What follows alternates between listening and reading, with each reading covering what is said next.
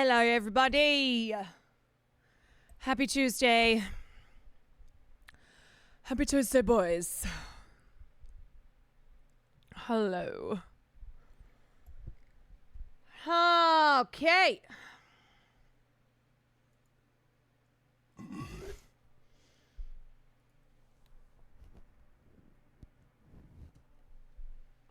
Okay.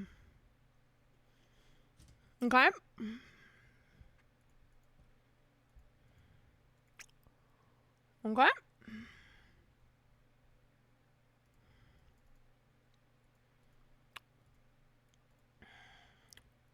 God damn it, it's doing that shit again.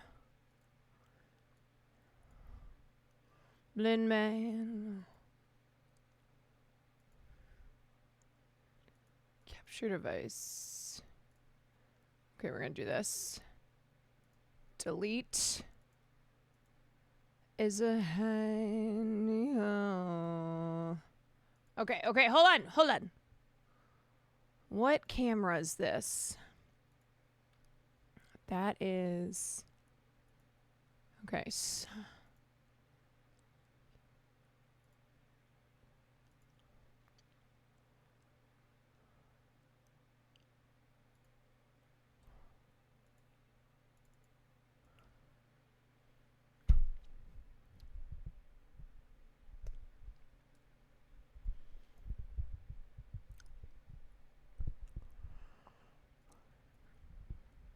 Alrighty. You know how it goes. You know how we do it. I like the sparkles.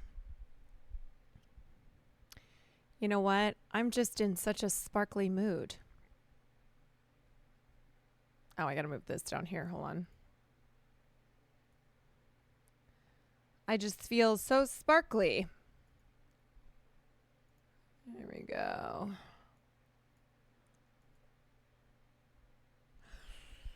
Okay.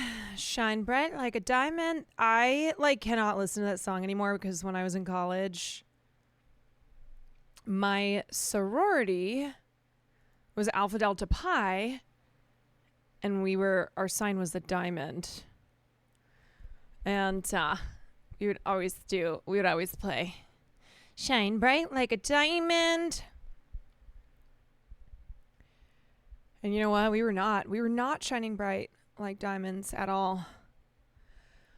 Concussed, thank you for the 27 months. Sako, thank you for the 15 months. Gary, thank you for the 29 months. Yeah, the scissoring. Yeah. Yep, that was our sign in college. Yeah, so Baldur's Gate 3 is not happening tonight.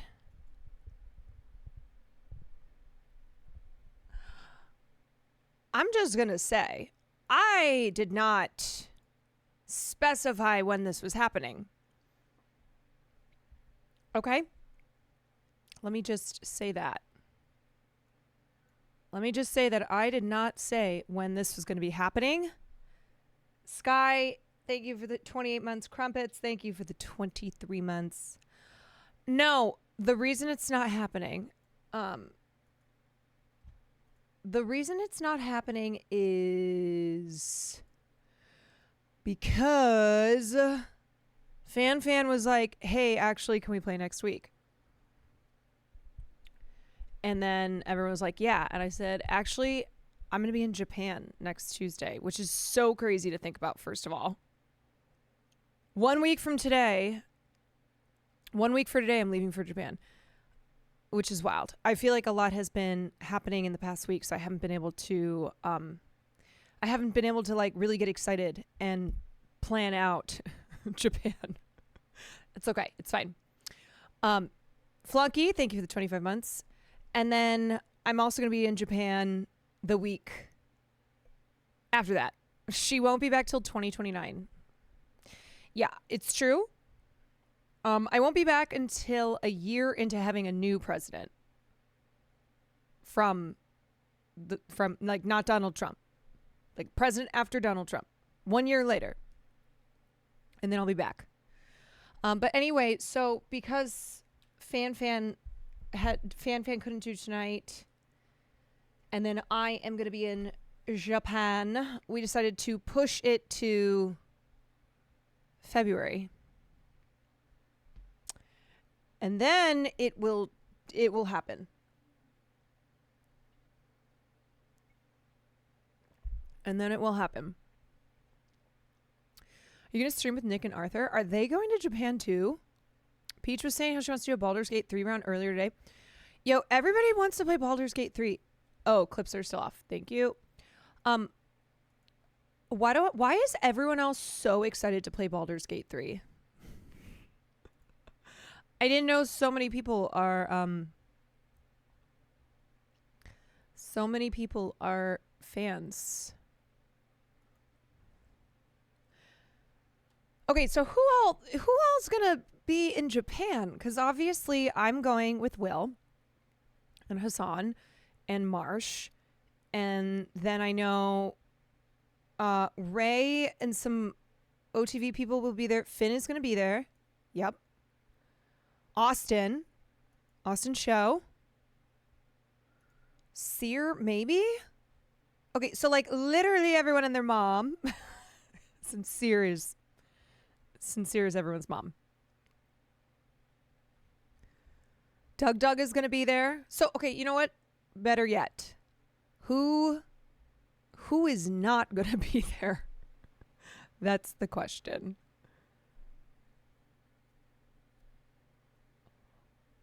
Arthur and AC. Clara. I don't know who that is. Nick. Yeah.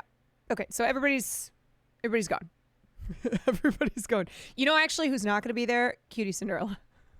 That's who is not going to be there. Also, no, Asmongold.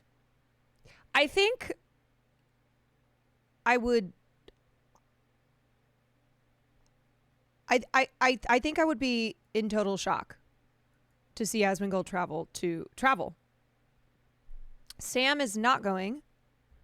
Sam is not going because she is going away this weekend for her 30th birthday. Why is everyone going to Japan? Is something happening or is it just a coincidence? I think it being, well, first of all, people are always in Japan. They're always in Japan. Second of all, maybe it's just a beginning of the year thing and a bunch of different groups decided that they were all going to go to Japan. And then it was like, oh, you're going to be there? Great. Have you seen the stuff about Neil Gaiman? I have seen the stuff about Neil Gaiman. We may cover it today. If not today, I will be covering it at some point this week. But yes, I have been all over that story.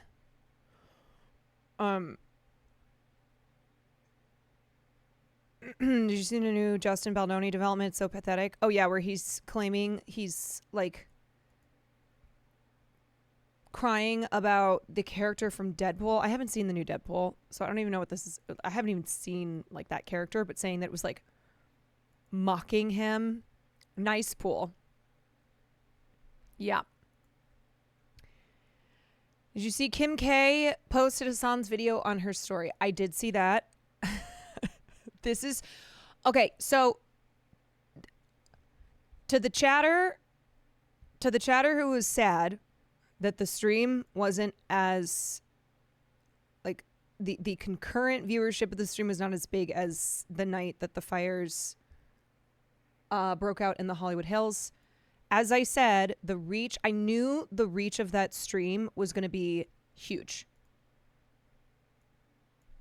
I knew it was going to have an effect outside of just the Twitch VOD. And now you have Kim Kardashian posting screenshots. It's so funny she posted like a screenshot. Posting screenshots of the stream.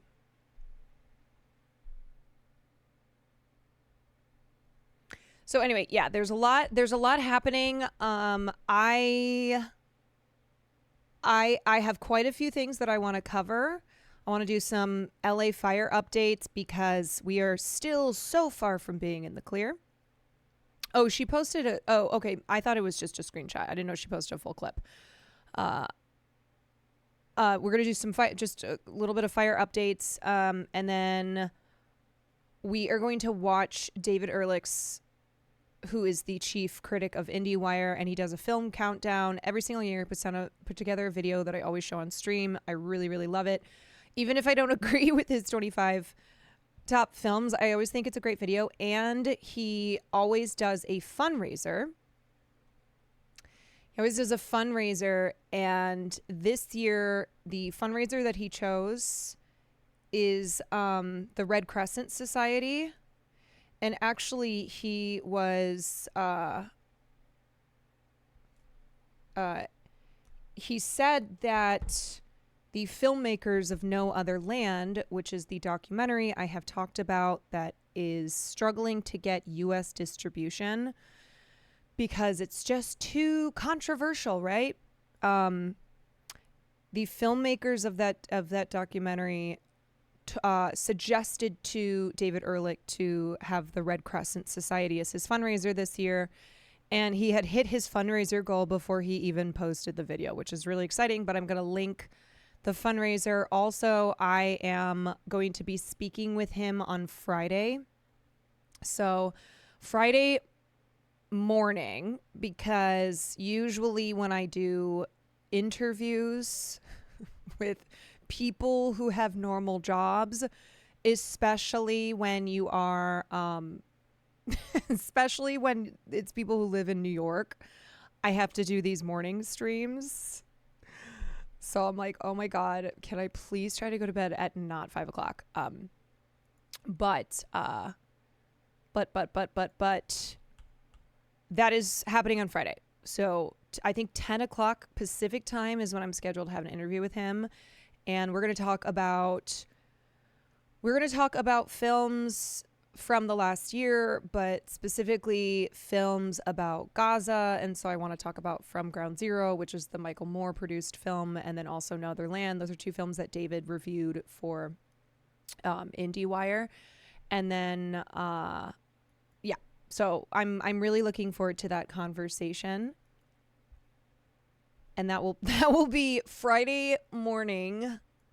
It's early for me. It's oily for me. So 10 o'clock is when we have that planned right now. And I'm hoping if David sees that I'm a normal, cool person, that I can try and use him to connect to the filmmakers of No Other Land who I've been trying to get in touch with, because I really want to have a conversation with them, especially because Oscar nominations are going to be coming out soon. They were delayed to January 23rd, but No Other Land was shortlisted for Best Documentary, and it would be really, really exciting if they get Oscar nominated. And they've been continuously winning at film festivals. And isn't Gremlo your go-to-bed alarm? Yeah. Yes.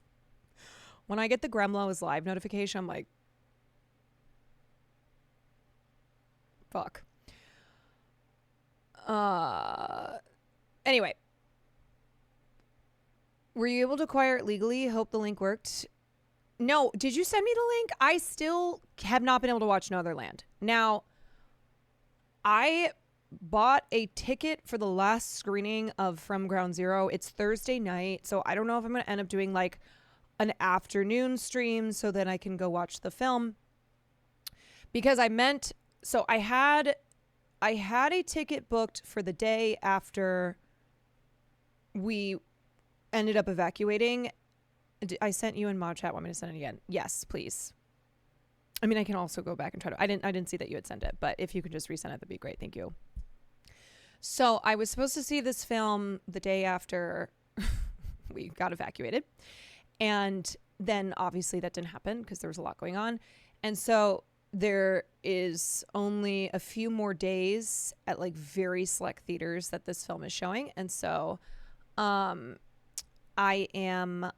if you want to drive 8 hours, No Other Land is showing wherever. Road trip. Take a road trip. Yeah. So I really want to have seen at least one of those films. Hopefully both by the time I talk to David, and then also because I would like to try and set up conversations with the filmmakers.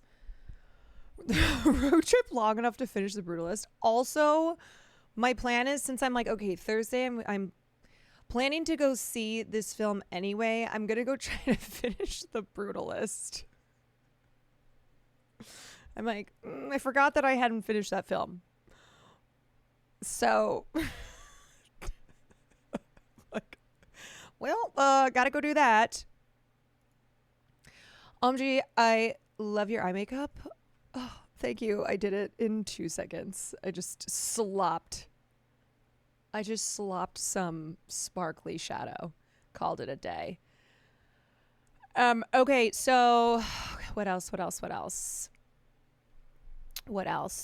Okay, so we have that going on. So we're going to watch the countdown video, which I'm really excited for.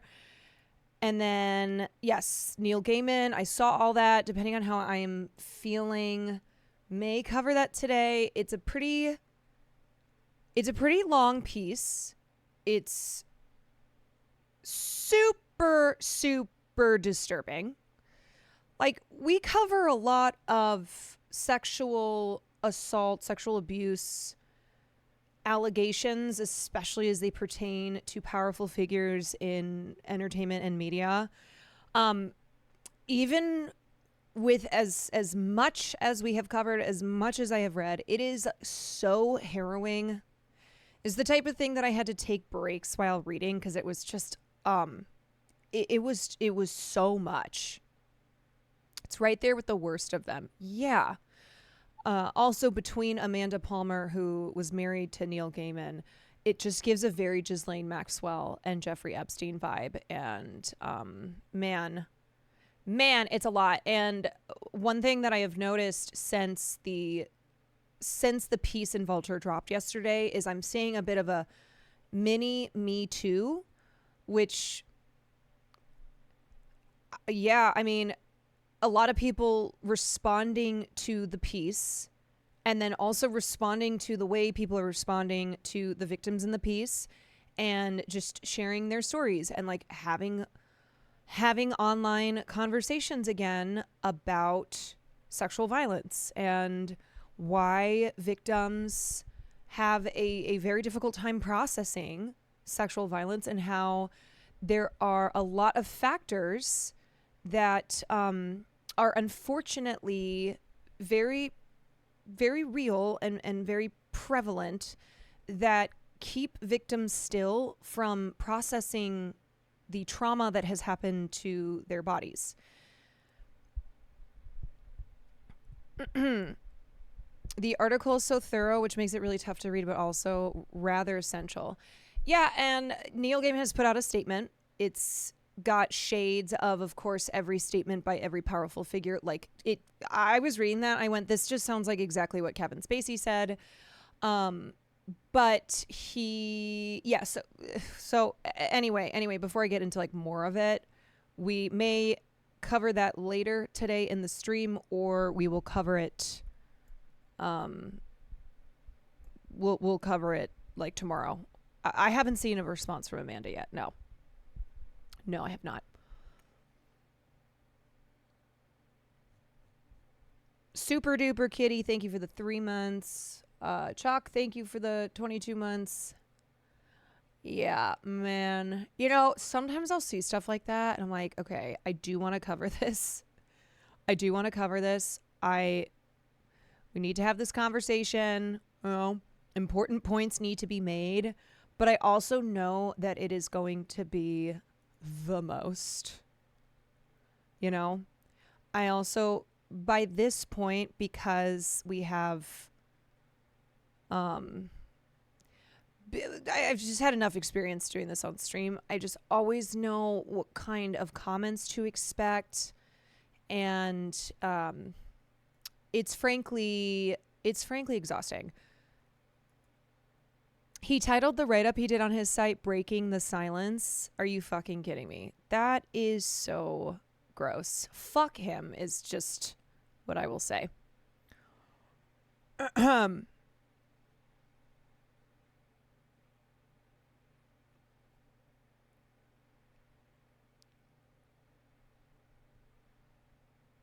Amanda disabled her TikTok comments. Yeah, I'm not surprised at all. All right, and then we also are going to take a look at the potential imminent ceasefire, which, you know, if you have been following along for the last 15 months, it's one of those where you have cautious optimism. And yet the reporting that I have seen on this from sources that I trust a lot, like Dropsite News and Democracy Now!, they are saying that this seems to be the closest that we are to getting a ceasefire in Palestine.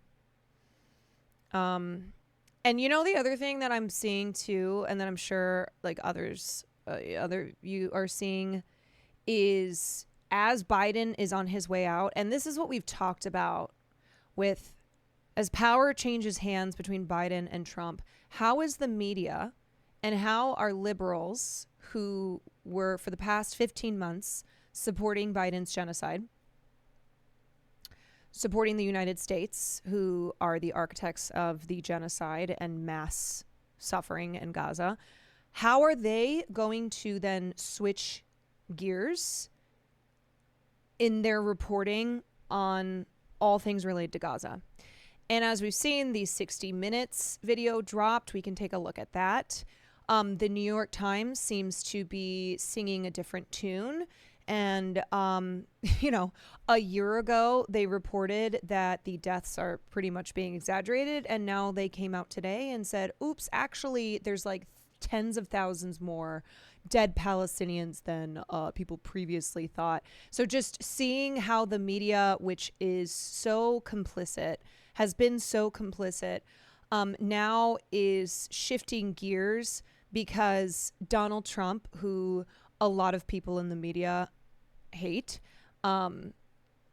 is taking office. And the way that the news right now is coming out as it pertains to the ceasefire, it seems as if Donald Trump is actually utilizing the weight of the United States for reasons that no, they are not, they are not Donald Trump wanting to do the morally right thing. They are for political purposes, but regardless, that he's actually showing that, oh yeah, the United States is in charge here. Like the United States does hold all the cards in their relationship with Israel.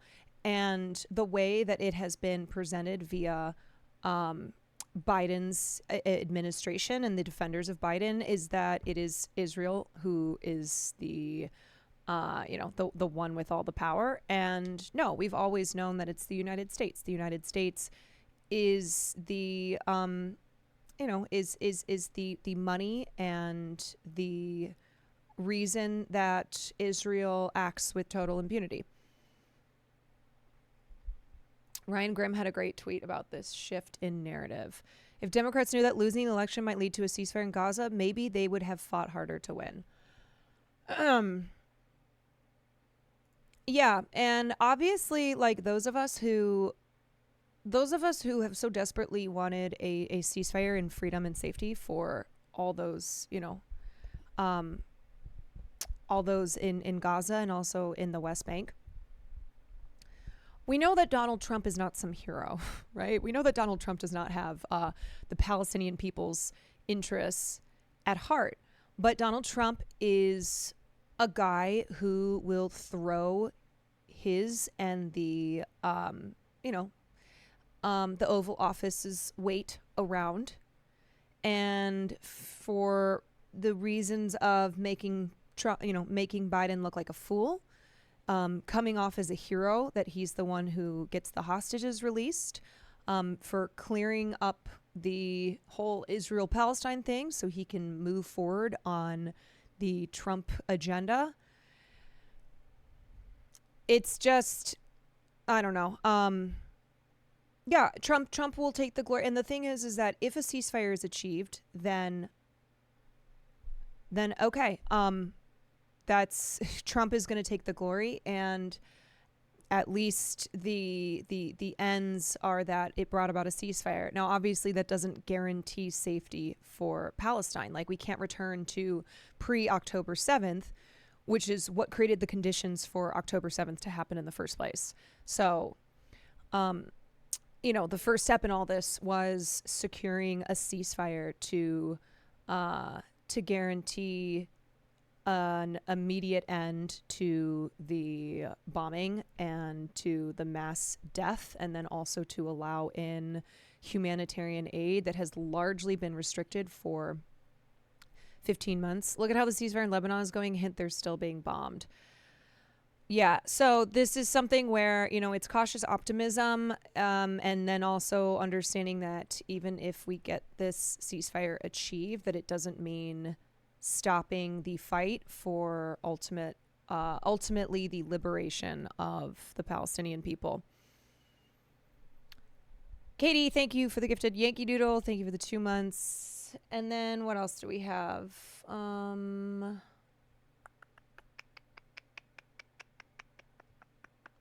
Yeah, I think that's the main stuff I want to talk to. I just still can't get over that Kim Kardashian posted this link. Oh my God. It's been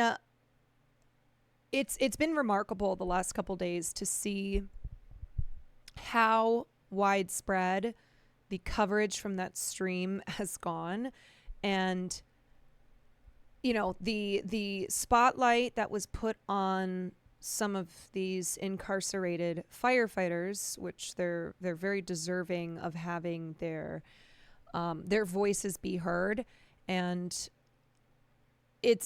I'm very grateful to have been a part of something like that. And I also am thinking ahead to I'm thinking ahead to the future and the impact that stream had, and the ability for live streaming to be something that really cuts through bureaucratic tape, and you don't have to jump through all the hoops. Now, sometimes you do if you're trying to secure permission to have these interviews and conversations, but as far as it being that as streamers, we don't have to answer to our superiors. We don't have to control the narrative based on what the big dogs want it to be. Chloe, thank you for the 4 months. Chat, it's my mom's first stream. Oh, what's up? Welcome in. Welcome in, Mom. Get Kim on Let Me Know. We'll work on that.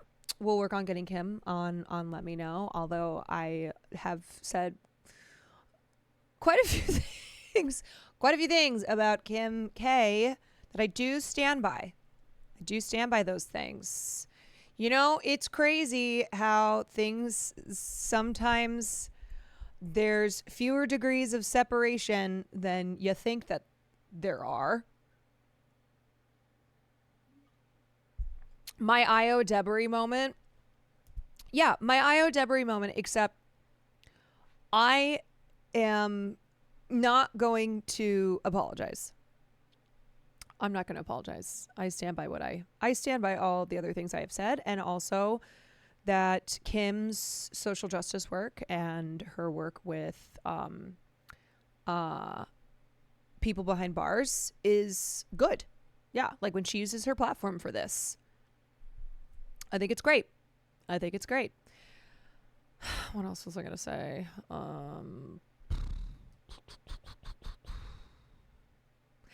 Anyway, I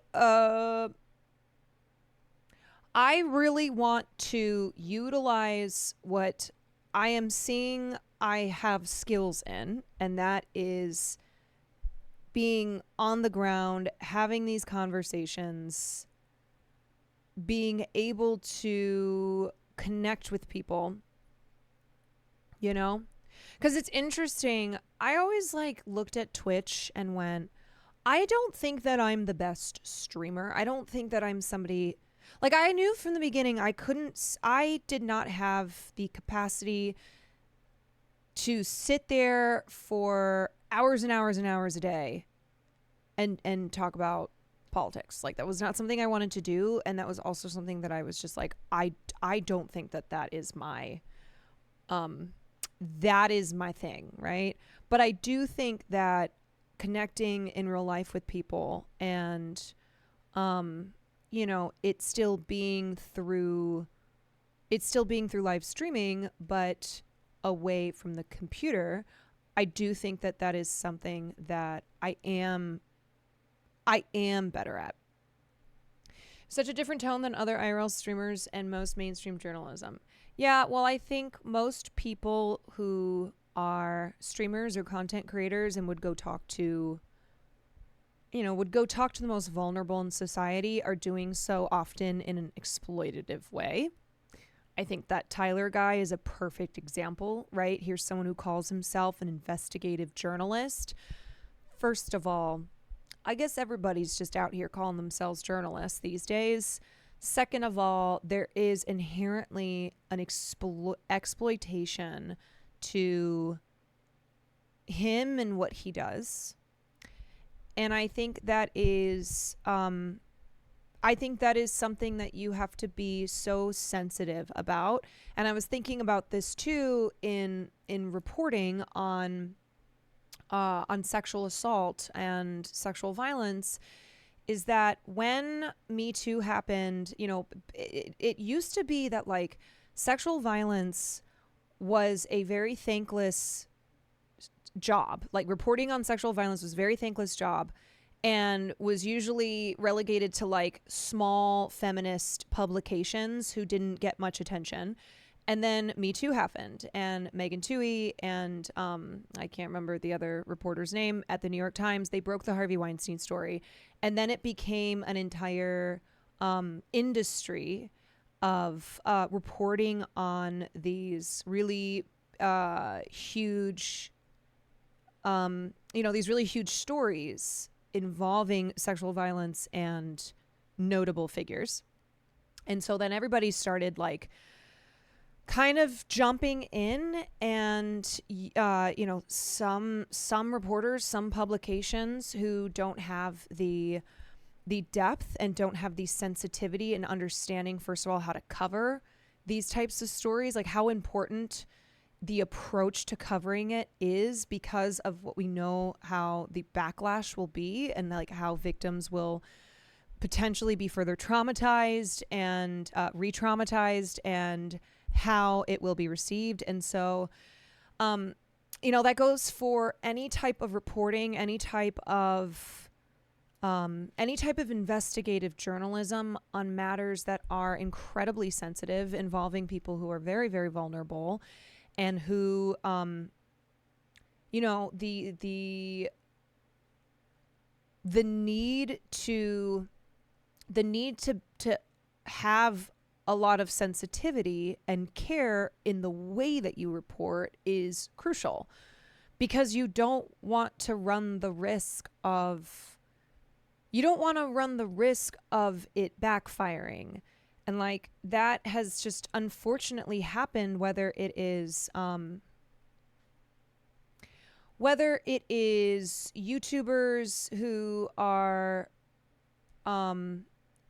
who are going in and showing homeless encampments, but they really have no empathy or care for these people. And so the response online is not going to be that of humanizing them, but is going to be, it's just going to be people like reveling in their misfortune and their circumstances. And then also with like covering sexual violence, how, if you don't approach with sensitivity, then you could just completely botch it. And it's like right now, the environment that we are in is that there is going to be backlash to any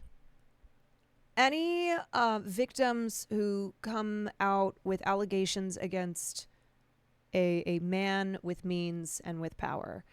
And so, you know, it's trying to minimize the backlash and trying to spur important conversations that we need to be having to end sexual violence.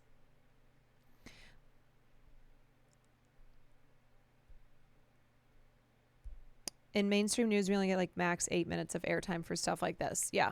I mean, you know, mainstream news, if it bleeds, it leads. And, you know, good stories that are like shining a light on bad things, but in a way that is not just like being sensationalist. And, you know, it's not like, look at all these dead people.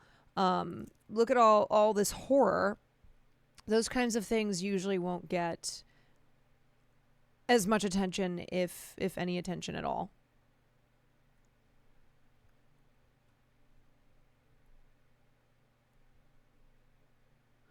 That guy's video sucked. I'm glad his world is blowing up or something. Not following the story. Yeah, I think, well, Jay Aubrey just put out a video on him today. On that Tyler guy. It's like a 2-hour video.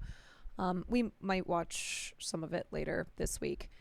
And yeah, I think people have caught on to that dude. I think people have realized like, oh, this guy's an asshole, right? This guy is actually a bad dude who should not be allowed to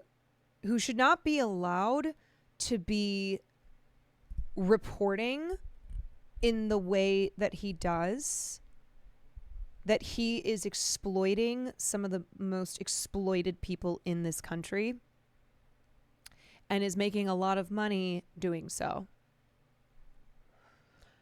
You have the unique benefit of having the education and depth to understand the layers to the subjects you cover. You aren't financially beholden to cover topics you don't care about and have the camera training very few streamers have. You're unique even in these spaces. Well, I think the other thing is that for me, I was thinking about like the importance of shining a light and also making sure to, like, if there is something that I am not the best person to be speaking on, to have the person who is equipped to talk on this topic.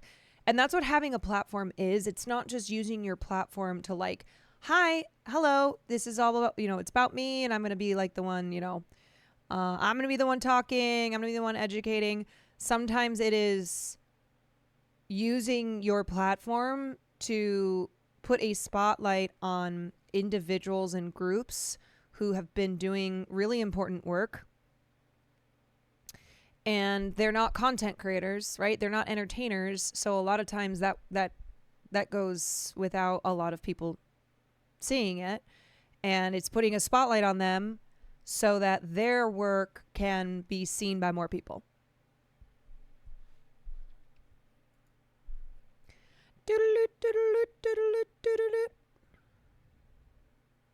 I do have to say the closest now that I have come to Democracy Now! Is that they covered the story.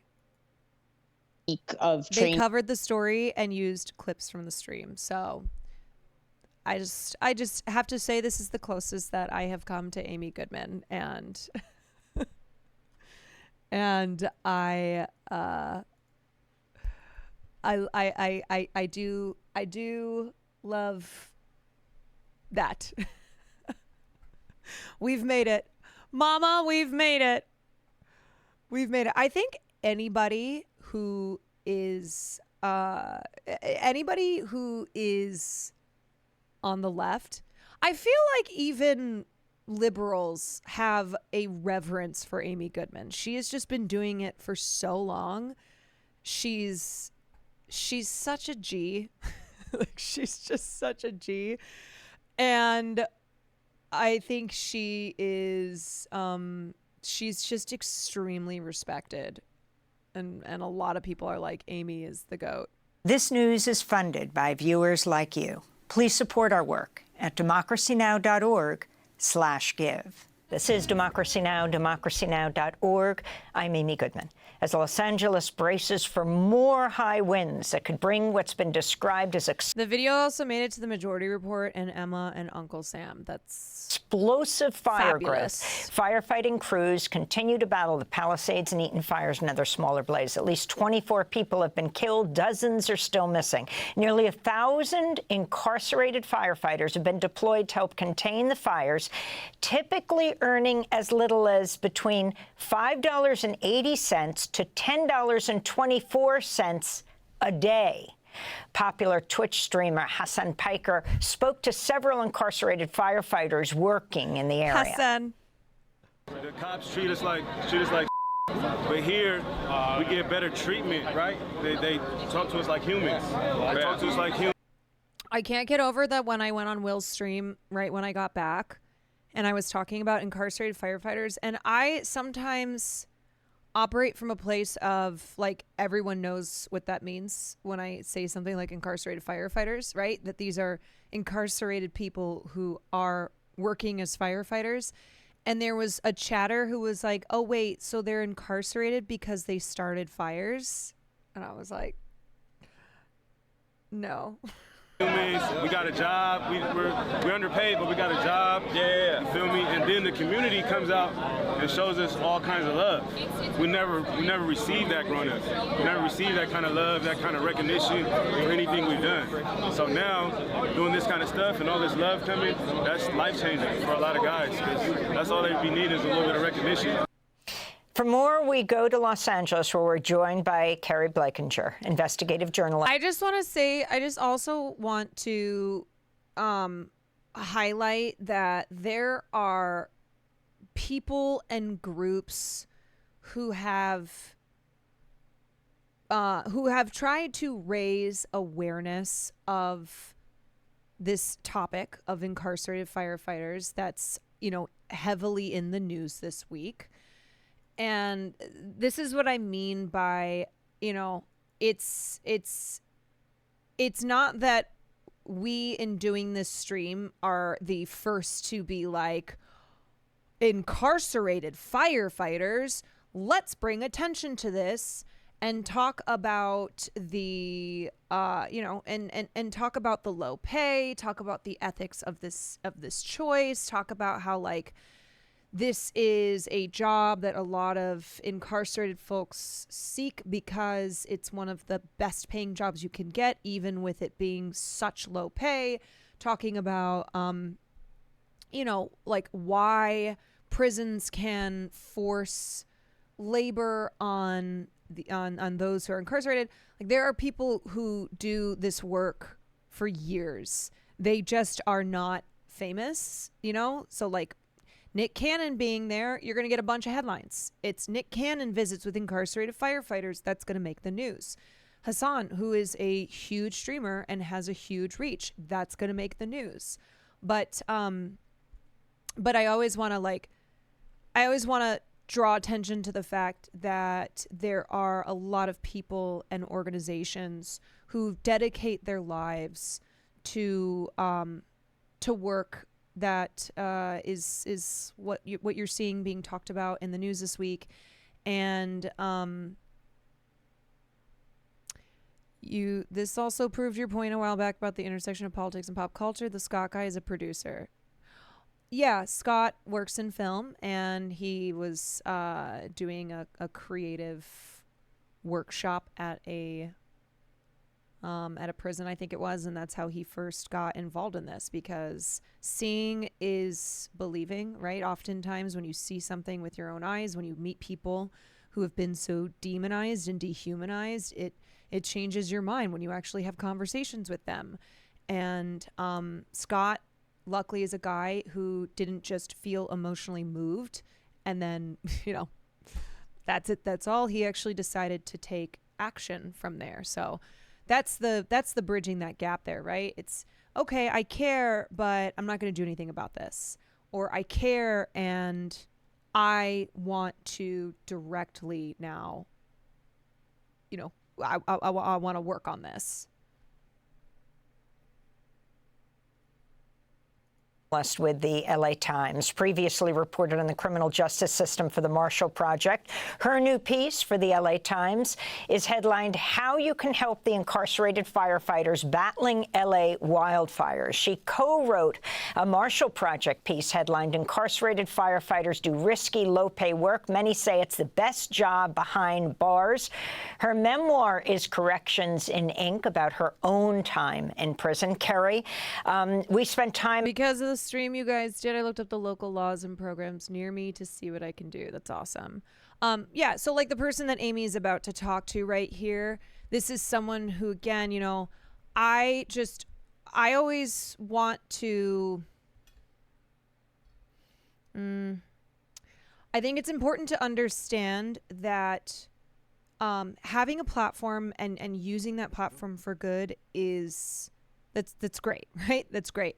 But often we are a vessel for highlighting the work, the really important work that people have been doing for years, that groups like the Marshall Project have been doing for years.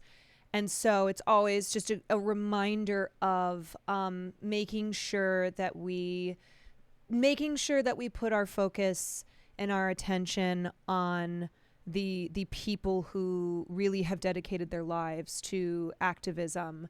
And you know, there's people who work very, very hard to change the oppressive mass incarceration system in this country, and have been advocating for incarcerated firefighters and incarcerated folks in general for a really long time. And yeah, so their work deserves recognition. Out with the incarcerated firefighters years ago. You recognize them in their orange jumpsuits. They're making between $5 and $10, not an hour, but a day. Explain what you know about their situation right now.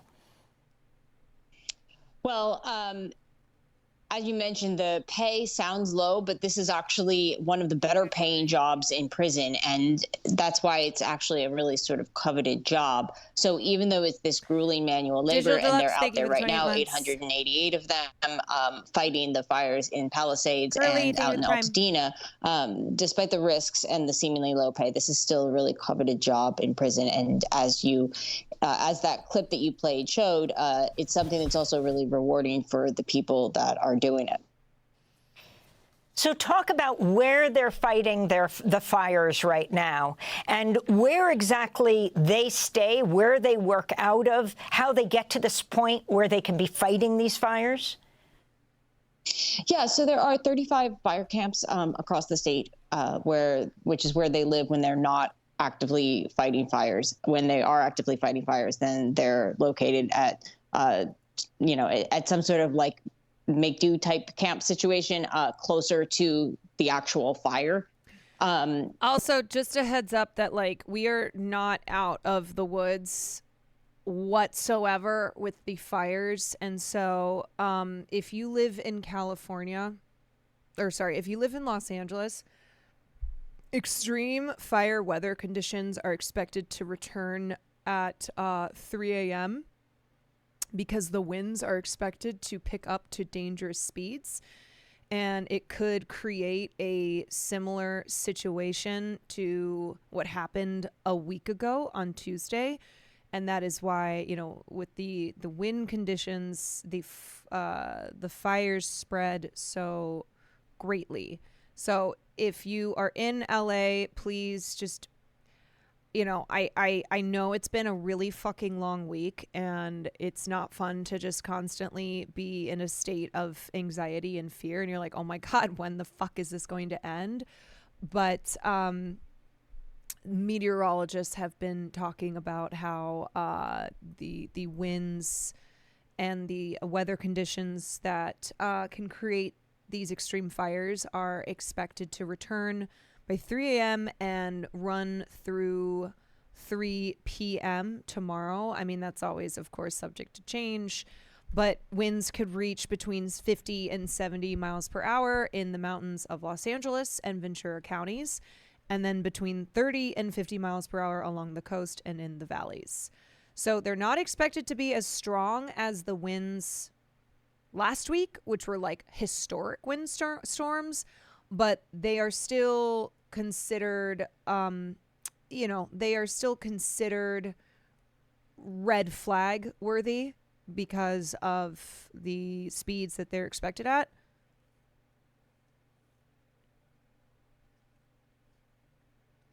So right now it's still very concerning because it's extremely dry. And the fires that happened, the fires that broke out last week are still being fought. So it just continues.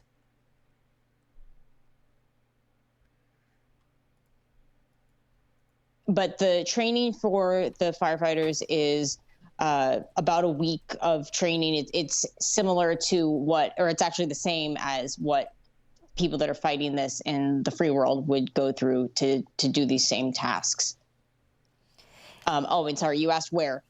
We've only been told that they are fighting the Palisades and Eaton fires. So how contained is the Palisades? Malibu area fires and the ones in Alta. I think the last that I saw, it was 17% contained. Medina. Haven't gotten any more specifics. The prison system has not been able to give us any more specifics about like where specifically, or if there are other blazes in the area that they're working on.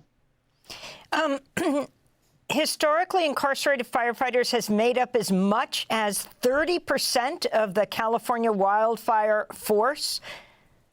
Is that right? Yeah, the numbers have dwindled, though, over time. There was a point at which there were over 4,000. I think that was around 2005. They're down to about 1,800 now. There'd been some consideration of in the budget. It was slated. Also, I just have to say, like, I know it's been kind of fuck Karen Bass time, but fuck Karen Bass, man. Angelinos come together to help each other out. It's what we do. Thank you to Disney, Netflix, Wasserman, Hilton, Annenberg, and so many others for donating millions of dollars to relief funds.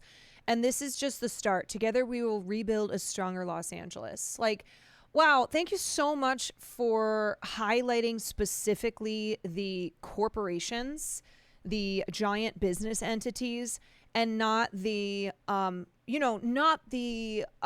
network of mutual aid, a lot of whom were responsible for providing the N95 masks because the city did not have any, right? Like, there has been so much on the ground, grassroots, mutual aid work. I have seen so many people and so many organizations mobilize. Yeah, and no, like not to mention, no firefighters shout out either, right? It's like the first thing that's on Karen Bass's mind. Got to make sure to shout out the multi-billion-dollar corporations. Cool. When, like, in times of trouble, especially for areas that are underserved, that are always the ones that get forgotten about during disasters and in the aftermath of disasters, like, the people are who are coming together to make sure that those communities are being served. I have seen so much work being done to make sure that, like, service workers and those who are disabled and like teenagers in areas like Altadena and Black and brown families who have lost their homes and don't have the media attention and the resources that people in an area like the Palisades do. Like, there has been so much mobilization and aid. Like, every single group of people are being considered. And all the volunteers in Los Angeles. I mean, a lot of these organizations have had to post like, hey, we're good on volunteers. We had to turn people away. Like, there is just there is a real solidarity and collectiveness, and that is always what happens. It's the people who save one another. It's the people who have each other's backs, and do so not because there's a benefit to themselves other than taking care of one another. Like, unless I see Bob Iger out fighting the fires or serving meals to those in need, they can fuck off with getting any thanks from me. Yeah, it's like, hey, Bob Iger, why don't you do what we've seen a lot of people doing, and actually go and donate your time? How about that? She's such a bad politician. She can't read the room. She can't pretend. I said this at the beginning of last week. I think that I do not see how she comes back from this. I think that this is the end of her career as mayor of Los Angeles. I think she will be a one-term mayor, and I sure hope as hell that we don't have somebody like Rick Caruso come in and that's not who we want. So Curly Top, thank you for the 9 months. To close 5 of the fire camps, although that got taken out of the budget, so those stayed open. But they've been a significant part of the firefighting force, even though their numbers are dwindling. You yourself, Kerry, had to evacuate. Can you describe your own situation? Yeah, that was wild. I actually had jury duty that day because despite being a felon in California, you can be called for jury duty. So my first jury duty experience, I was worried all day about what would happen if I had to evacuate while I was at jury duty. And I came back, and within an hour, I was scrolling Twitter and saw a report of a fire very close to me. And I looked out the window, and the flames were right there, and it was less than 2 blocks away. And I had to take I don't have a car, so I had to take whatever I could carry and flee on foot. And I walked a few blocks south to get away from the gridlock, and then had someone pick me up. And then a couple days later, went a little bit further to try to get a day or two of clean air in Orange County. And it was really wild to see the disparity because I got off the train in Orange County, and there were rich people frolicking to the sound of somebody playing Crosby, Stills, and Nash. And the disparity was really jarring. Kerry, I wanted to go back to your piece, which is really illuminating. You say legally one of the reasons the state can pay incarcerated firefighters so little for this dangerous and vital work is that under the U.S. and California constitutions, involuntary servitude is permitted as punishment for a crime. You say California voters had the opportunity in November to remove this exemption from the state constitution that would have opened the door to new kinds of legal challenges over working conditions for incarcerated people in the state, but the measure failed, Kerry? Yes, it did. And I think that was surprising in some ways because there wasn't any particular opposition to it. And a similar measure in Nevada actually passed. So when you look at... Kerry previously was incarcerated, and she is an investigative reporter. So she co-wrote a piece for the Marshall Project that was headlined, "Incarcerated Firefighters Do Risky, Low-Pay Work. Many Say It's the Best Job Behind Bars." Let me see if I can find that. Hold on. Here it is. So she wrote that piece, and she wrote a memoir called Corrections in Ink about her own time in prison. And so they're talking about that right now, and showed clips from the stream that Hassan and I did. But Kerry has been talking about this. She's been trying to bring attention to incarcerated firefighters for years. What you would expect from a bluer state versus a redder state voters. I think that was surprising. But yeah, the Californians decided to keep that on the books. Do incarcerated firefighters get firefighting jobs when they get out? This has been such an issue over the past several years. It started getting more attention. So I don't know, in the past 5 years, maybe, because the fact that they have felony convictions has, in most cases, barred them from being firefighters because they can't get the EMT license.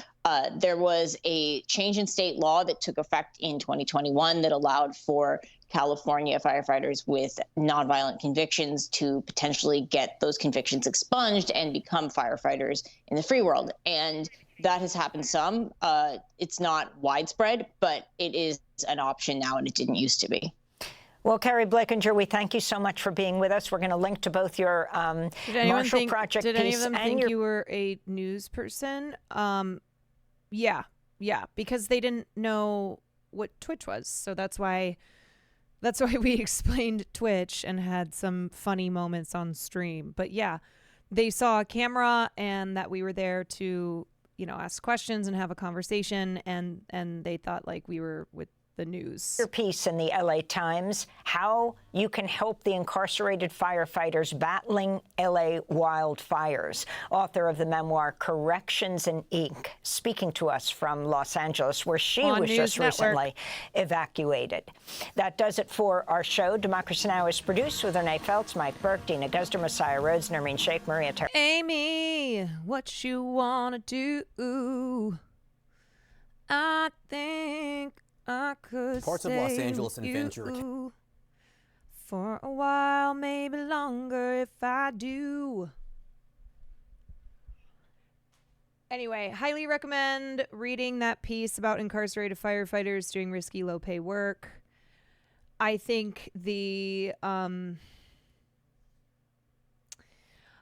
I think it's great that a lot of people are realizing for the first time that a lot of the people who are out there fighting the blazes, doing what is really kind of the worst work and the most labor intensive work, are incarcerated, but also recognizing that this isn't just this isn't something to just go, hoorah, thank you so much for your service. Of course, thank you to the incarcerated men and women who are out there risking their health and risking their lives, but also examining it deeper and talking about how this is extremely grueling manual labor and how little they are paid. And even though it is voluntary, and there are many former and current incarcerated firefighters who say that it is rewarding work and it gave them a chance to be seen not as inmates and, a chance to do something rather than just be behind bars. It still is examining the ethics of a choice like this when you consider what the alternative is, and even with this being a choice, how horrible it is that a lot of people who are incarcerated will seek work like this, will try and get chosen to train in the fire camps because it's one of the better paying jobs. That is how vile our mass incarceration system is, where in states like California, they force prisoners to work oftentimes for pennies or no pay at all, and how it provides very, very cheap / free labor for the state. And so, hearing that these firefighters in emergencies make $26 a day, a non-emergency, it's significantly less than that, which again, it's already nothing. And knowing that that is one of the better paying jobs.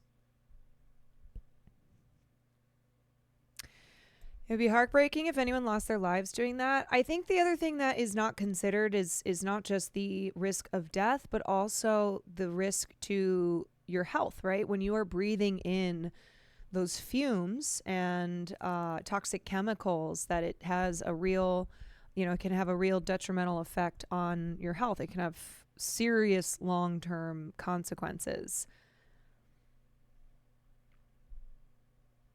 A man I know who's incarcerated for 30 plus years told me co-pays for doctor's visits was $5. Imagine that with the best pay you can earn being $1 a day. Yeah. $5.80 to $10.24 per day being one of the higher paying jobs. All right. This is just a video from CNN from a little bit ago looking at the winds that are expected to pick back up. Counties are now under the highest level this evening red flag and into fire early warning. morning. Dangerous winds expected to gust up to 70 miles per hour. Officials warn the conditions could cause explosive fire growth. At this moment, firefighters are racing to contain a new fire that erupted in Ventura County. Let's get right to CNN's Stephanie Elam. She is in the hard-hit Pacific Palisades. Good morning, Stephanie. Good morning, John. And the good news about that auto fire is that they're saying that they're able to stop it from progressing further, even though it is not contained yet. But this is exactly what officials want people to be aware of, the fact that we're going to see these stronger winds. And I can tell you it's starting to pick up a little bit here. We're going to see these stronger winds today and tomorrow. And just because we have the Palisades. I'm planning on doing a charity stream on Thursday night for LAFD Foundation, but would be open to other suggestions if you think there's a better place for people to send their money.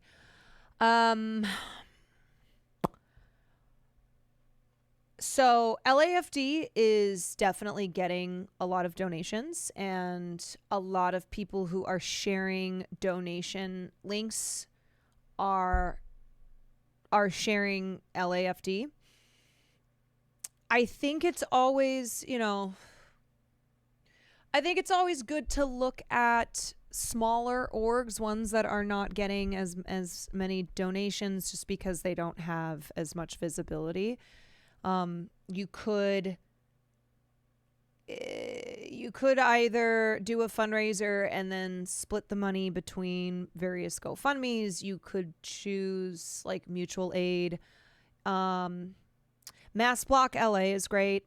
Yeah, you could choose mutual aid orgs. Markiplier had a great donation vid. There you go.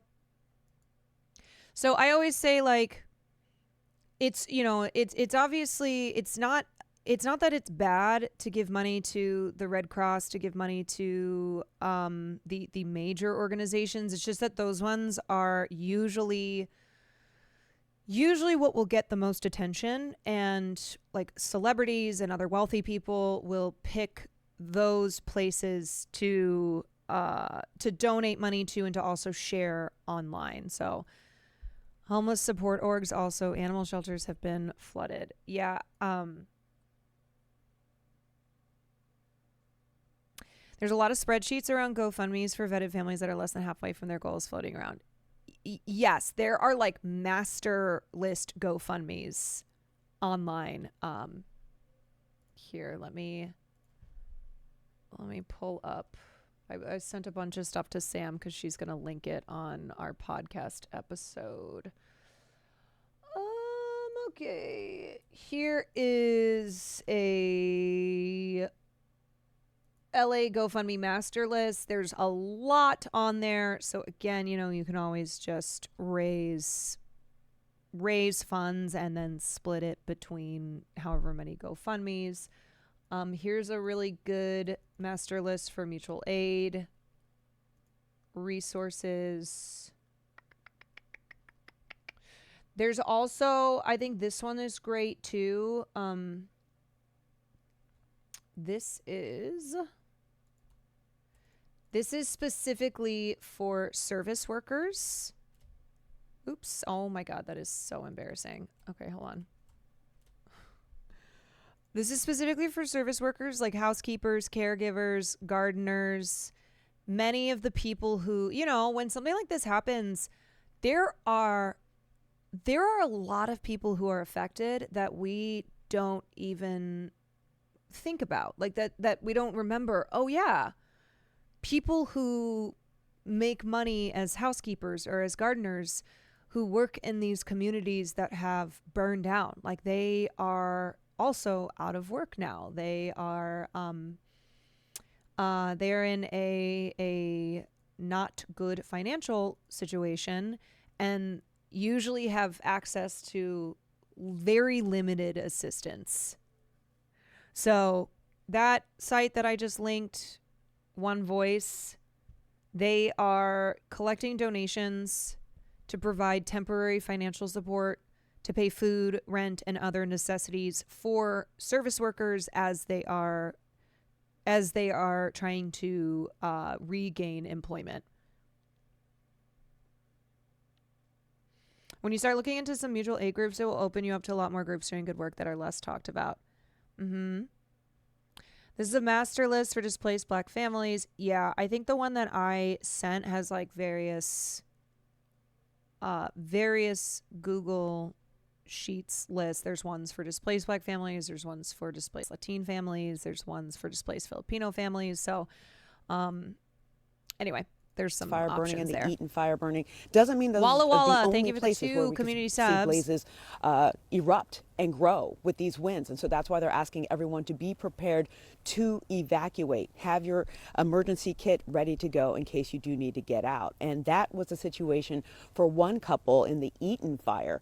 I want you to take a listen to Cheryl Koo. She was coming home from work when she saw the flames in the distance, and it was caught on their Ring camera. She was able to tell her husband Jeffrey that they needed to go. But take a listen to her experience.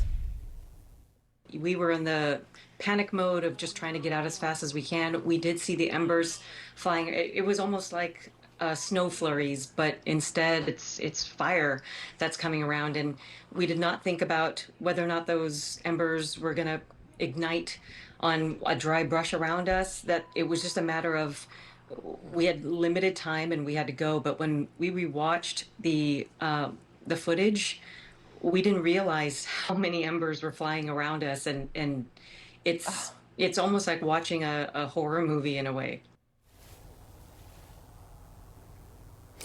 Now, the couple did wet down their roof, and they did flee from their home, and their home, amazingly, is still standing.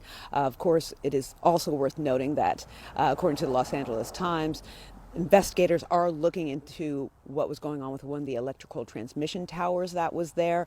For their part, Southern California Edison, the power company, is saying that their equipment was working at the time, although they have been named in a lawsuit. Kim K chose the wrong clip. It's probably because I've talked shit on her acting. At this She's point, like, but still, I know all this of girl. this still a very active fire scene, and we have more. Mutual Aid Los Angeles has a spreadsheet up on their website that everyone can access regarding all of the mutual aid orgs around the city that are currently providing assistance to those in need, including the most vulnerable populations. They have addresses and volunteers are needed, etc. Yeah, I think I linked that or somebody else linked it. Threats today. That's the big takeaway. People need to be prepared, John. Yeah, a critical 24 hours. People need to remain vigilant, which is hard because people are just exhausted. Stephanie Elam, thank you very much for your reporting. Kate? Yeah, let's get the very latest. Joining us right now is Battalion Chief with CAL FIRE, David Acuna. Thanks so much for coming back in. Chief, winds picking back up today. What do 70-mile-per-hour gusts mean for firefighting efforts at this point? Kim K's a lurker. Thank you so much for having me on here, Kate. And as Stephanie mentioned, yeah, there's so much wind blowing through. Imagine if you're driving down the freeway at 70 miles an hour, you stick your hand out flat and have the wind press against that. Then you look at it from the point of view of that is the wind that's happening from Ventura to northern LA. And the entire region of Southern California is under this red flag warning. That pressure just blows fire in the direction of the wind and will pick up these embers that we've been diligently trying to extinguish, and so they do not go over our control lines. Will you have to ground planes and aircraft and helicopters once again? So yes, when it gets over about 30 miles per hour, depending on the aircraft and the pilots' determinations, because they're professionals and dedicated, they want to be up. But over 30 miles per hour, it is unsafe to fly. It's unsafe for the aircraft, for the personnel, and of course for the people on the ground. Not to mention that if we release retardant at that level with 70 mile per hour winds, it's just going to turn into a mist that blows away without being effective. It's actually an aspect of it that I hadn't even thought about. You know what was one thing that I didn't think about when I was talking to the firefighters is I was like, oh my God, I can't stop watching videos of the water drops. I can't stop, watching videos of the fire retardant. And I told them the story of when I thought it was a gender reveal. I was like, I thought it was a gender reveal. And they were like, yeah, it's great, except that we get hit with that sometimes. I was like, oh my God, I didn't even think about that, because they're digging the trenches, right? They're clearing out the vegetation and creating fire breaks to try and slow the spread of wildfires. And so a lot of times they get hit with all that. And I didn't even think about that. Right. And then that's why the no showers thing was so egregious, because first of all, these guys deserve a hot shower at the end of a day, right? Let alone the chemicals that are on them. And those are chemicals that you need to wash off. Like, it's not just having a shower for relaxation and to be, clean of dirt. It's also to be able to rinse off the chemicals from the fumes, from the from the various ways that they are putting out the fires, etc. And the whole purpose of having the plane up there is that you can actually target that fire retardant to a specific area, and that becomes almost impossible with these gusts. With all of that in mind, do you think you're going to see kind of I'll call it a backslide in containment today because of the conditions you're up against before you can make more progress in containment? While I don't like saying never say never, but we generally will put down the containment that we're confident we can prevent it from expanding.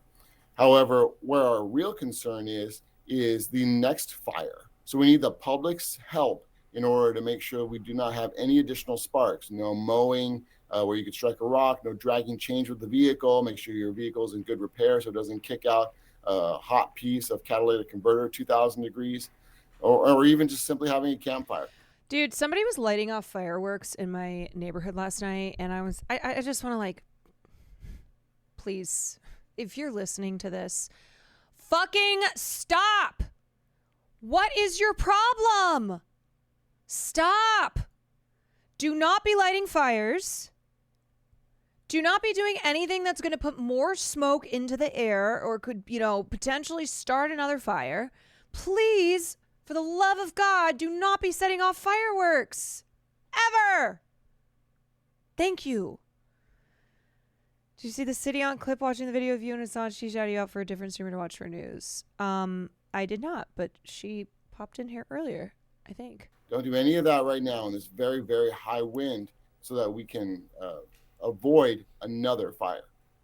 On the Eaton fire, we've seen these images of early flames under an electrical transmission tower. We've seen this ring camera footage. We just played an interview with the couple from a home in Altadena, kind of capturing the small fire on the hillside by the home last Tuesday. And the LA Times is reporting that investigators have cordoned off the area around that tower. I hate fireworks now. I hate fireworks now. And it's one thing if it's like, okay, it's the 4th of July. You know fireworks are coming. But to be setting fireworks off on a random Monday night, let alone in the midst of wildfires raging all around. Seriously, are investigators looking at fireworks? Those images? Do you think investigators are any closer today than yesterday in determining a cause of any of these fires? Well, the professional investigators working on this are going to stay open to any cause. And of course, they want to look for something that may have been caught in some images. But keep in mind that is just one perspective. And so they have to look at the entire area and see what kind of information they can gather in order to make a proper determination. David Spade apparently is offering $5,000 to anybody who catches arsonists. And it's like, bro, first of all, I hope you're donating money to anything else. Yeah. anything else. Second of all, I'm exhausted by celebrities and other people with platforms who are directing people's focus to the wrong thing and stirring even more anxiety and fear. Yeah, how about you catch those rental companies doubling? How about David Spade, you offer $5,000 for anybody who catches a rental property or, you know, an individual landlord who is raising rent prices, who's price gouging. Using their investigative methods, ensuring that they're ruling out not only what couldn't have happened, but also making sure that they can determine exactly what piece of any sort of material, or if it was a person, or however that may have happened. And they're going to make sure that they have that all dialed in before they release a report. The investigation clearly underway. Is there any legislation efforts in the state to ban fireworks or at least sequester them to special events? That's a good question. That is a good question. Well, here's the thing, though. It doesn't matter if there is legislation. People still set them off anyway. Getting a sense, as CAL FIRE, last night in Brett's chat, we being hunted for involved price in it gougers on is Zillow and reported them to the more authorities. or less like arson. There you go. Well, again, it's really early in the investigation. Where we really want to focus right now is to understand that 95% of all fires are started by humans. But that's not all arson. It can be accidental. Again, with a rock strike, it could be a vehicle dragging chains. It can also be just simply not realizing that they had some sort of combustible material near grass. So it Lucky's is dad, important thank you for for the tier public to one. maintain their awareness and to help us not have any more fires. Chief David Acuna, thank you for coming in. Good luck today. Joining me now is California Congresswoman Sydney Kamlager-Dove. Thank you so much for joining us as you watch what is happening in Southern California. And I know that you've been there. You have seen firsthand the enormity. It's well documented that the elite mostly focus on law and order in times of panic, while normal people are far more likely to engage in mutual aid efforts. Right, because the elite and the wealthy believe like that they are being targeted. So it's why, they're sharing stuff like they're sharing stuff like conspiracy theories about how the fires have only popped up in certain areas, and those are areas where wealthy people live, which is not true. Like, this is just from the get-go. It's false. And how, wealthy people are the targets of looters in times of distress and disaster. And so that's what they put their focus on, while, just normal everyday people are focusing on the ground mutual aid efforts. Yeah, they're concerned with the safety and the health of their neighbors and making sure that people are getting support, especially in areas that are ignored prior to disaster striking, and then certainly in the aftermath of a disaster. The damage in Altadena. When you look at the damage and the vastness of it, how long do you predict it may take to rebuild? Are we talking years, not months? We are talking years. The tour I had in Altadena, I saw pure and utter devastation. And we have short-term and long-term needs, right? We certainly need to get out the facts of what's going on. Hydrants were not turned off. Dragon, we have thank you for enough 20 water. months. There's no system in the world that is prepared for typhoon winds and 0% humidity. These Santa Ana winds are superhighways for these embers. So we have to contain that, then we have to get into reconstruction, and we have to manage a healthcare crisis that we're seeing across LA County because of these fires. You're talking about the acrid smoke that people are having to deal with, never mind some of the environmental impacts this has had. I do want to ask you about what we heard from House Speaker Mike Johnson He said there should... That's who I would love to hear from in this moment. Probably be, and this is his quote, probably be conditions on federal aid to California, saying, and I'm quoting here, it appears to us that state and local leaders were derelict in their duty in many respects. So Mike Johnson, the same guy who doesn't think that there should be any conditions on aid sent to Israel. Right. Let's condition aid to California, not to Israel. These people should... Nope, I'm not going to Fed post. How do you respond to Johnson?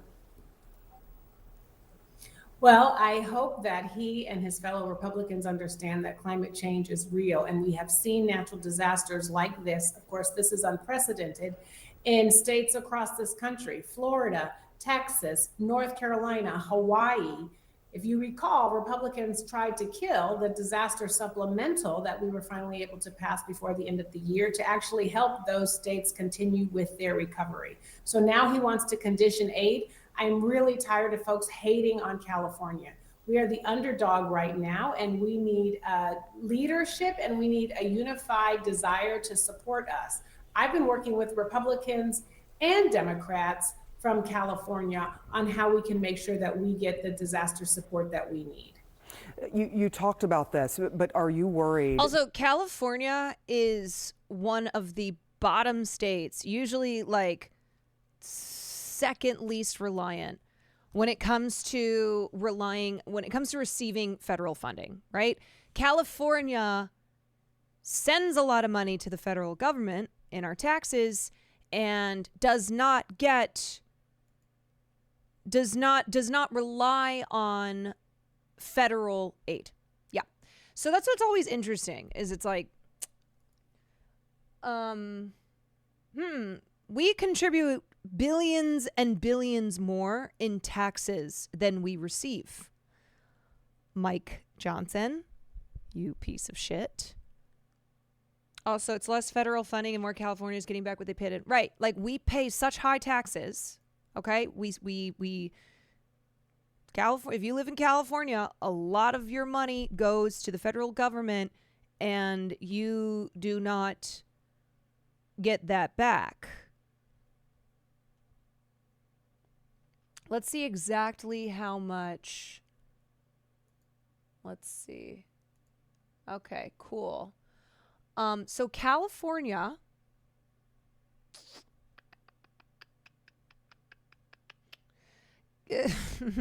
ready? California contributed $83 billion more in taxes in 2022 than it received from the federal government. New York and New Jersey, blue states, also paid more in taxes than they received. Both Texas and Florida, red states, received more than they contributed.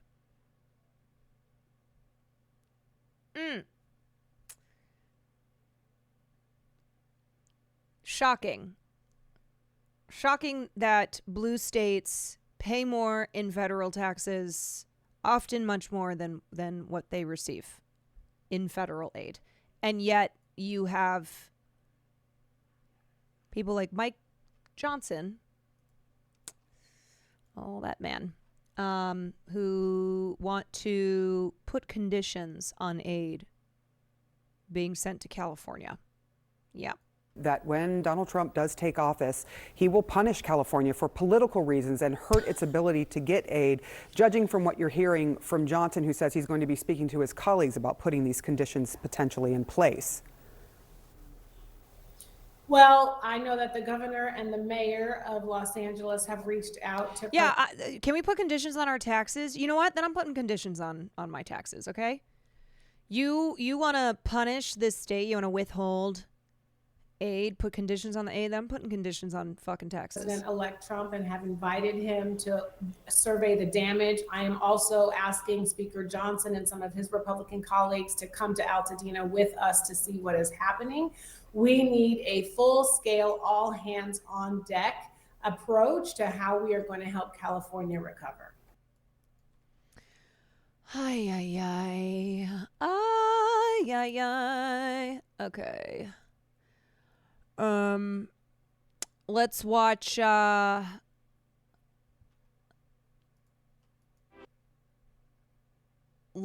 the video countdown. And I'm going to link the fundraiser here.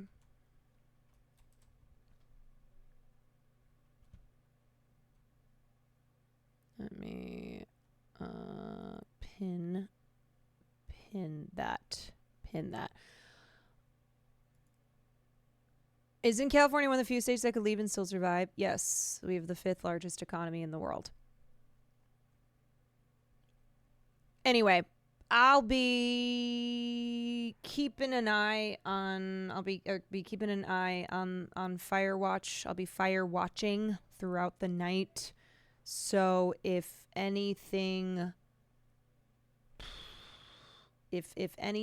breaks, if there's any like, oh my God, this area of Los Angeles is on fire and blah, blah, blah, you please bring that to my attention if I otherwise miss it.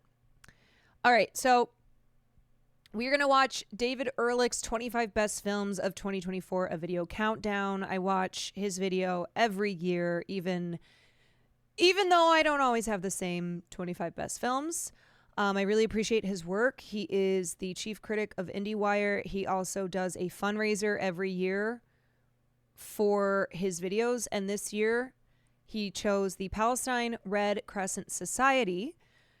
And he was like, man, I should have gone higher than 50,000 because the goal was met before he even dropped the video. So it's a great cause, obviously. And I am going to be having a conversation with David on my stream on Friday morning at 10 a.m. And we'll be talking about films from last year. We'll be talking about Palestinian films. David is one of the few critics who I have seen review 2 major films about Gaza this year, From Ground Zero and No Other Land. And anyway, he's pretty rad. And I always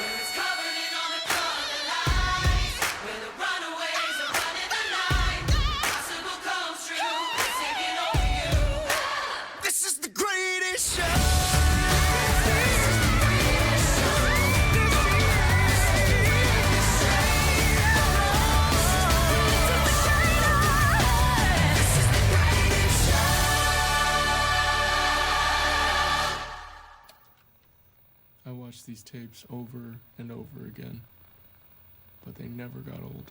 Are these all 2024 movies? As Yep. the world falls around us, how must we brave its cruelties?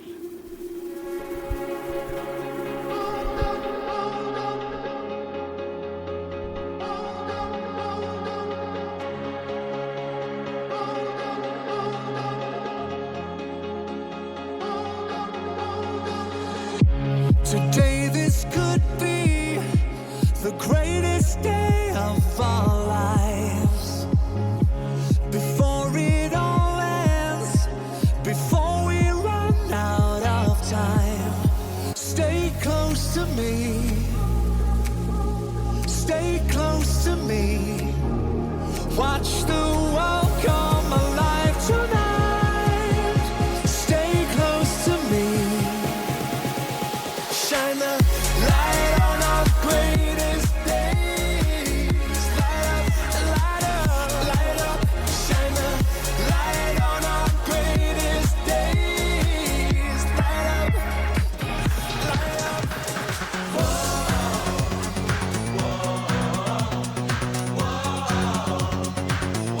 Damn, he is Metropolis on there? Okay. Every Casanova that appears, my sense of hesitation disappears. Love and hate, what a beautiful combination, sending shivers up and down my spine. And the lovers Number that you 23. sent for me, I want to see this so badly. Hard Truths. satisfaction guaranteed. So I return them to the sender, and the note attached will read, how I love to hate you. I'm so mad I haven't been able to see this. I love to hate you. I love to hate you.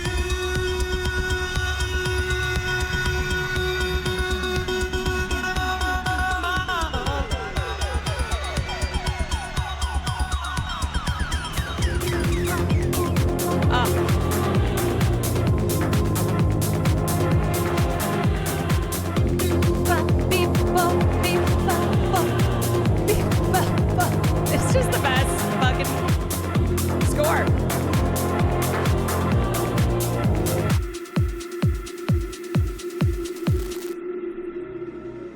There comes a time when we heed a certain call, when the world must come together as one. There are people dying. Oh, when it's time to lend a hand to life, the greatest gift of all. We are the world. We are the world.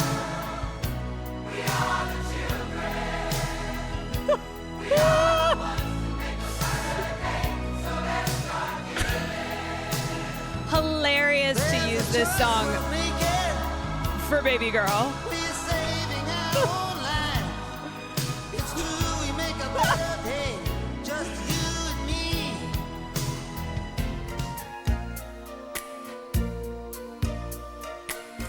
Oh, juror number 2. That's all I wanted, but sometimes love can be mistaken for a crime. That's all I wanted, just to see my baby's blue eyes shine. If we have faith in each other, then we can be. Omen, or First Omen. Put your tiny hand in mine. Everything you have, I will be your mother. And I have had enough of crime, so I am gonna love you till the end of time. Your voice, it's like an angel sighing. I have no choice. I hear your voice. Let the choir sing. My name is like an altar. Down on my knees, I wanna take you there. In the midnight hour, I can feel your body.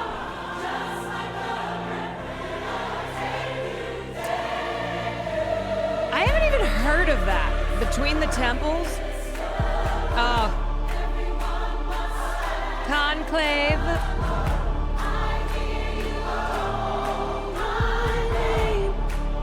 Conclave.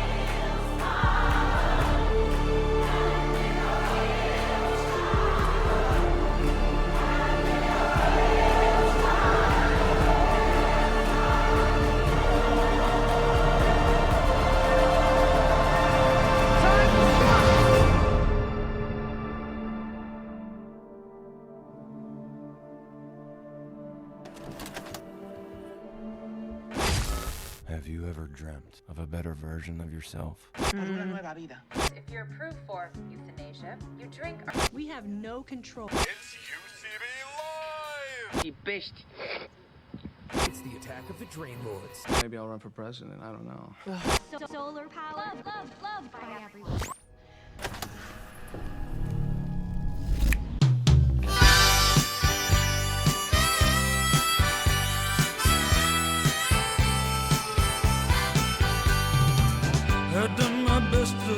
Interesting. I would have thought he would have had Brutalist higher.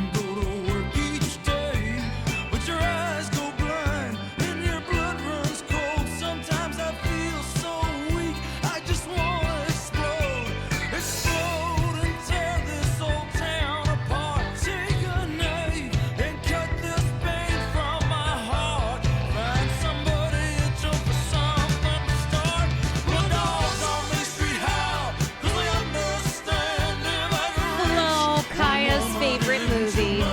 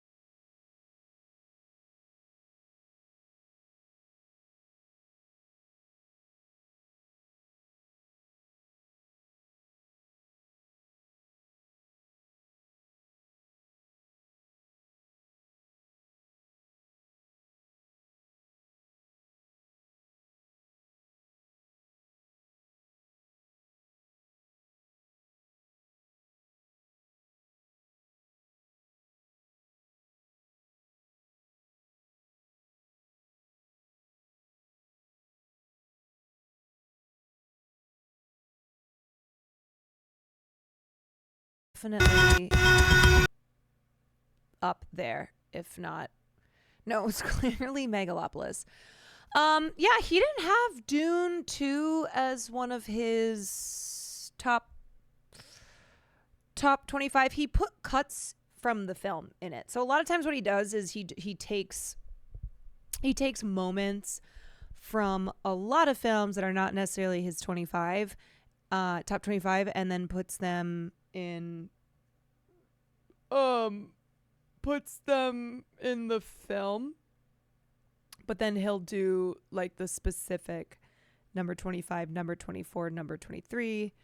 He doesn't really like the Dune movies all that much. Yeah, it's usually for what I know of David Ehrlich, I don't think, like, I'm not surprised that Dune 2 is not on his list. What's your top 10? Bro, I can't yet. That's the thing I hate, because this is what happens, okay? I'll do a top 10, or I'll be like, this is the best, blah, blah. And then I'll watch something incredible that, like, wasn't getting a lot of attention or was not on my priority list of films, and then I'll be like, damn. Also, this is 435 movies? Holy shit. Wait, some of these movies did not come out in 2024. These are all supposed to be movies that came out in 2024? No way. Society of the Snow? I thought they came out in 2023. Megamind? Definitely Megamind. 435 films? That's crazy. Will there be BioShock tonight? Yes, I'm pretty sure.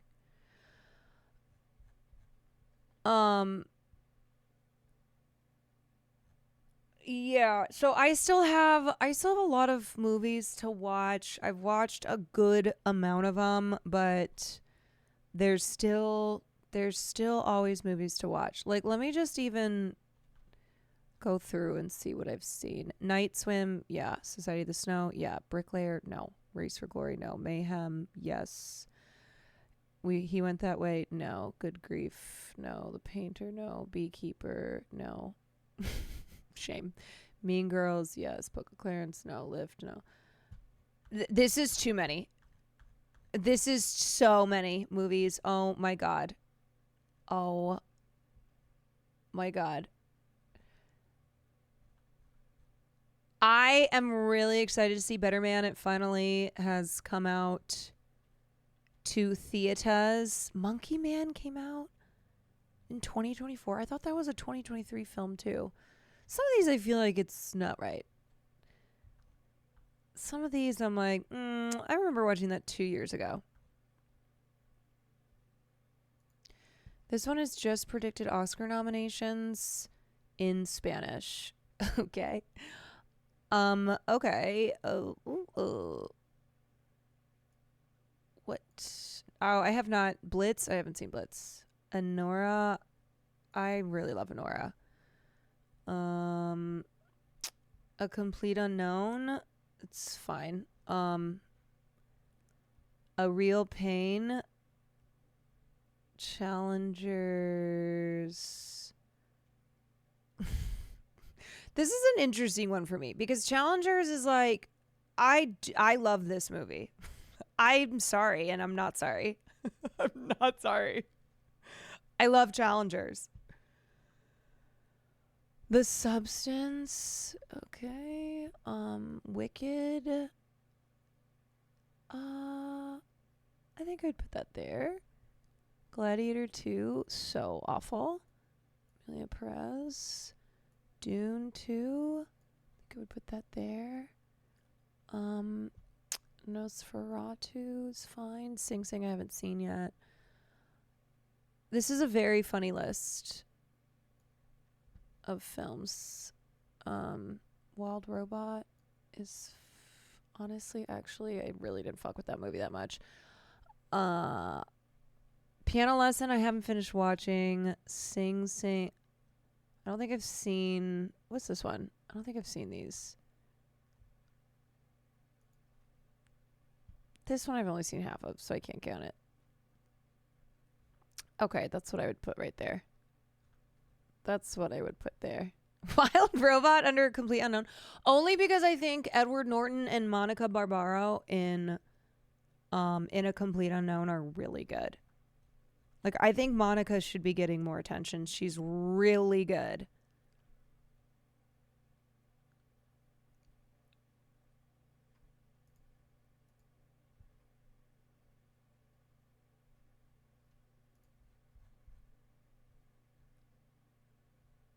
Bottom tier doesn't even get a name. It's just D. Yeah, it's just D. Hey, sorry to be off topic, but are you guys in an area of concern tonight? I heard the winds were picking back up around 3 a.m. I mean, a lot of LA is an area of concern, but I think, like, no, we haven't gotten any warnings or anything yet. But of course, I'm monitoring it. All right. I am going to pull up here. So this is the film that I'm going to go see hopefully on Thursday because it's the last screening in LA and it's not close. Like, this is how fucked it is. It's like LA, which is the film capital, right? If there's going to be a screening, LA and New York is where it is. And the screenings for From Ground Zero have been limited and they have been at theaters that are pretty close. What was the Let Me Know movie this week? We actually didn't pick one because we forgot and then Sam was traveling and then I evacuated. We were like, do we want to do a movie or what? So yeah, this week we skipped. You guys have to remember too that, like, the thing, this is Sam loves movies, but Sam doesn't watch movies the way that I do, where I could be evacuating fire and I would still try to watch a movie. So if she doesn't, like, if it's just too much that week, then it's not going to happen. It's not going to happen. Like, I watch a movie probably every single night. But that's like my thing. Like, I don't play video games outside of stream. I don't watch YouTube. You watched Flow while being evacuated. Yeah. Like, even as we were evacuated, I was like, okay, wait, I need to see Flow because that won the Golden Globe and it's going to get nominated for Best Animation. So, like, I need to watch this film. While I was at Hassan's house, I was like, okay, here's the films that I need to see. And this is the one that I think people will most, like, the people who are here will most want to watch.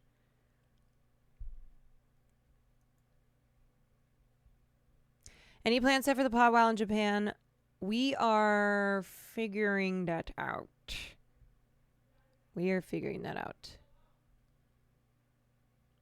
Ugh, was Gladiator really that bad? I was still planning to see it.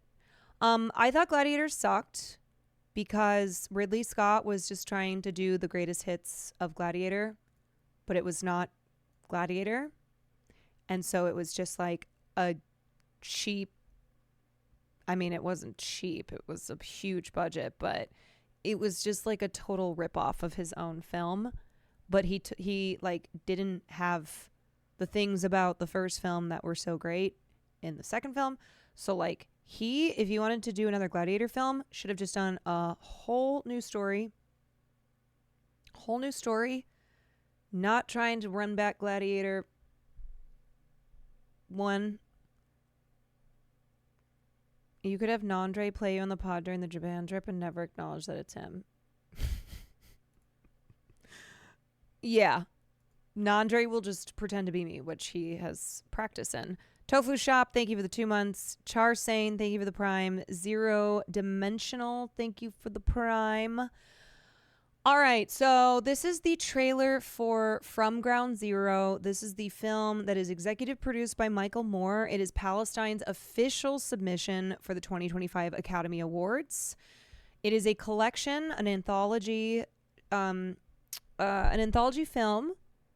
from 22 Palestinian filmmakers who have been living through the war, through the genocide, and have been capturing the moments and the stories from it. So using a blend of animation, documentary, and fiction, they create a powerful testament to the steadfastness of the human spirit. This film serves as a remarkable reflection of how art can thrive even in the darkest times, showcasing the enduring spirit and creativity that emerge amid ongoing devastation. Like, something that I always think about is how in times of utter devastation and, mass suffering and death, how there's always still art. And a lot of times, sadly, amazing art comes from horrific moments in history. Like World War II and post World War II, the art that emerged from, the art that emerged during World War II, but also after World War II, it spoke to that time period. And still, in the 80 years since World War II, we still have books and films and shows and poems and art about that time. So with Palestine, there are amazing artists all over this world, and there are amazing artists in Palestine, and they have been enduring for the last 15 months unimaginable suffering. And unfortunately, the reality is that in a country like the United States of America, we suppress Palestinian voices, and we treat Palestinian we treat Palestinian life as an affront to humanity, and just like Palestinians living is Palestinians resisting. And you don't often see in media and in entertainment Palestinian life from the perspective of Palestine, from the perspective of Palestinians. And so I really believe in the power of film and of art to change hearts and minds. Seeing is believing, and also and also like how long it has been that Palestinian people and Palestinian artists have not been able to share their stories. When we talk about Palestine, and when we learn about Palestine, it's through the lens of the oppressor. And so it is always going to be skewed. It is never going to humanize a population of people who have been voiceless for a very, very long time. And so, there is nothing more powerful than a people showing their stories from their perspective.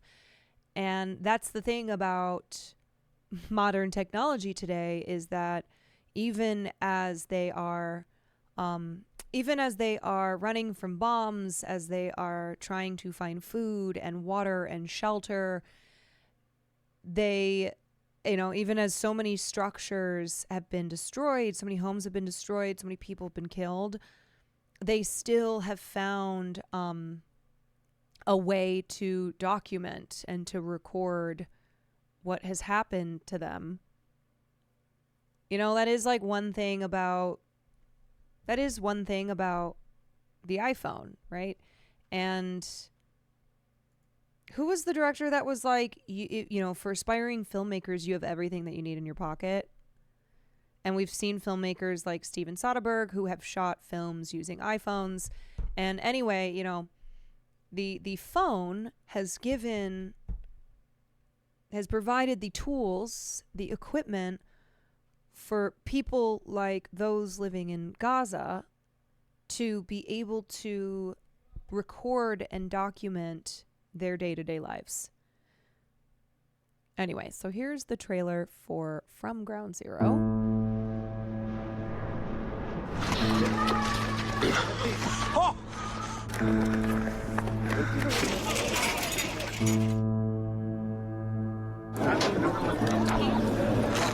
هذا كله حرام هذا؟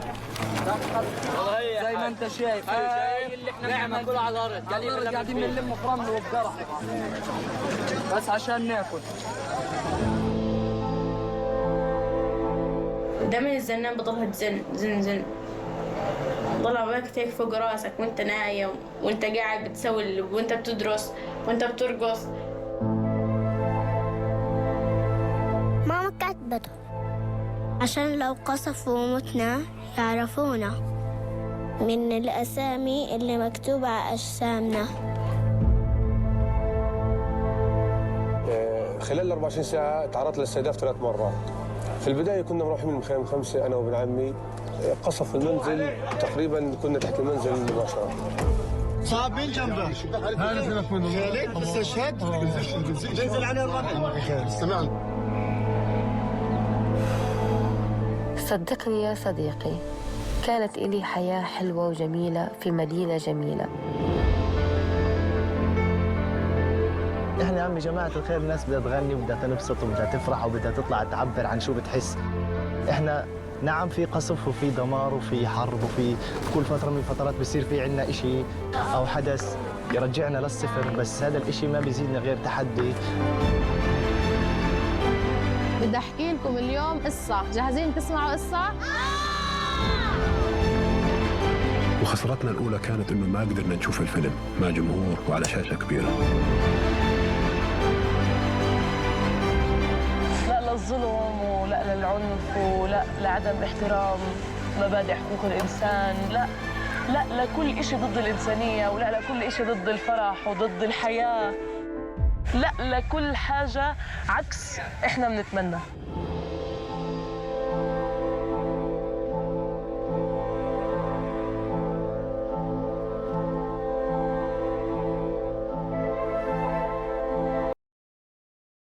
Yeah, one of the reasons that I think this film has had more screenings than No Other Land has is because it's executive produced by Michael Moore, and he has been he's been of course it's Michael Moore, he's one of the loudest voices in Hollywood when it comes to speaking out against injustices. Farley! And he has, of course, been an advocate for Palestine and helped to get this film produced. I will also, let's actually watch this news is funded by viewers like you. Please support our work at democracynow.org/give. We turn now to Gaza, where Israel continues to intensify its attacks, killing at least 35 Palestinians since dawn. Authorities report more than 70 killings over the last 24 hours, including in al-Mawasi, a region that Israel designated a so-called humanitarian safe zone. As Israel's relentless war on Gaza enters its 15th month, we turn now to a film that's been shortlisted for this year's Oscars, From Ground Zero, a collection of 22 short films made in Gaza by Palestinian filmmakers surviving Israel's bombings. This is the film's trailer. All right, we just watched that, so I'm just going to... Causing destruction and many other things. Humanity. We go now to France, where we're joined by Rashid Masharawi, renowned Palestinian filmmaker originally from Gaza, who curated and directed From Ground Zero. This is an astounding collection. Why don't Palestinian artists get heard, and how can we support Palestinian artists? Because it is very difficult for Palestinians, artists and non-artists to have any type of spotlight in the mainstream media. And one way to support Palestinian artists is to watch these films, is to buy, buy the books that are written by Palestinians.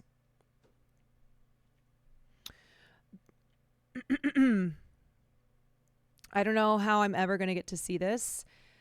Yeah, well, hopefully, if this film and If No Other Land get Oscar nominated, if a ceasefire is achieved, hopefully it will move a U.S. distributor to pick up this film, to pick up both or either films. And Rashid, I spent the night watching it and then watching it again. It is so deeply moving.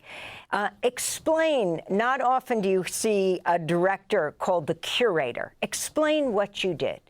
Hugh Jass, thank you for the 2 months. Yes, usually as a film director from Gaza, usually I am doing my own film. But this time for me, the situation was different. The images was different. The size of the massacre, the killing, we never witnessed something like this. So then I decided, okay, my coming film or my next film will be made by filmmakers from Gaza, just to give the chance to 22 filmmakers to tell their own stories, their own daily life, to get closer to the details, because I believe these people must share their own stories with the world. At the same time, we are filmmakers. We are trying to make cinema, to deal with art, with culture. In spite of all what happened, we were trying to search for hope. Yes.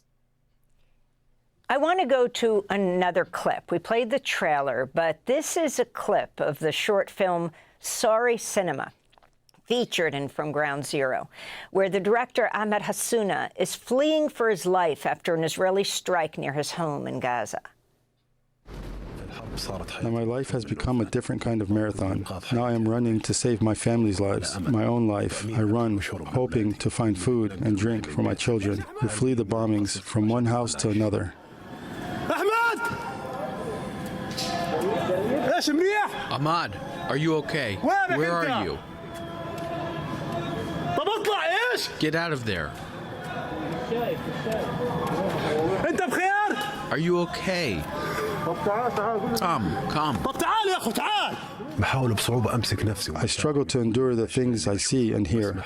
Everything that is happening to us, everything we are going through. I have just lost my older brother in a random bombing next to his house. What? The whole tower collapsed. At that moment, I felt death catching up with us. Our only chance of survival was luck. Our only chance of escaping the rubble, the bombing houses, the ruins of the city. Nowhere in Gaza is safe, especially in the north, where I currently live. Here, no humanitarian aid, nor rescue, nor civil protection arrives. All that comes are bombs, fear, stress, and insecurity. Talk about Ahmed Hassouna's story. Is Oscar nomination voting over? They have extended Oscar nomination voting to the 23rd because of the wildfires. They also have canceled a number of luncheons and other events that usually take place like the week of Oscar nominations because of the wildfires, but that's usually where a lot of like last minute marketing and schmoozing and press is done for filmmakers and talent who are hoping to secure a nomination. Sorry, Rashid. Yes, Ahmed, he was known in Gaza before the war that he's a cinephile. He's all his life spent after watching film, searching about films, trying to make films in Gaza, from Gaza. And all the time he was looking for an opportunity to make his new film. During the war, I contacted Ahmed and I told him, both From Ground Zero and No Other Land have been shortlisted for the Oscars, which means that they are potentially going to receive nominations. So when shortlists or long lists are put out, it means that any film that's not on that list is not eligible, will not be receiving a nomination. So it is good that both of those films have been shortlisted. Join me in my project From Ground Zero. Be one of these filmmakers. This is your chance because I'm going to show these films internationally and worldwide. And immediately he said, no, I don't want to make a film, Rashid. He said, I am trying to save my family. I am searching for wood to make a fire, to cook for the family. We are moving every day from one place to another. And just a few days ago, I lost my older brother. So I don't want to make a film. Sorry for you. Sorry for the cinema, Rashid. And I was shocked from his answer because I know his love to cinema. And then 2-3 weeks later, I get back to him and I say, Ahmed, let's make what you told me in our conversation. Let's make a film about a filmmaker from Gaza. He have no time to make cinema because he's trying to save his life. Show us something from your previous films. Show us your daily life and show us how you are going to make it to say sorry for the cinema. And then we agree and we come with this film, the one that everybody watching now, Sorry Cinema.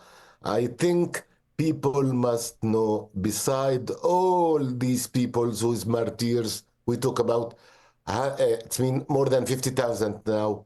Most of them are innocent. Most of them are people who is really searching for life. People like Ahmed Hassouna, he want to be a filmmaker.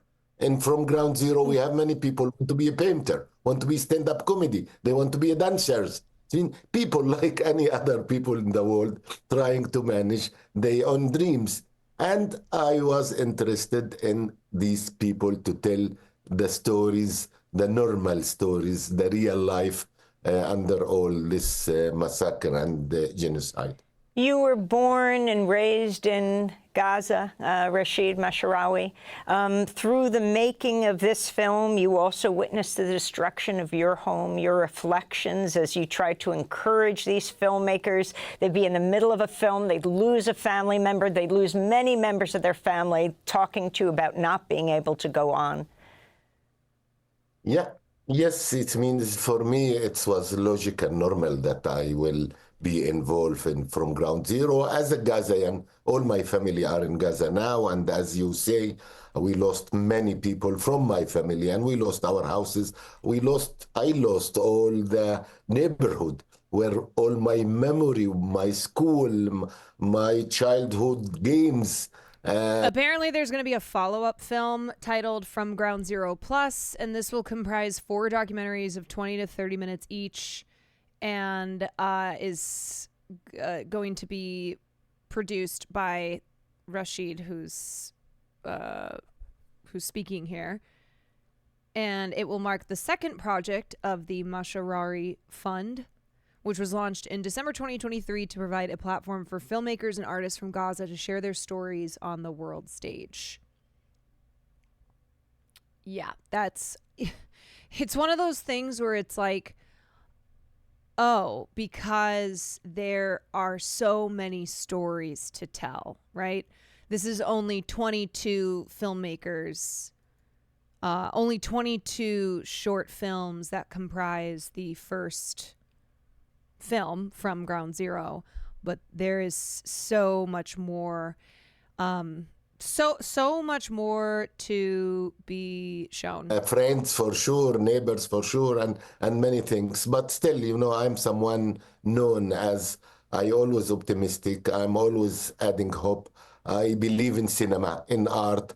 I trust cinema, you know, because I think cinema should play the role that it's playing in From Ground Zero. Cinema for justice, you know, cinema for humanity, cinema just to remind the world all the time we are all humans. We are the same. We have the same dreams. Many people was killed because they were in Gaza at this location at this time, and they have nothing to do with what's going on. Women and kids and old people. Okay, we know what happened in 7 October. We know when Hamas get out and they attack and they hostage people and they kill people and they arrest people. Me, myself, I know also many, many massacres that the Israelis did before 7 October. This struggle, it started more than 77 years ago, before 1948. And we have, as Palestinians, we have to keep telling our stories. We have to fight to make good cinema also and to share all these stories with the world. I am very happy that these films are now crossing the US, showing in many cinemas. And I will be very happy when many people just go and watch, because it's not news. It's not a reportage. It has something else. It has nothing to do with politics even. It has something to do with our world that we are all sharing. We are looking for justice. Rashid Masharawi, yes, the film is opening today in cinemas across the country. It's also gotten headlines because the award-winning filmmaker, Oscar-winning filmmaker, Michael Moore, has joined you as executive producer. Now, he won the Palme d'Or for the documentary film Fahrenheit 9/11, becoming the first and only documentary to win there. Your film was accepted at Kwan, where he won the Palme d'Or, but then rejected. And what did you do? I think our films were from the beginning rejected. I mean, we never was accepted in Cannes. We were discussing with Cannes to try to show even not all from ground zero, some films from ground zero, because I was coming with to Cannes with films and filmmakers, you know. And I think they don't want to deal with us. Even they say it in the press conference of Cannes before the festival. They don't want to deal with the tension, with the political, with all what's happening in the area. It was only Gaza. It was only... Like, that is what is so heartbreaking about it, is that, you know, from ground zero, as he was saying, he's like, there's no, there's no, like, explicit political statements being made. It's simply just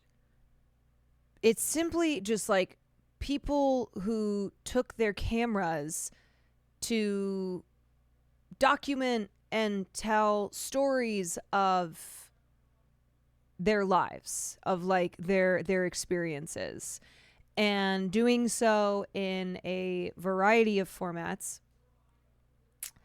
And yet, because it's the truth, because it's, you know, because it's Palestinians, it's seen as, ooh, this is controversial. Ooh, this is political. Sorry, we don't want to be making any political statements. It's like, oh, showing the humanity of people is making a controversial political statement. But this is why we say, like, Palestinians, just their existence is political, right? That Palestinians existing is resistance. Palestine. I mean, I remember 2 years before, when the president of Ukraine was having space in the opening of Cannes, making speech. Right, that was President Zelensky. Mm-hmm. Yes, it was also to deal with the war and to deal with politics. You know, I feel sorry for Cannes Film Festival, because I consider Cannes Film Festival, it's an important festival, good festival, big festival. It should make his job. It should play his role to give space, to give stage to filmmakers and to cinema, and to protect humanity through cinema, through art, through filmmakers. And they didn't. I think they lost the opportunity to be.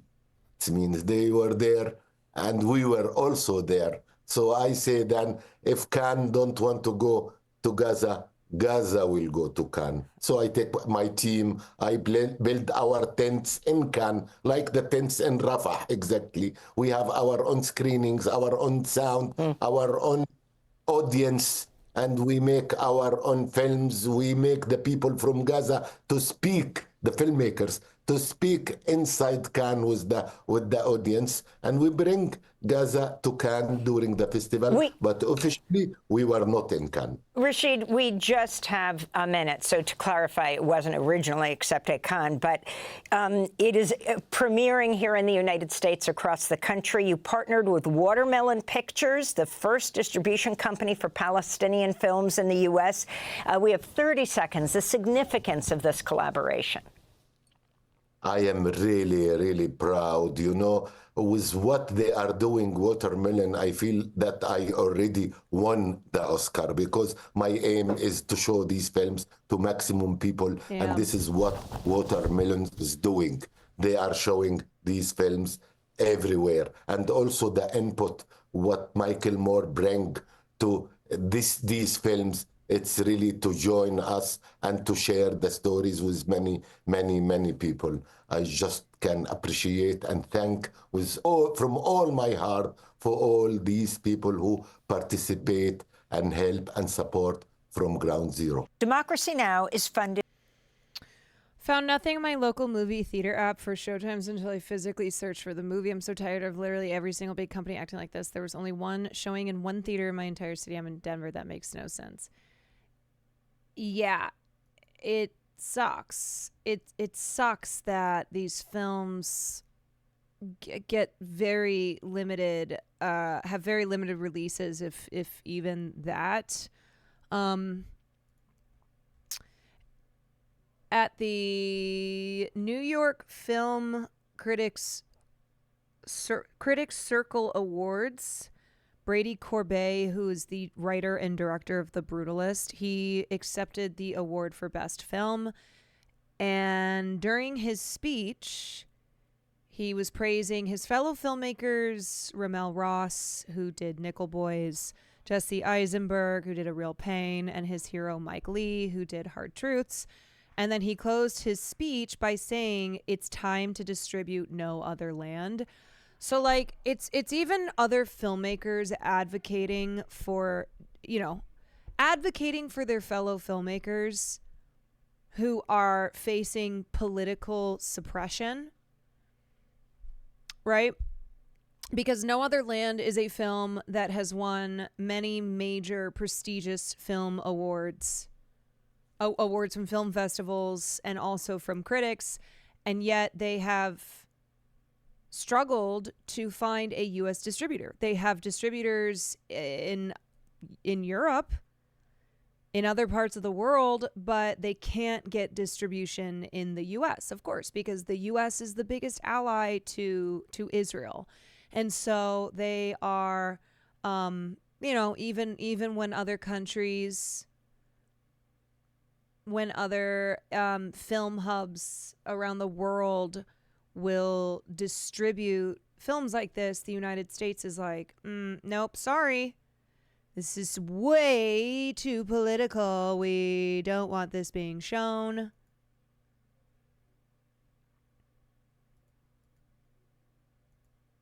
I mean, from the director's zone of interest saying, don't use our people's history to make war, paraphrase, people will be openly booing when that film is announced at the wars, it's going to be a thing.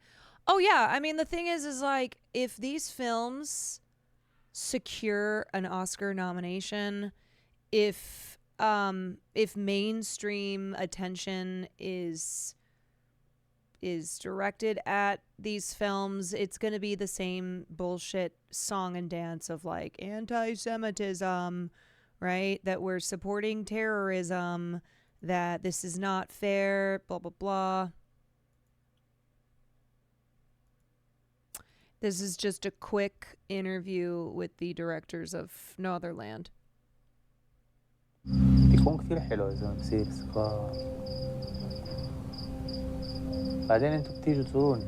I'm glad Brady said this. He indicates he's not a Zionist, but I also saw someone make a good point that we're so far past the point of vague gestures towards the position. I'm inclined to agree. Totally. I mean, I think like the bar is so fucking low. Like it's so non-existent that it's like, oh, wow. Somebody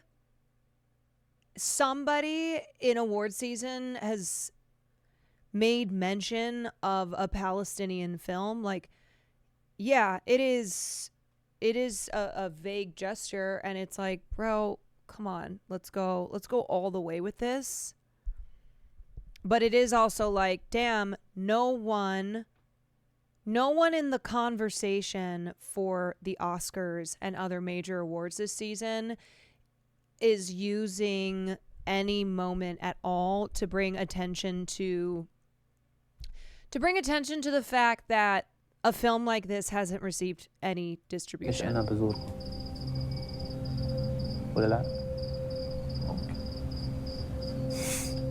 We came to this film in a way after feeling that journalism had failed us. We're both journalists, and we've written about the ongoing occupation in Masaf Riyata and specifically about the policy of house demolitions.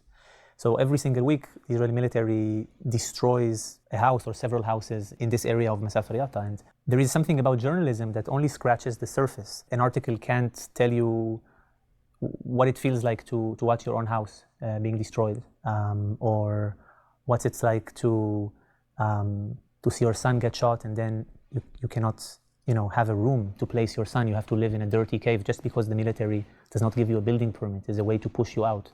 We had thousands and thousands of hours of footage. The Masaf Riyata community for decades has been also documenting itself, and violence is ongoing. It's a daily part of the military occupation. And at the end of the day, this is about human beings, about emotions. And we hoped that by making this film, we are able to show the world a deeper layer of what the military occupation means for human beings, a layer that you cannot always feel or reach when you are making a journalistic article, which we are still doing. We're filming because we want to document what's going on in our community. Like the idea, it's not just making the movie, it's like documenting. It's not an easy thing. Even some of the footage are in the movie itself, like how we got hurt and attacked and arrested by soldiers and settlers when we are in the field. It's not us who have the power to control, so we try always to be safe, but it don't work all the time. Obviously, the military occupation is based on military law. That's the Palestinian, like Basel, who is living under this law, does not decide it.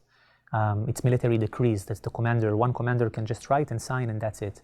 And what the military law enables soldiers to do is to invade pretty much any village they want. They can enter any house they want. They don't even need a warrant to do that. And they can effectively confiscate anything they want. And it happened several times that soldiers invaded Basel's house just because they knew people were filming, and they confiscated, what was it, Basel? Like laptops? Cameras yeah. and laptops. So it was, there's been a lot of pressure from different sides while we were making this. Yeah, they also do these raids to psychologically and physically fuck with Palestinians. Like, that is something that if you at all read about the West Bank, if you read accounts from Palestinians and also IDF soldiers and other settlers, like, it is the purpose of terrorizing. So sometimes there are political dissentants. There are people who are making a documentary, and so they have an even more explicit purpose in going in and arresting them, destroying their homes. But most of the time it is for the purpose of instilling terror in Palestinians. It is a way to remind them that they have no power, that they live under the rule of the military rule of Israel, and IDF soldiers are there to ensure that they remember that, and to also protect the settlers. Because that's the thing, right? Like, most of the time they're not engaged in actual combat, because that's what happens with an occupation. The past 15 months, it's more combat than it, normally is, but even still, most of their military actions are directed against civilians. So that's something that's important to remember, is IDF soldiers, when they serve their time in the military, most of what they're doing is they are not in active combat because they are occupiers. Like, they have all of the power, and they are simply they are simply ensuring that the occupied people are kept reminded that they are occupied. So, it's just traveling around in vehicles, it's checkpoints, it's random searches, raids, in just inflicting physical and psychological violence upon unoccupied people. This is especially true regarding all the cultural history and infrastructure that the IDF and settlers have brutally demolished, and still not just a sense of fear, psychological trauma, but of a loss of humanity and of value and worth. This film, and I'm really glad we were able to do it. As a Palestinian, I would not only thank you, Caroline, for bringing the war up and being human about it, but all of you guys as well. I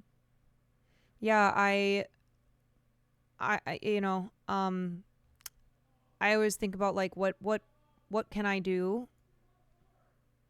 What can I do to help? And what am I best at? And also, what do I do that other people who cover politics might not necessarily do? And for me, it's making the connection between art and politics and the power that film has to to instill empathy in people, to make them see. I know this is the third time I'm saying it tonight, but like, seeing is believing, and the visuals that you get from a film, from a documentary, like, that is often more powerful than reading an article. Like, people, when they see it with their own eyes, because that's the thing, is like, for a lot of people, they've chosen not to see. They choose not to see. They don't want to see. And it's because when you see the power in seeing, and it's very, very hard to deny. It's very, very hard to deny when you see it with your own eyes. Bandit D, thank you for the gifted. I think you risk your life maybe, I don't know how many times. The movie is succeeding in Europe, also in the US, in festivals. There is a requirement for the movie. People want to watch it, want to see it, and we're happy with that, with this success, and we hope that millions of people will watch it around the world and here in the US. But as you said, on the ground, the opposite is happening. Like the situation is like getting worse and worse because of all of what's going on. This was a tweet from Ryan Grimm earlier, but according to the conversations in Israeli media, one thing holding Israel back from a ceasefire was/is the concern that when Western reporters and human rights groups are allowed in, the true scale of the crime will shock the global conscience in a way that it hasn't yet. And I'm just always reminded of, as bad as we think it is, and from what we have seen, which, so much credit, and, how it speaks to the testament of Palestinians who have had to do so much of that documenting, right? So many journalists who have been killed in Gaza, so many, so many of the people who are the are the ones who share like poetry, and who use language as a tool of resistance, like Rafat. Those are people who were murdered very early on. And there's a reason for that, right? There's a reason that they target the people who, the people who are documenting, who are gifted in words and use that to humanize themselves and their people.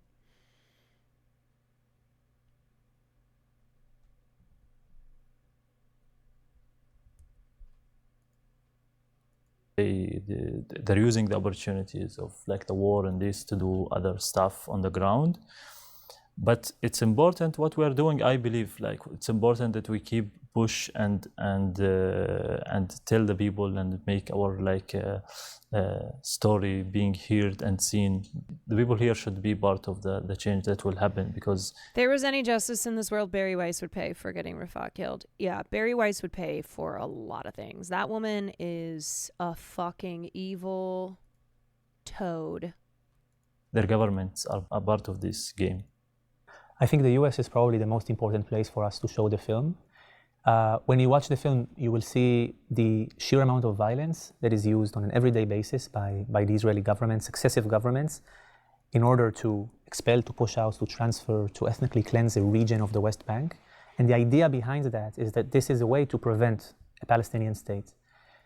The United States has, in its rhetoric, supported a Palestinian state, but its actions, where its money goes, its diplomatic cover to the State of Israel, have actually worked to prevent that state. So in a way, the US foreign policy matches what the military is doing.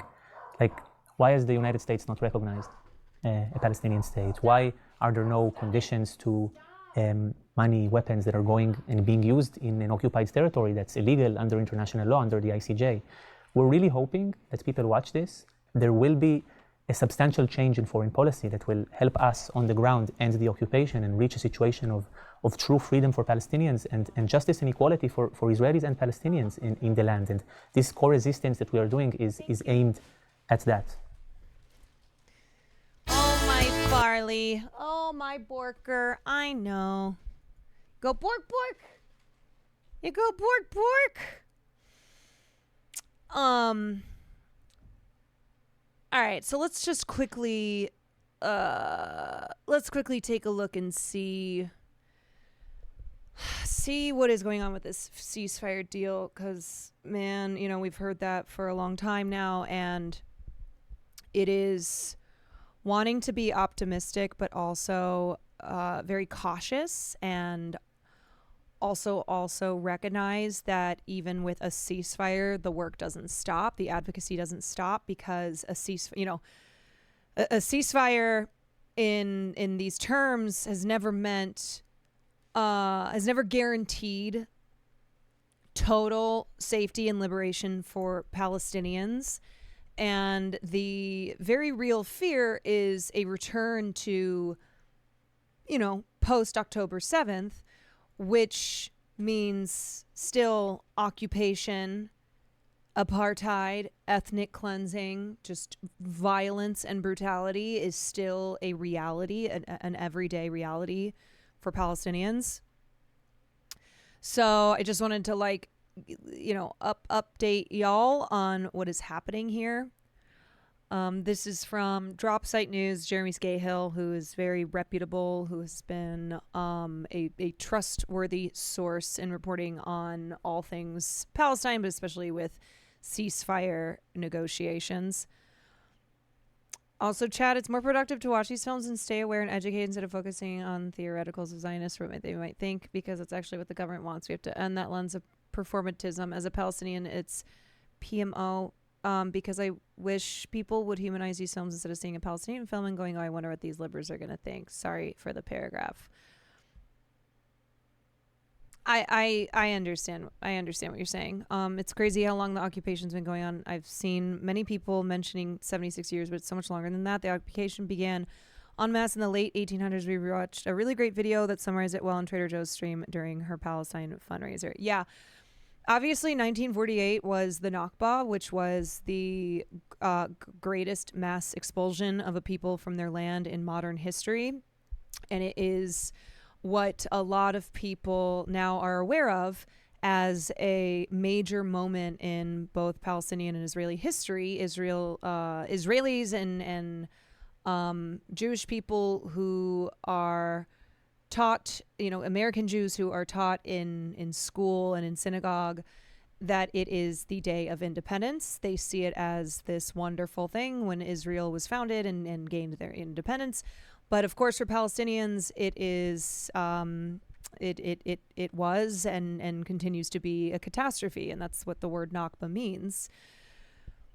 And since 1948, when 750,000 Palestinians were expelled, were cleansed from their lands and have never been able to return, that has continued today. So, the prospect for an agreement to halt Israel's war against the Palestinians of Gaza is at its most promising point in over a year. Sources close to Hamas's negotiating team tell Dropsite News that on Monday, Hamas agreed to the framework text, including an exchange of captive and hostages, and had not requested any significant changes or amendments. So what the situation has been for like a year now, because this is pretty much the same agreement from this past summer, when Israel, of course, was the party that then reneged on the agreement in the 11th hour. Netanyahu added all of these additional demands, and then the United States and Israel turned around and lied and said that Hamas had not agreed to the ceasefire deal when they had. But the devil, as always, is in the details. Many of the obstacles have been ironed out, said Majed al-Ansari, the spokesperson for Qatar's foreign ministry, in a press conference in Doha where the negotiations are taking place. There are many pending issues, part of which is related to the implementation. We believe we have minimized many of the disagreements between both parties, and current discussions are focused on final details. We are the closest that at any time in the past... We are closest than at any time in the past to a deal. This war should have been over a long time ago. Palestinian negotiators told Dropsite they remain cautiously optimistic a deal will be signed, though they point to previous rounds of ceasefire negotiations that saw Israeli Prime Minister Benjamin Netanyahu insert new demands in the 11th hour, effectively sabotaging the agreements. I hope Netanyahu won't play the same game of the last 15 months, said one Palestinian source. Al-Ansari, the Qatari official, also alluded to the fragile nature of the discussions and past experience with Netanyahu. The most minute detail can undermine the negotiation. It is not about how big or small an issue is. What is different this time, however, is that President-elect Donald Trump has made very clear his demand that a deal be reached before his inauguration on January 20th. The terms of the deal being negotiated are largely consistent with what was on the table last May when outgoing President Joe Biden first announced it. Biden allowed Netanyahu to steamroll him for months, rewarding Israel with billions of dollars in arms transfers and political support after rejecting that ceasefire deal. To be very clear, Joe Biden is a war criminal. Joe Biden is a bloodthirsty freak who is responsible, who, obviously, he did not execute the genocide and the bombings, like directly, that is Israel. But as the president of the United States, Israel's biggest ally, and the supplier of billions and billions of dollars in aid, and as the person who was in the position to stop this, Joe Biden is responsible for every single death, all of the Palestinians who have died, Israelis who have died. That is on Joe Biden. I hope there's a hell worthy of the suffering that he deserves. All we can do is make sure that his legacy forever is that of Genocide Joe. This man doesn't get to leave office in 1 week or less than a week and be remembered for anything other than being the architect of the genocide of the Palestinian people, than of being so craven and you know, absolutely a person of immorality, that all of these people, everyone from women to children to the elderly to men to young, you know, to the youth, all of that is on Joe Biden. His legacy is terrorism and genocide. His hands should never be washed clean. Biden allowed Netanyahu to steamroll him for months. Since that time, tens of thousands of Palestinian civilians have been killed and maimed, and an unknown number of Israeli captives killed, either by their captors or Israeli strikes. All the while, the administration and its backers repeatedly assured voters in the U.S. that Biden and Vice President Kamala Harris were working tirelessly to achieve a ceasefire deal. This is something that I wonder if AOC... I wonder if this is like something that she regrets. You know, if late at night she lays there and is like, wow, I really got up on stage at the DNC and lied on behalf of Biden and Harris, saying that they were working tirelessly to achieve a ceasefire deal when every single person knew that that was not true. It's incredibly disappointing, you know, for the good that AOC has done. That is a moment that I think has really stuck with a lot of people because we knew it was a blatant lie. The fact that Trump emerged as the decisive player in pushing a potential ceasefire forward is evidence that Biden never used the full powers available to sitting U.S. president to seal the deal in the summer. Also something that we have known for a long time. You know, we knew that Joe Biden had the power with a single phone call to stop it. You know, when they were talking about working tirelessly, working around the clock, it's like, oh, no, all it takes is one phone call.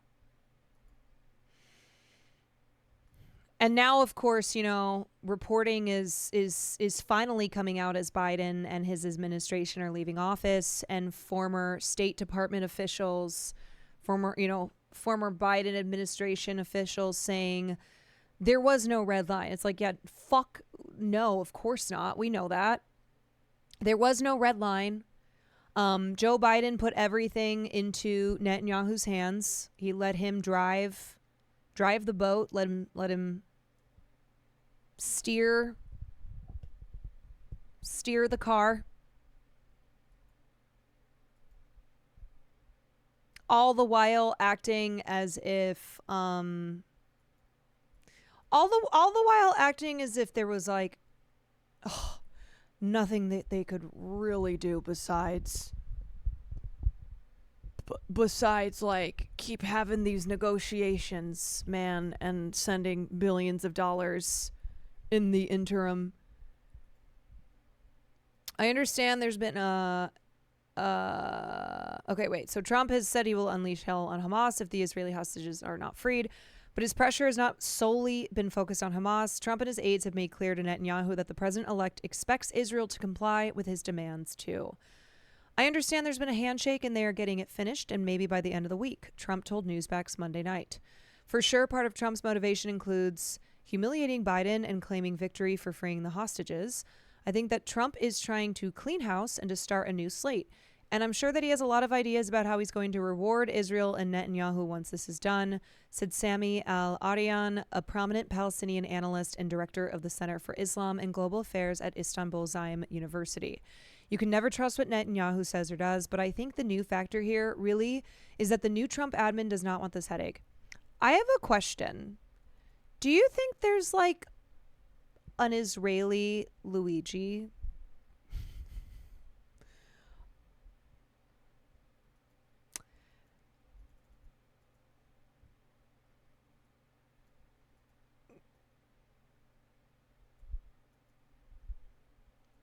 I don't know. I just am I'm wondering what I'm wondering if let me say it this way. I'm wondering like what the response was in Israel to Luigi Mangione in the United States of America, right? Like I don't remember seeing anything about that. Anyway. Okay, for weeks, Trump's new Middle East special envoy, real estate tycoon Steve Witkoff, has participated directly in the negotiations. The Israeli newspaper Haaretz reported that last weekend, Witkoff forced Netanyahu to meet with him on Shabbat, despite objections from the prime minister's aides. Witkoff's blunt reaction took them by surprise. He explained to them in salty English that Shabbat was of no interest to him. His message was loud and clear, according to the report. Witkoff has forced Israel to accept a plan that Netanyahu has repeatedly rejected over the past half year. Interesting. I don't think Israel would care about Luigi. They have free health care over there. True. So according to a leaked draft of the three-phase agreement framework, Hamas will release 33 Israelis held in Gaza, some alive and some deceased. There would be women, children under the age of 19 years, elderly people, and injured or sick civilians. I think this video goes into... A top official in the U.S. is confident. This goes into the details of the ceasefire deal, which again is the same deal from last summer. A Gaza ceasefire deal will be in place before Donald Trump takes office as president. Discussions have been ongoing between Qatari mediators and a senior Israeli delegation for several days in Doha. Details are now emerging, with Israeli media reporting that a prisoner exchange deal will be implemented in 3 stages. US President Joe Biden is due to make a foreign policy speech in around an hour's time, but his national security advisor says a deal is close. President Biden sent Brett McGurk out to Qatar more than a week ago. He has been camped out in Doha, day in, day out, 24 hours a day, working to tighten up these details and try to get this done. We have also coordinated very closely with the incoming administration to present a united message to all the parties, which says it is in the American national security interest, regardless of party, regardless of outgoing or incoming administration, to get this deal done as fast as possible. And now we think those details are on the brink of being fully hammered out, and the parties are right on the cusp of being able to close this deal. Whether or not we go from where we are now to actually closing it, the hours and days ahead will tell. But I believe it is there for the taking, and we're going to do everything we can to push it to get it across the line. Well, President Joe Biden spoke today with Emir Sheikh Tamim bin Hamad Al Thani of Qatar. In a statement, the White House said the two leaders discussed the negotiations in Doha for a ceasefire and hostage release deal based on the May 27, 2024 arrangements described by the president last year and endorsed unanimously by the UN Security Council. Both leaders emphasised the urgent need for a deal to be implemented to return the hostages to their families and bring immediate relief to the people of Gaza through a surge in humanitarian aid enabled by the ceasefire and called for in the deal. Well, both leaders agreed to remain in close coordination directly and through the... It's just so fucking infuriating. I mean, you know what it is, too? It's because it's like, they are treating us like we're stupid, right? They're treating us like we don't know what's been going on here. That we can't see through this very thin facade. That we can't see through the lies, you know? I think that is... I think it's a good thing. I think it's a good thing that a lot of people in this country understand now the reality and the fact that the U.S. has facilitated the utter destruction and annihilation of Gaza, and how they also have provided cover for the increasing violence and settlements in the West Bank, and how all of their rhetoric is just bullshit. What they've been saying for the past 15 months, pretending like, there's nothing we can do. It's Israel, and it's up to Hamas. Yeah, poor little United States just isn't able to force Israel to agree to whatever we want them to.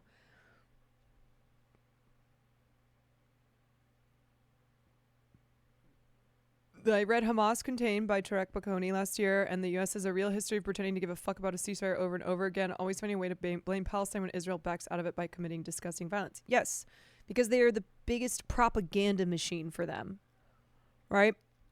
Their teams at this critical point in the negotiations. Israeli media have leaked what they say are details of an imminent ceasefire deal between Israel and Hamas. They report the deal will be in 3 stages.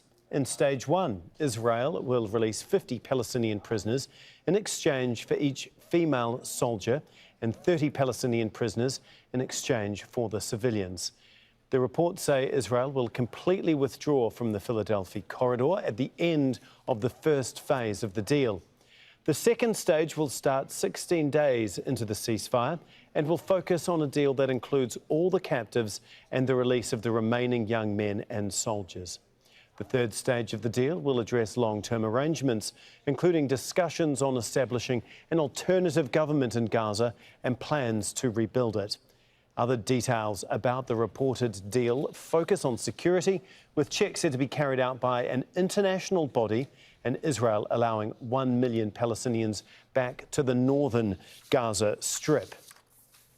Well, for more on this, we're joined now by Alon Liel, who is the former Director General of the Foreign Ministry of Israel. He joins us from Tel Aviv. Now, thank you very much for being with us here on Al Jazeera, sir. First of all, I kind of want to get a sense of what is being said in Israel right now in regards to this, because there have been many positive noises coming, especially from the United States. It looks here now as a done deal. The mood is almost euphoric, I would say.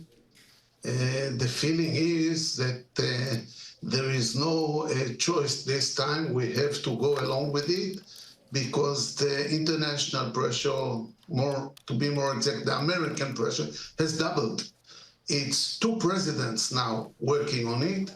It's Biden and Trump together putting the pressure on the sides. And it looks very effective. Let's be fucking real that it has never been pressure from Joe Biden, ever.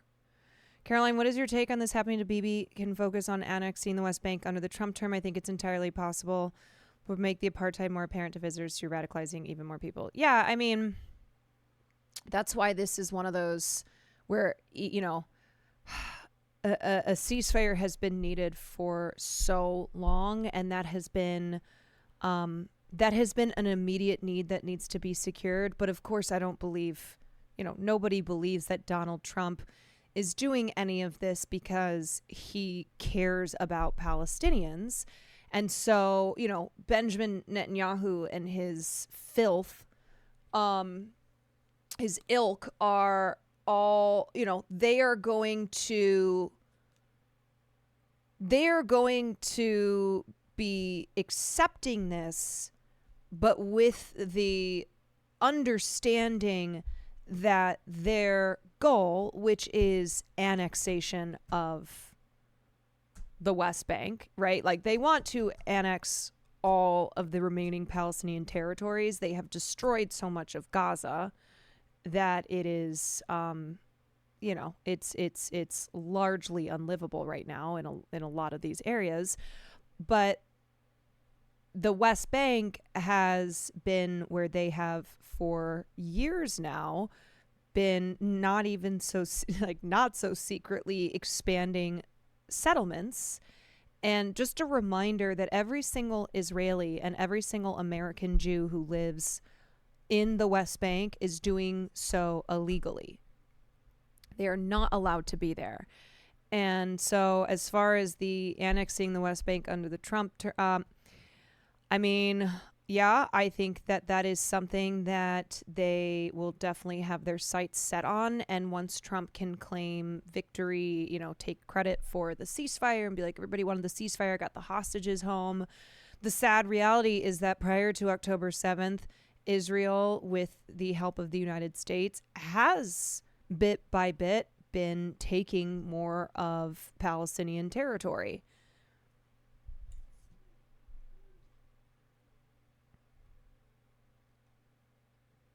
So, you know, I feel like they will use settlers as scapegoats, saying they aren't part of the military, can't control them. I don't agree with it, but the goals are apparent. Oh, yeah. I mean, they already make excuses, and they already, like, because the West Bank, what's happening in the West Bank is really bad, but the way that Gaza has been for 17 years is it's one of those where the spotlight was removed from the West Bank because in Gaza they had, prior to 10/7, extremely high rates of poverty. You know, it was an open air prison, as they had no freedom of movement, either via land, sea, or air. The conditions in Gaza were already bad prior to 10/7. And so, you know, for the last 15 months, because of the destruction and genocide in Gaza, it has provided a distraction from what they've been doing in the West Bank. And they will continue to be doing what they have been doing there, because they were doing that before 10/7 as well. And it's why, like, it's why the advocacy for Palestine doesn't stop when a ceasefire deal like the kind that is being discussed here is achieved.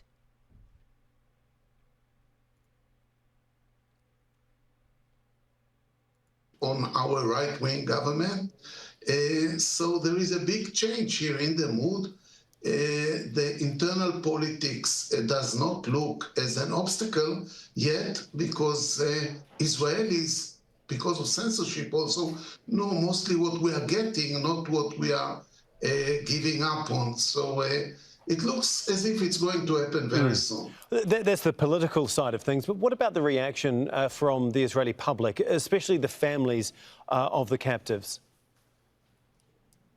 Look, they are working on it over 15 months now. And of course, the pressure is going on all the time for all this 15 months. But the question is, what makes the change now? And it's not that the pressure grew from the Israeli public. I was Saturday in the demonstration in Tel Aviv. It was not bigger than a previous Biden does not look fully alive. And I even saw that bigger man is demonstration a than that. corpse. So the difference is this time from the American deadline. The fact that next week an American president comes and the outgoing one wants to have it on his record, and the incoming ones wants to have it on his record. So I think this made the difference, not the internal pressure that is going on all the time, constantly. So it really is down to Donald Trump's administration coming in, as you say. No, I truly do not believe that this has anything to do with Biden, because Biden has made it very clear that Netanyahu can just walk all over him. That is what has been happening for the past 15 months. He is a bitch. And at absolutely no point has it ever seemed that Biden was calling any shots, because he put the steering wheel in Netanyahu's hands. Even though the United States has the power in this situation, Joe Biden was was very weak. He was very weak because he did not use the power of the U.S. He did not use the power of his office because he did not want to. I want to get a sense of how you think Netanyahu is going to try and manage this next stage, this next phase politically there, because for months and months he's obviously been adamant that there now is not the right time for a ceasefire deal. So how does he pivot away from that? I think Netanyahu's explanation to the right-wing ministers who are going to vote against, they already announced. You look like a cool streamer. I just hate when you give false info. Sometimes love your work anyway. What's the false info? And to the about public Biden is that the American incoming president is the most friendly president to Israel we can ever get. And he already proved it in his first term. So if there'll be troubles, he will let us do what we need to do. So the worry always was that if we will announce, Israel will announce that it's the end of the war, there'll be no possibility to go on fighting later. But I think Netanyahu will convince the Israeli public with this friendly administration we'll be able to go on fighting if we feel that it's needed. I think this is the way he will market it. I'm not sure he will do it, but at least to get the majority, I guess this is what he will say. I imagine Israel, like much of the rest of the world, will be watching very closely as to how this all plays out in the days and weeks ahead, and as many people hope a deal can finally be done. Thank you so much, Alon Leal, former Director General of the Foreign Ministry of Israel. Thank you. Okay. I think I got it. Thank you. Yeah, it's good. No, Farley. No. No. Here. You know what? We're going to watch this. Because. All right, there's like one spot that I need to. Yeah, okay. 5:40. We're going to watch this, and then I think this will probably be the last thing that we do news-wise. But this is the 60 Minutes video that came out 2 days ago.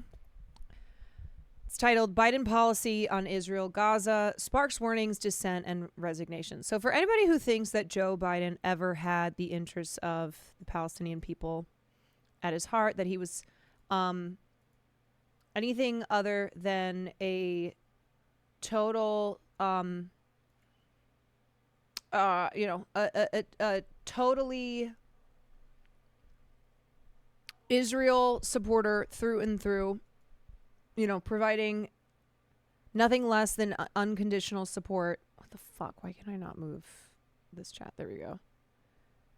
That the Biden administration has lied for the last 15 months. Like if you think that Biden is anything other than an ardent Zionist, which he himself has described himself as a Zionist repeatedly. He has dehumanized Palestinians repeatedly. For decades, Biden has been, sharing his love of Israel. And in the last year and a half of his presidency has given so much unconditional aid. He just bear hugged Israel and has lied and spread propaganda. And really his support, when you compare him to other presidents, and the U.S. has always supported Israel, but even his support was still unprecedented. Like, he is the most pro-Israel president in American history. You just have to think about that, you know? Anyway, so this is a 60 minutes video. I do have feelings about this because, man, nothing like seeing the media finally put out these stories after they have, for months and months and months, engaged in propaganda that has justified the massacre of Palestinians and of Lebanese people, that they have been complicit in. They've been complicit in the genocide, and now that Biden is on his way out, and now that we are closest to a ceasefire deal than we have ever been, that they're releasing these stories. Like, they've had this footage for months.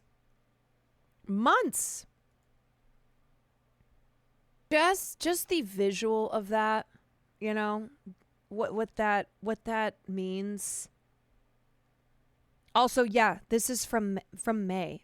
This is what I mean by how frustrating it is that they have sat on this footage for months. May was 7 months ago. And meanwhile, so many Palestinians, maybe the children who are in this footage are now dead, have been murdered with American bombs and with American dollars. That is what is so gross here, where, you know, it's like, I'm glad that you are finally showing this important footage and talking about the Palestinian genocide in the way that you have needed to talk about it for a long time now and have not. Where they come from, printed on the side. But anyway, I was going to say the image here of, like, these are U.S. bombs, and because Palestinians have nothing in Gaza, they're using the bombs, the casings, to prop up their shelters. Like the same bombs that have destroyed their homes, that have killed their family members, and they are using the casings to try and create a tent. And that's the other thing too, you know, when we talk about people in the Middle East who have known nothing of the United States but terror, but bombings, but death. When little kids grow up and they, you know, in their towns that have been destroyed, their family members who have been murdered, and they see United States of America, USA, on the bomb that destroyed their home, it is, it's any wonder that every single child is not radicalized against the U.S. Yeah, what's the word? Blowback. That imagine your only understanding of the USA is death and destruction. The USA? Oh, you mean the place that sends the bombs that kill my family and my friends and destroy my town? What's terrible is there are so many people who are complicit and yet will not face any consequences, right? American presidents are, to varying degrees, war criminals. And they, after they leave office, they have a very cushy retirement, right? They go make Netflix films. They go have speaking engagements. They are celebrities, and they get to enjoy their power and their wealth. And it's just terrible because from like top to bottom, there are so many individuals and institutions that are absolutely complicit, that have manufactured consent for crimes against humanity. You know, like every time you see, and there's an image in this, but I can't show it because it's a TOS violation, but you see like a little child, a baby, who was crushed under the rubble or who starved to death. And you think about every single person who was complicit in that, and how we'll be lucky if like one person faces any type of consequences for that, you know? It's into the war. The Deprogram guys have a pretty good running series on the war crimes of various presidents. Yeah. Let's just let that sit with us for a moment. Every single bomb that is dropped from an American-made plane. The USA has its stamp all over this genocide.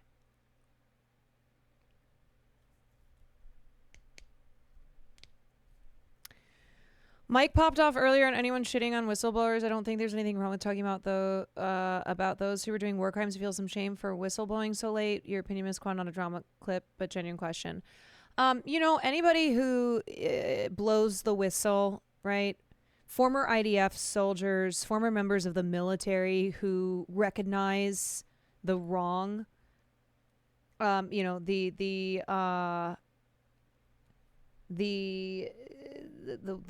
crimes that they committed in the false name of freedom, right? Those are people who I do believe that takes courage, and it doesn't excuse what they did. You know, it doesn't excuse how complicit they were, but without people like that, we are less informed. We are, you know, those are people that we need leading the charge. This isn't like whistleblowing per se. You know, I think this person is just talking about whistleblowers in general, but if you are complicit in American war crimes, whether that is you working for the State Department, whether you work for, a weapons manufacturer, whether you are a soldier who served, I believe that, I believe that like you are not absolved, but it's what you do once you realize the immorality of it, once you realize your complicity. And like I was watching some documentary the other day, and there was a former IDF soldier, and he was talking about his experience and how when he realized that he was one of the bad guys, when he woke up to it, that like he had to make amends for what he did, and he will be making amends for the rest. Yes, I'll be right there. He will be making amends for the rest of his life. And for those people, you know, it is hard to break away from the machine, and it does take courage to stand up and say that I did this and I'm ashamed and it was wrong, and I am going to speak out. I'm going to speak out against this, even if it means, you know, even if it means harm can come to me, even if it means that I lose my job or whatever. You know, a lot of times when we watch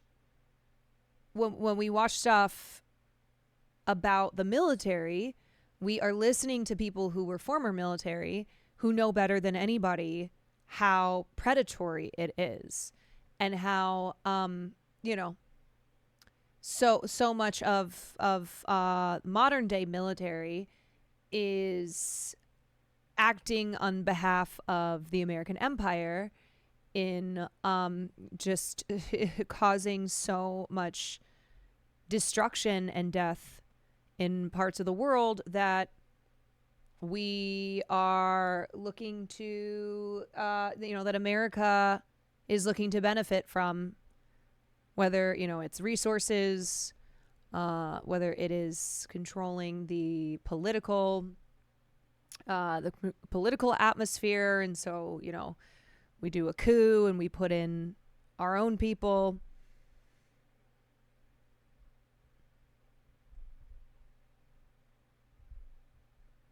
I think attacking whistleblowers discourages whistleblowing. Also, these people came forward a long time ago. I've done many interviews. It's just, right. Let me be clear. It's not the people who are in the 60 Minutes piece here.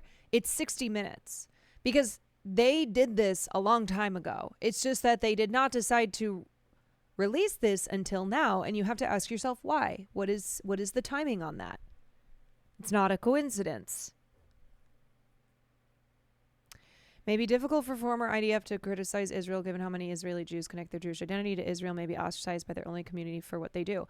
I have respect for Israelis and for Jewish people, especially ones who had a hand in either serving in the IDF, right? Physically enacting violence on the Palestinian people, or those who, were a part of the propaganda machine back in America, being on like college campuses, etc. But I have respect for those who have participated in that and recognize that it is wrong, that it is immoral, and then go the opposite, right? They rather than just like being neutral, like staying silent, they advocate for the other side being Palestinians. Okay, hold on. Just so you know, what is on the screen right now that I can't show you is the dead baby of the dead body of an infant baby. An infant baby that was killed because of the U.S. And it is disgusting. And I have, at this point, like, there is no sympathy. There is no empathy for people who refuse to accept that this is the reality, that this is the truth. I know propaganda runs deep, but like, you can see this with your own fucking eyes. And this is not something that you have to like now seek out on on publications that are not major publications. Like, this is 60 Minutes. You have this even though mainstream media has done a lot of damage in how they present the narrative and continuously still manufacture consent and are complicit largely, these are still images that like you can't deny, even if you still choose to believe that Israel has, that Israel is moral and that they were attacked first and they are defending themselves, blah, blah, blah. Like, this is an image of a dead baby, and there are so many babies who have died, so many children who have died.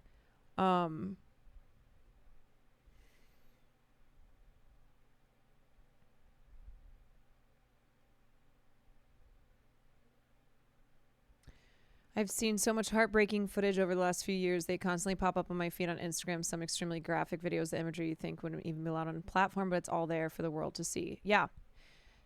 Yes. People are choosing not to see it. They're choosing not to believe it, right? And at this point, it's like that is intentional. And that is something that, I don't know. I hope for those who still rapturously defend Israel that I hope these images haunt them for the rest of their life. I hope that when history looks back, and it will not look back kindly, that they will have any semblance whatsoever of they will have any semblance of the fact that they were on the wrong side, and it is just evil.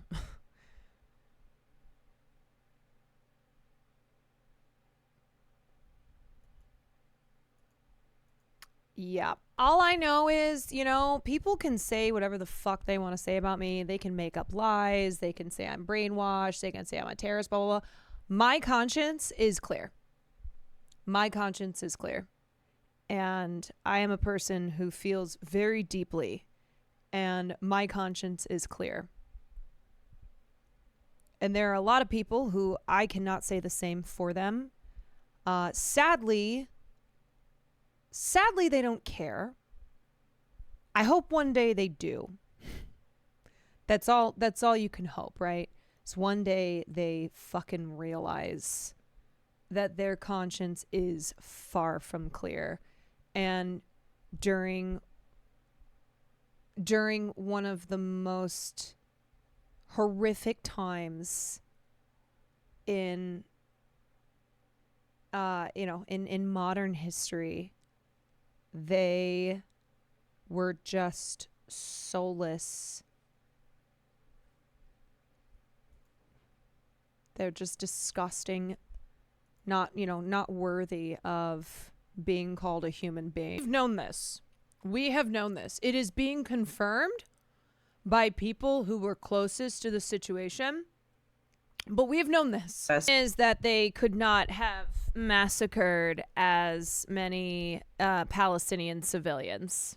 That's what that fire, if it's not obvious. One, I think it's to make Biden look bad on his way out, to just, a final Joe Biden is a failure.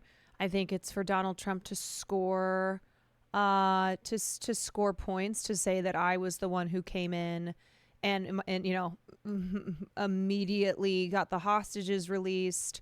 I think it is to clear this issue off of the table so that they can focus on other major elements of the agenda. Yeah, I think there's a lot of reasons that have nothing to do with Trump being an actual humanitarian. And who's intensely... No,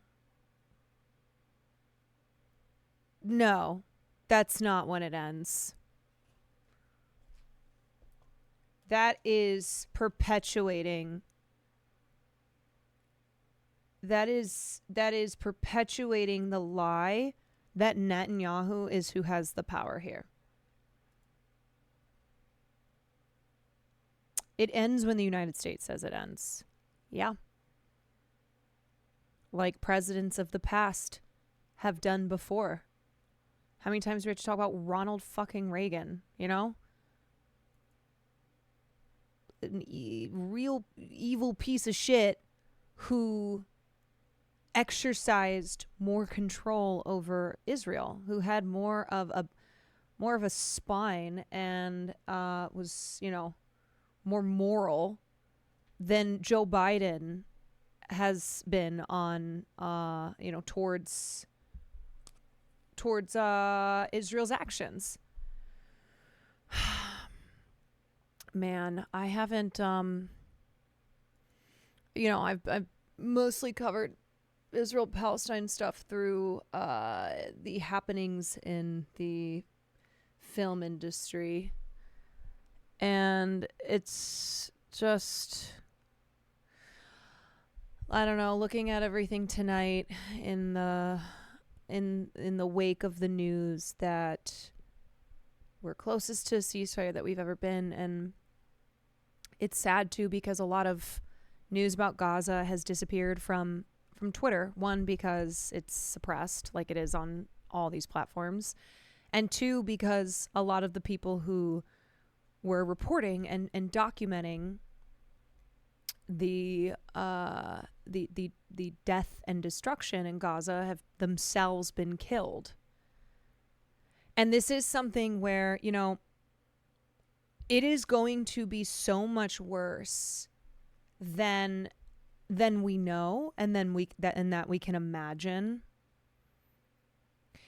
There are still stories about the Holocaust and World War II, and, you know, as much documentation and as much as it has been shown in the media, there are still horrors that we don't know about. And this goes for all major all major events in history that are just filled with bloodshed and violence, and the stories of people who have died and people who have survived that will take years and years to be recognized. And even still, you know, we won't know all the stories. I'm honestly dreading all the libs in my life who will suddenly start talking about it like they hadn't denied the whole thing for the last 2 years. I know it's petty, but I'm dreading it so much. Oh, I mean, people have already engaged in revisionism, right? Like, this is still going on, and there are people who are pretending like they were not that they were not on the wrong side.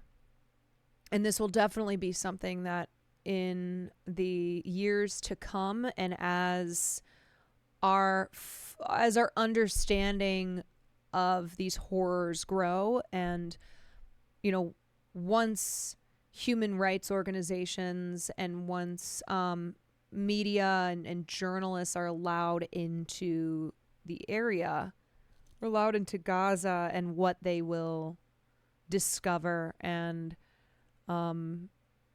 just how much there still is yet to know. We're going to see more and more of that revisionism, and more people who are going to pretend that they weren't ever championing genocide. And the AP's already trying to shoot bail for the genocidal freaks in the IDF. That's why I really respect people who have been collecting the receipts since October 7th, right? There are a number of dedicated individuals and accounts who have truly been collecting receipts, so that when the time comes, when the day comes that these monsters try and pretend as if they were anything other than cheerleaders for genocide, that we'll be able to look back and be like, this you? This you?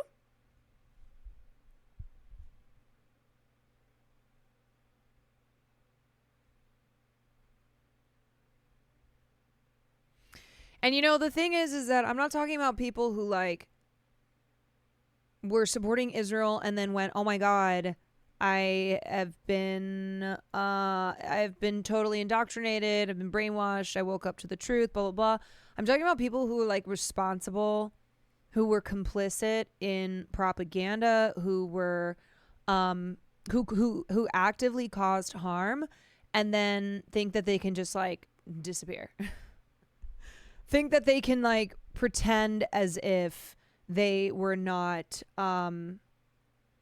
that they were not manufacturing consent, and that they did not cause damage and harm.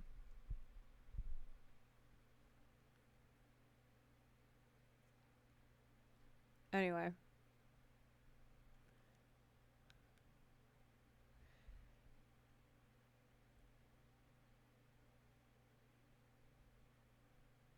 People who last year called it mowing the grass, suddenly calling it genocide. I just can't with them. Yeah, I think that's another thing though, where it's like, even if you were resistant to believing it was a genocide, using like saying things like mowing the grass, or using any other type of language that was just so gross and so brutal. And those are people, they're like, there's no switching there, right? The people who I think have come around are ones who were like, well, wait, isn't Israel defending itself? This is what I've always been told. Well, I've thought history began on 10/7. Well, isn't Hamas a group of people who hate Jews, and that's why they attacked them? And then when they learn new information, when they are offered a perspective that's not the perspective of the Israeli state, then they go, wow, there's a lot that I didn't know. There's a lot that has been kept from me, that has been distorted.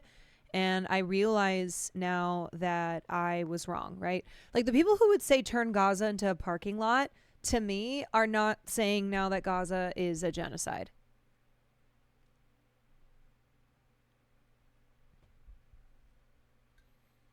The post-election can't wait to see Gaza turn into a parking lot from the libs was insane. Yeah.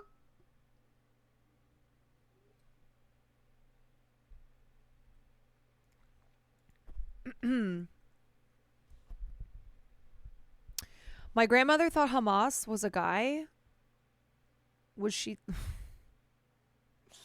She's like, is that your boyfriend? You're like, Grandma, what? Grandmother thought Hamas was a guy. Just some guy. Just some guy. Yeah. I think a good documentary that shows how deep the indoctrination goes, especially in America, because Israel relies on American Jews to be to be advocates for Israel. It's why they do free birthright trips. It's why they encourage them to come over and to get citizenship and say, this is your land, this is your home, all this is yours. Israelism is a documentary that was made by a woman who grew up being incredibly indoctrinated to believing that Israel was hers by right, and was a soldier. Hi TT boy, was a soldier for the Israeli propaganda machine. And then the first time that she was at, it was some town hall in college, and Palestinian students were speaking, and they were talking about occupation and apartheid, and she's like, they were using words that I'd never heard before. She's like, I've never heard these words before. What is this? What are they talking about? And it caused her to look deeper and be like, I don't know what all these people are talking about, because I was not raised hearing this at all. And so as she embarked on this educational journey, it helped to dismantle her Zionism, which was thrust upon her at such a young age, right? There's no choice in it. It's like any other political identity, that when you are a child, that is forced upon you by the adults in your life. Whether that is, we're Catholic and we're going to Catholic church, or, we are Zionist, we are nationalistic, and these are the things that we believe, and this is what your job is, yada, yada, yada. She also took the questions back to her pro-Israel peers, and they had no adequate answers. Exactly. And so she goes on this real journey, and it also features this guy who was a former IDF and now is a part of Breaking the Silence, which is a group of ex-IDF soldiers who realized that what they were doing was wrong and that they were not defending anything because they were the oppressors. So I think that's a good documentary it's a good starter documentary, and it's also good for anybody who's like trying to understand how deep the propaganda goes. I don't think that it like gets fully into how dangerously propagandized they are. Like there's things that the documentary doesn't get into, but it explains enough. It shows you enough. Like you really get the idea. You're like, oh, okay. Yeah, this is cult behavior. It is. It's indoctrination. And it's hard to pull yourself out of. It's hard to pull yourself out of because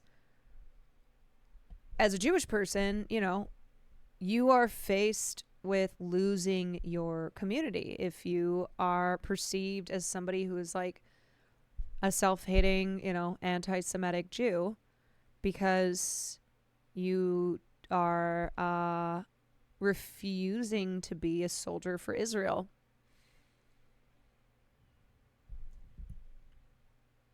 Text in Kami, thank you for the Prime. Close friend of mine has been living in Israel for months and keeps extending her stay because she loves it here so much. She's a full-on Zionist, is friends with settlers, has volunteered with the IDF. I don't really speak to her anymore because she disgusts me. What's tough with me is that I've had quite a few people who are like, yeah, I don't really understand, but also, and then we'll just like repeat a couple lines of propaganda. And I'm like, why don't you watch this fucking documentary? Why don't you do this work? Right? I am not somebody who needs to engage with this because I have to learn. You are the type of person who you should be watching something like this because you don't know anything about this and you have no interest in learning about this. You're perfectly this is what blows my mind. People who are perfectly fine with being like, yeah, I actually don't really know much about this, but I'm going to repeat these things that I've heard. This is not some obscure issue. This is not something that it's like, oh, it's happening over there. Like, if you live in the United States of America, your country is doing this. It was a major issue during the last election. And you can't be bothered to do any research here to try to educate yourself at all? Still? Do you not are you not curious at all when people are saying like this is a genocide? When people are saying Israel's an apartheid regime? When they're talking about a military occupation, do you not care that you don't know what that means at all? In 2025, when there's protests, the biggest protests since the Vietnam War, and that has no interest to you to see at all. Like, hey, what's this about? We're not saying, we're not even demanding that you be at these protests. Just like even fucking know what's going on. Yeah, but those things would make them feel bad, and people are allergic to discomfort for growth. Right. But yet they will still have an opinion even when they say, well, truth be told, I don't really know that much about it. And their opinion will always be that of the, that is mainstream. So, of course, someone who's like, I don't know much about it, but I'm against terrorism and I support Israel because the U.S. supports Israel. I'm like, fucking.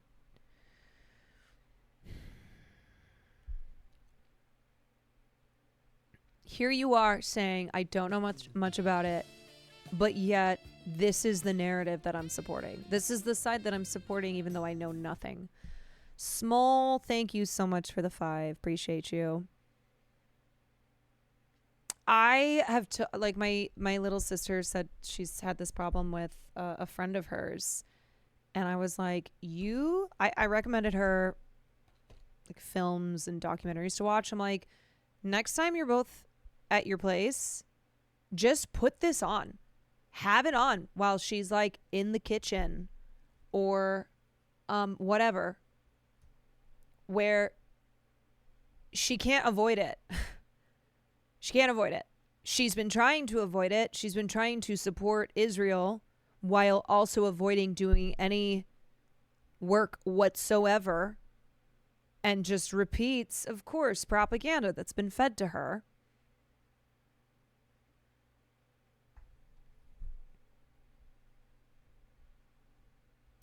I just, in general, y'all, in general, this is something that I am so... It's something that I feel like I'll never understand when you have one of the most pressing issues of the day, one that dominated American politics, one that you can't like throw a stone without coming up against this issue, and like whatever it is, right? And yet there is no curiosity at all. There is no desire to learn anything about it. Anything. I'm not saying you have to become a fucking expert, but like simply being such an incurious person that you are perfectly fine not actually forming opinions for your educated opinions for yourself.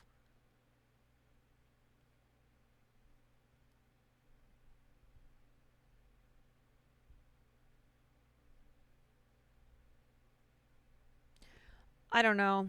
I just am like,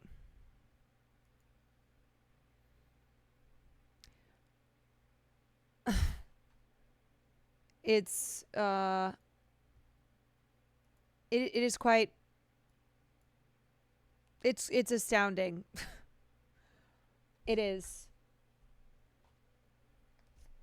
And I guess ignorance really is bliss. I don't know.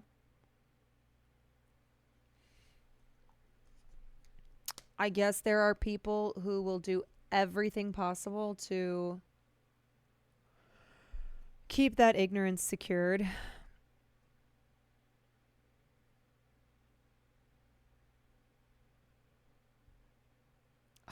Anyway.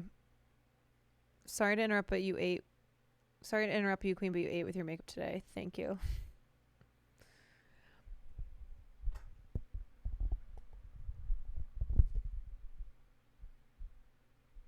I don't know, man. It really is one of those things that I look at a lot of people in my life who are educated, who say that they're people who care about things. And I'm like, you have not in the last 15 months put an ounce of effort into forming an opinion on this issue that has been dominating the news and our politics.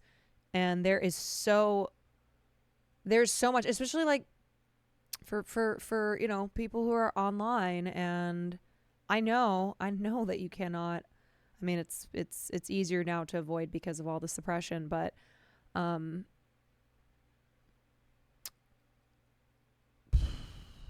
man, I actually find the lack of empathy astonishing. I think it's like, I think it, for me, it is the lack of curiosity, because it's the lack of empathy is almost a secondary thing, where it's like, okay, you find out and then you don't give a shit.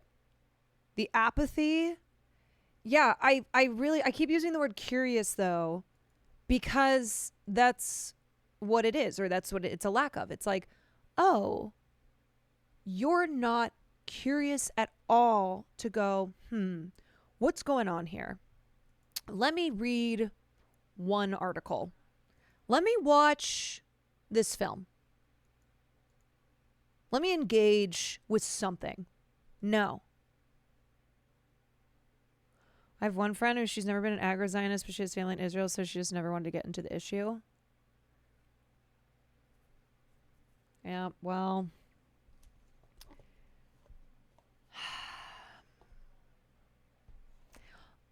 Again, history will not judge us kindly. History will not judge us kindly. This time in our history, we're going to look back. They're going to write about it. Future generations will look at this, and it will be so clear. It will be so clear what the moral, the moral side was.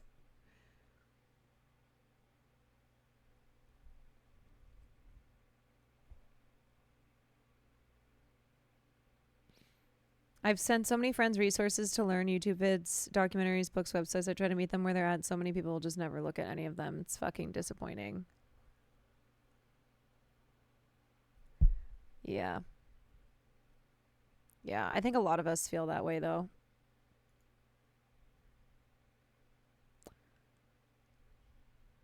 I have a friend who refuses to listen to anything that will make her feel sad. Oh. Well, she's like, no, it's gotta just be good vibes all the time. Man.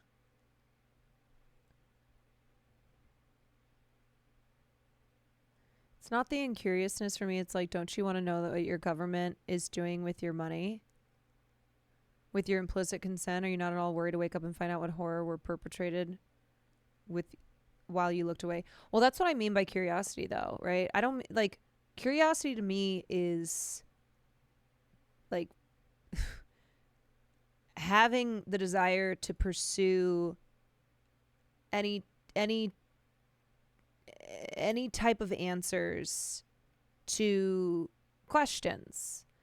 And when you see people saying like, my taxpayer dollars are murdering children, don't you go, wait, that's my taxpayer dollars. What does that mean?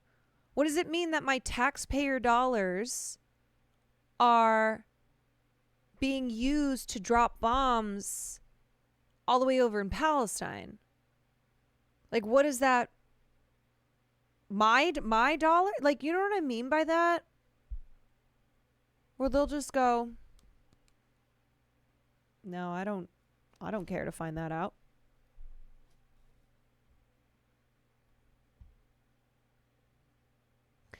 Anyway, it's not to say that you have to know everything about everything. I don't know everything. I don't know everything. There are things that I don't know about. But I will always be a person who's like, if I don't know something and it's like a huge thing, right? And it's something that everybody is talking about, seems to be talking about. It's something that's driving our politics, driving conversation in society, driving mass protests, you know? Like all of these major things that are happening. It's like, maybe I should learn something about this.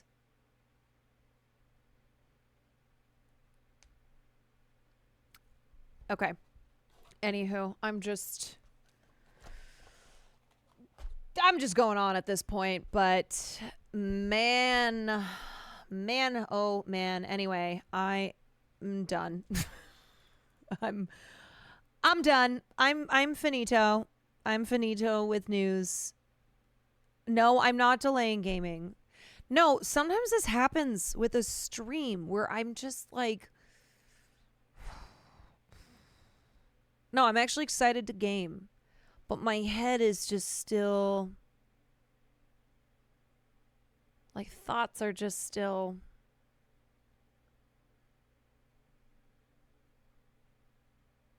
You know, I always feel like I have one last thing to say. Like, I just don't feel like... Like, I'm done covering the news, but I'm just, I don't know. It's like an until next time, I think. The brain won't stop braining. Yeah, I think it is just this feeling around Israel and Palestine where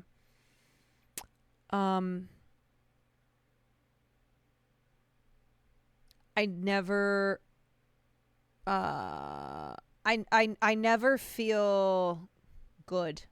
Like it's not a like whenever we talk about it it does just feel like the brain doesn't stop braining. I never stop thinking about Gaza. Like, it's always there. I get it.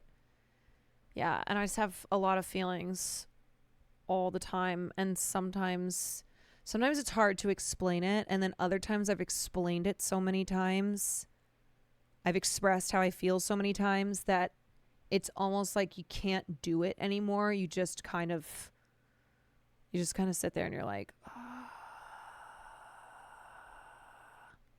you know?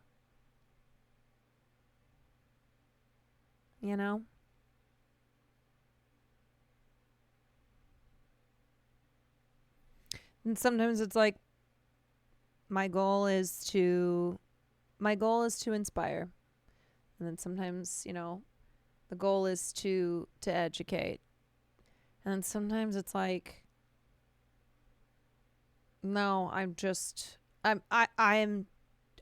in my feelings, and there is no turning this into anything else other than just shaking my head.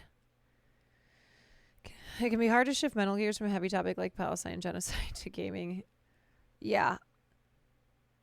Yeah, it's the gears shifting too, where I'm like, okay, I'm moving on from this, but there is no moving on from it. There hasn't been moving on from it. Your coverage on the incarcerated firefighters was absolutely incredible. Thank you. I appreciate that.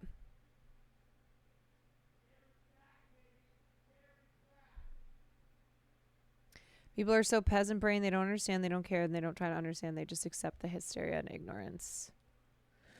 Yeah, it's very hard for me to accept that. It's very difficult for me to accept that. I can't accept that. Tara, thank you for the, I never know. Thank you for the 15 months. Apricot, thank you for the 27 months. Okay. Y'all.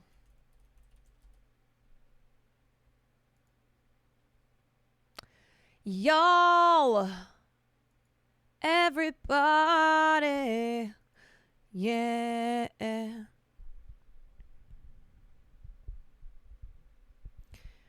It's almost 2 years of fighting and covering Palestine. We're all fatigued. We're just trying to combat narratives that might pop off of this. Yeah, it's also when, like, I don't know.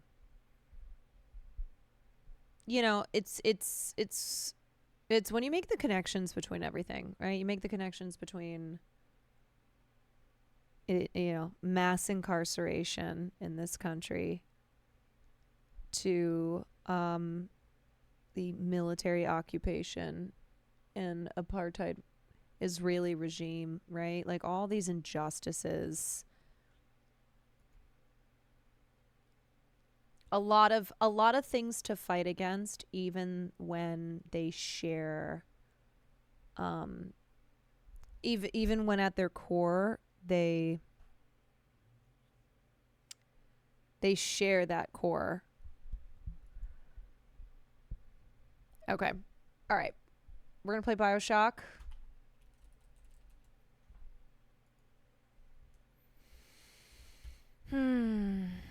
The other thing too is that I haven't been able to do like award season coverage because my city's on fire, and so I haven't been able to distract myself as much by talking about movies. I feel like I was on a roll. I feel like I was on a roll.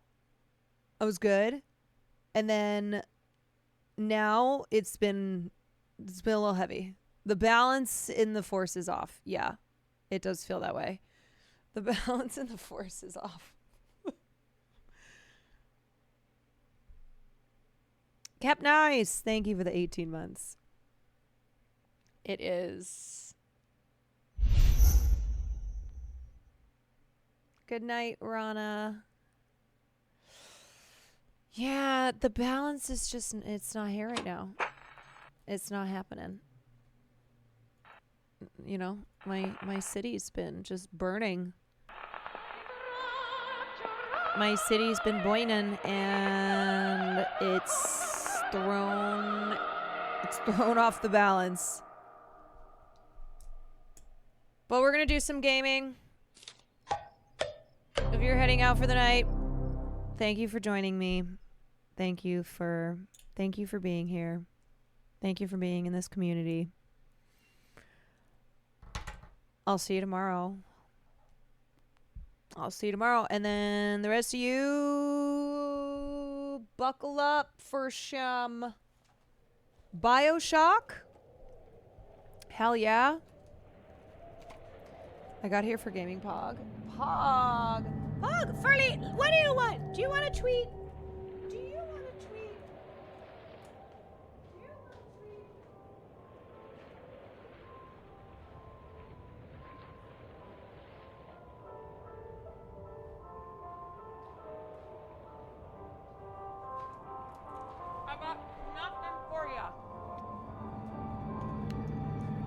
I got nothing for ya. Okay. Will we finish this before Japan? I don't know. How much time do we have left?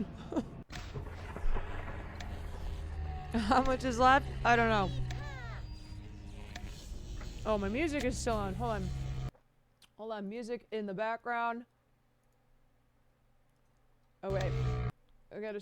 Oh, shit. Oh, shit. Okay, I gotta fix that. You think two more streams? No way. The end comes at you fast. Man, why does that feel like a metaphor for life?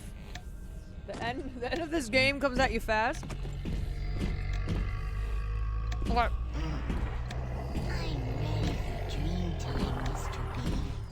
Lock him.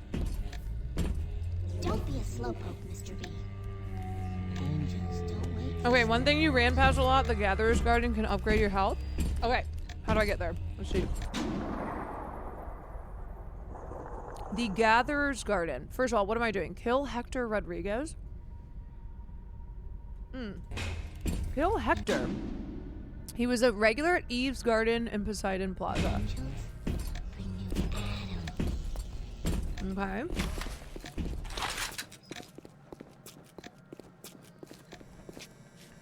Everybody. Yeah.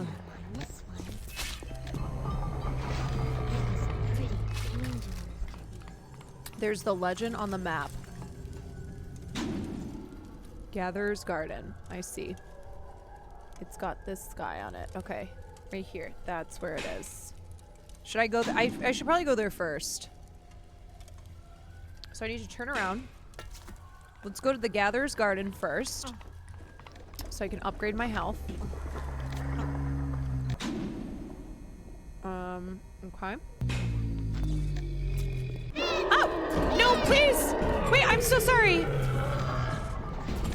I didn't mean to. I didn't mean to piss you off.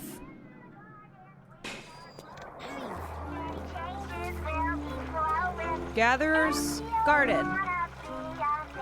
Okay. Health upgrade.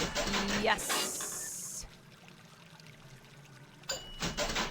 Nice. Okay, anything else? Get plasmid slots. Plasmid slot. $100? Oh, that's expensive! Oh my god, I'm gonna have to gamble some more. Throw objects at foes. You can even catch grenades and throw them back. Okay.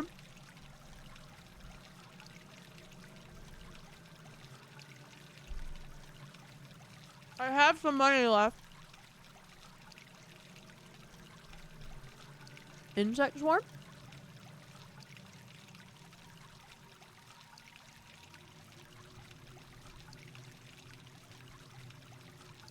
Anything else here? Plasmids use less Eve. What's an insect swarm? Is that good? A more dangerous? Wait, I don't want that, right? Each level is a separate slot. Okay, I'm gonna save. I'm gonna save my money until I get to the next. Oh my god, please leave me alone. I don't want any trouble from you. I'm not looking for any trouble.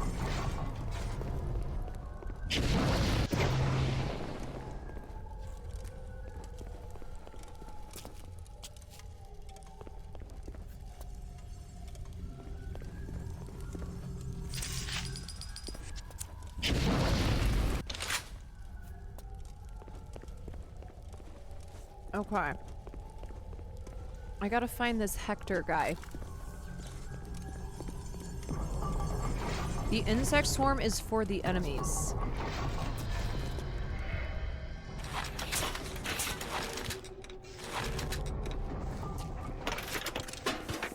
Alright. Oh, Where you God. going, honey? Come here and say that to my Ew! face, slimy bastard. Did I get it?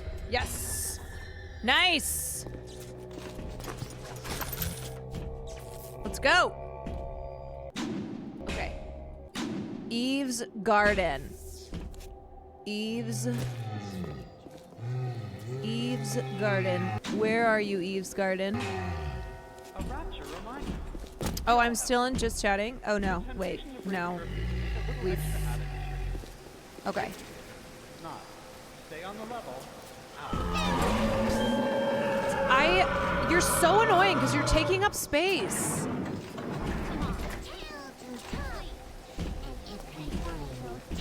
I don't want any trouble, but you are like daddy spreading.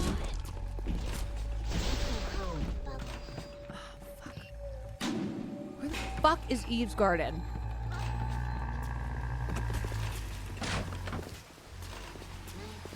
Oh, here it is. Here it is. Down here.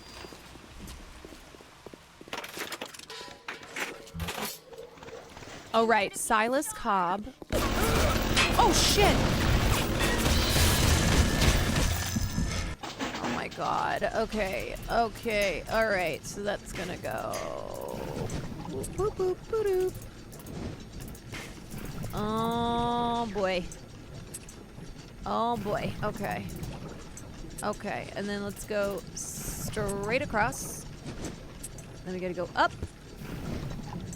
And up, and then I'm going across. Yes.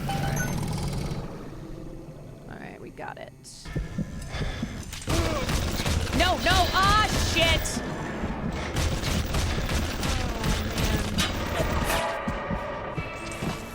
Oh, man. No.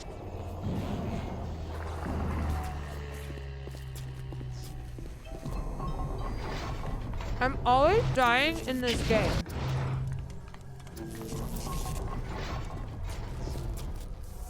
Always dying.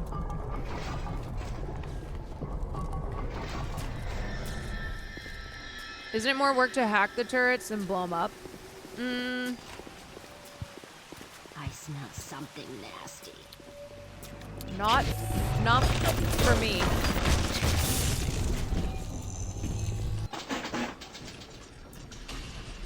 I'm an expert hacker. shit balls. Okay.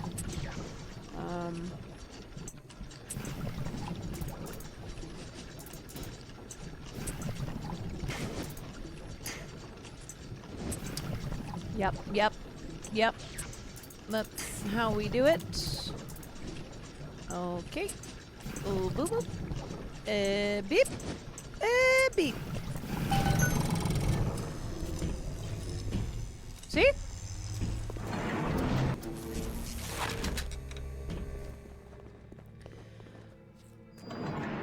That's how it's done.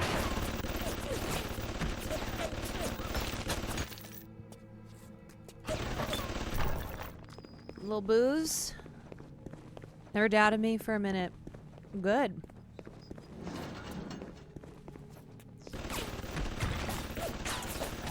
See, and then my bots, they go cray cray.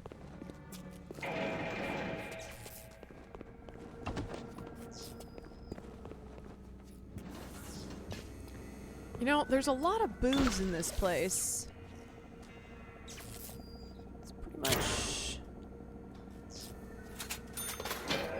It's pretty much just all booze. I'm gonna buy a first aid kit. Oh no, I'm like broke again. I'm sad.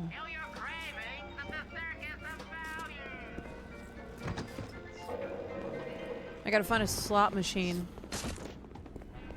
Well, if it isn't the long-lost Andrew Ryan. Come here, Tiger.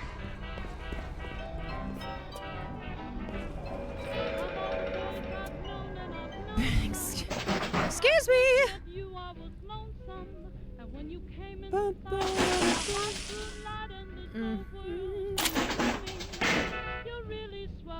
Heat-seeking RPGs. Okay.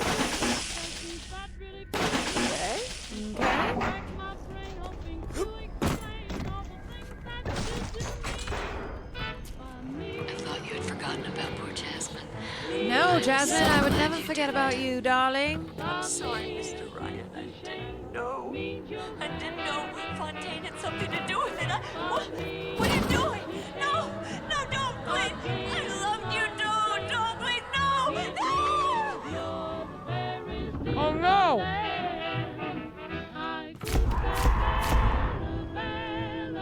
Oh no!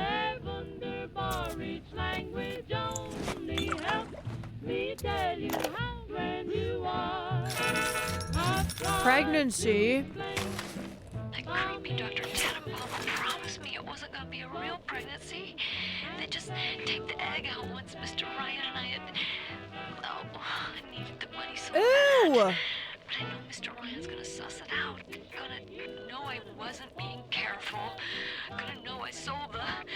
Mr. Ryan's going to be so mad at me. Oh, poor Jasmine. Alright, let's hack this. Hackerman time.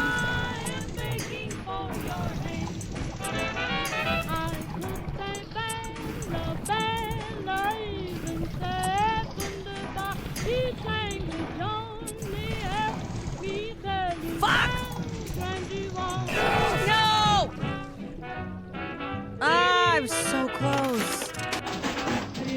Oh my god, we were so almost in. Okay, boom. Oh. Ah! Shit! Oh no! Oh no! Oh, we're screwed. Oh, we're in trouble. We're in trouble.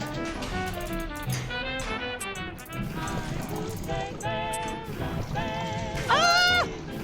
Oh no, it's so hard. We were almost there. Okay, it's just so fast. Oh no. Oh no.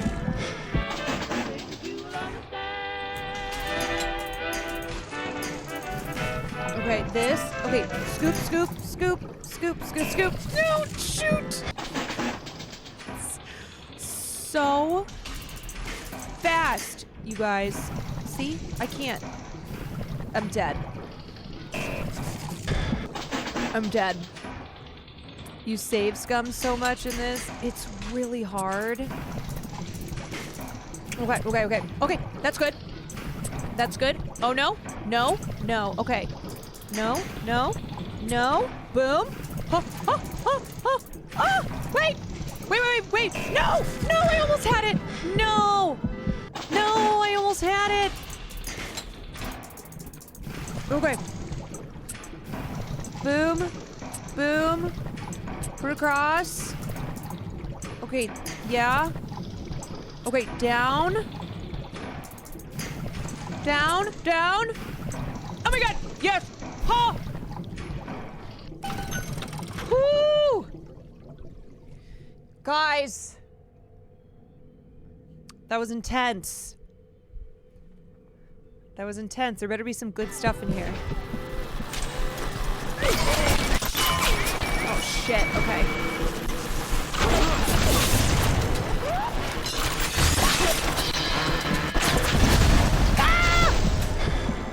See? I killed myself. This is why it's easier for me to try to hack. Because I accidentally killed myself.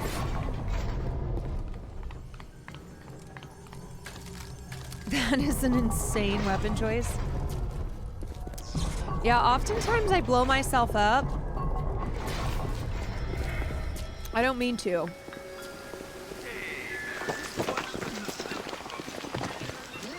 Why are you changing weapons with scroll wheel? Because I don't know how else to change it.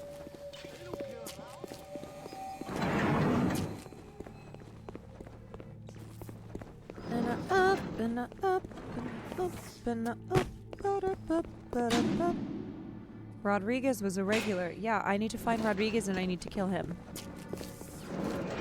Who is he?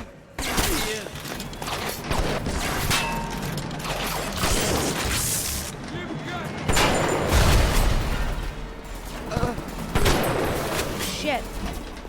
Come back here, you bastard! Come back here! Come back here, you son of a bitch!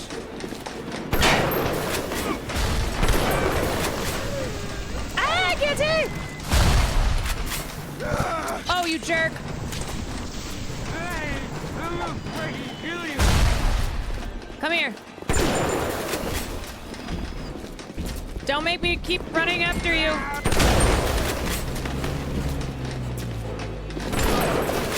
Alright, he's almost dead. He's almost dead.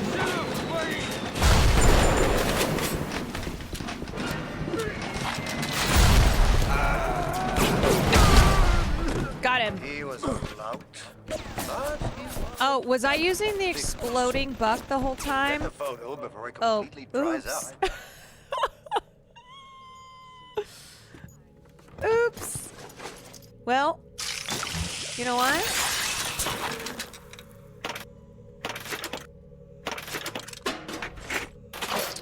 You know, that's okay. We'll just, whatever it takes. Whatever it takes to get the win. Oh, I gotta use my camera. Yes. Take a picture. Oh, that looks bad, but okay.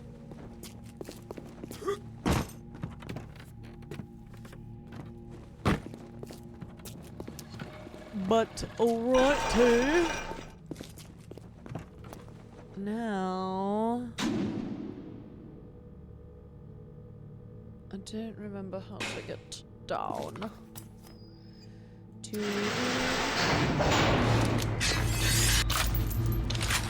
I don't know if that's gonna be faster for me. I gotta be honest. Do everything burn, burn.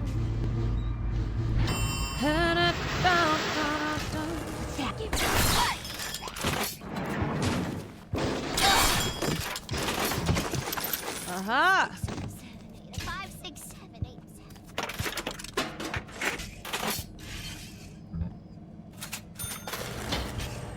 about someone. Woo! God, the crossbow is so sick. I don't remember though where's the thing that I gotta do, put the picture on? How do I get there again? Wicked. Oh shit. Do I have enough money? Do I have shutdown? It's upstairs.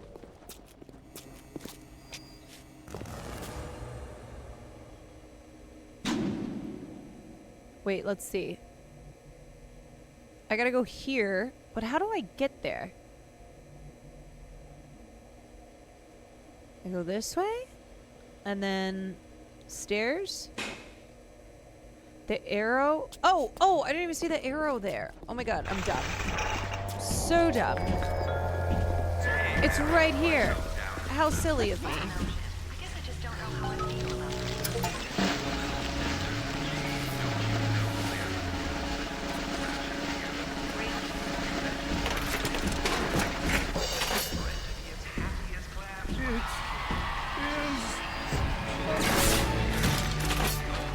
Who's that?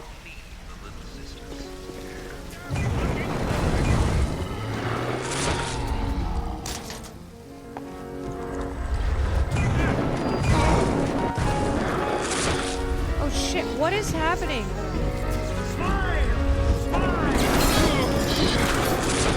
Oh, this motherfucker.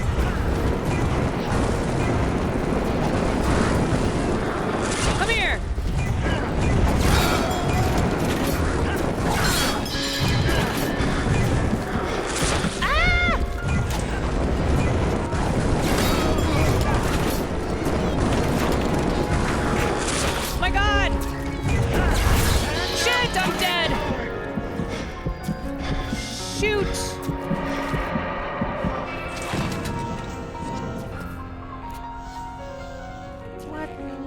The hell?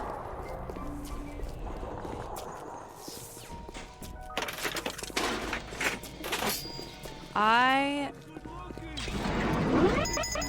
fuck me. I am so sick of those. I didn't mean to hurt anyone.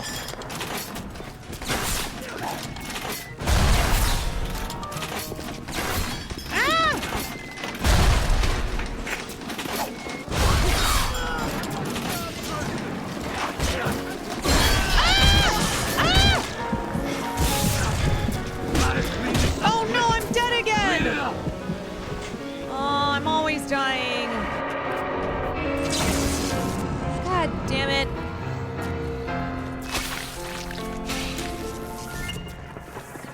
But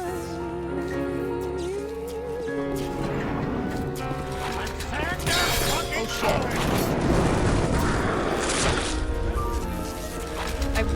This guy is so annoying. Where is he?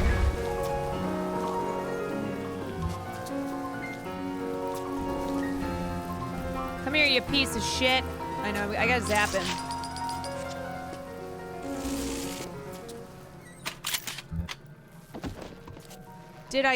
Where is he?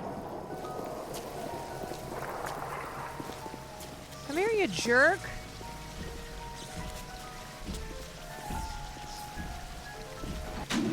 No active goal?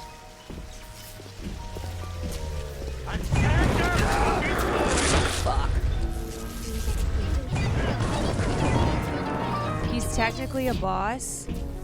God, he's so annoying though.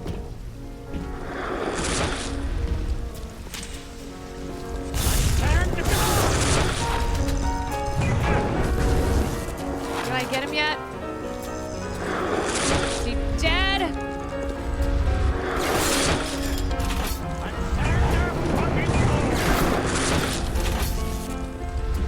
Come on, you stupid.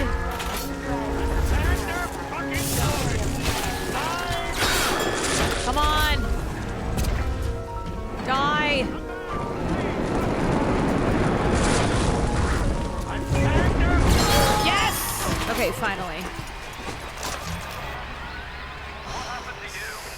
So annoying. I've been trying to raise you for a dog's age. Never mind. Would you Gorgeous kindly leg it rug. over to the Gorgeous. sphere and get on down to Hephaestus?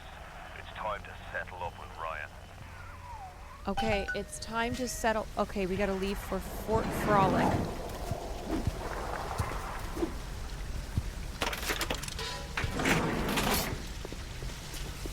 I need some money.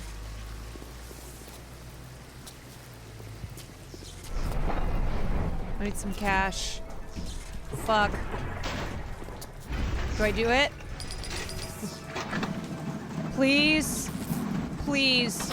Shit. One more?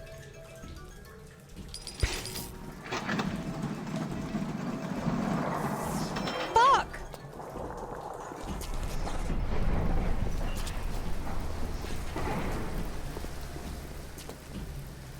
Is this money? Is this money? Please. $69.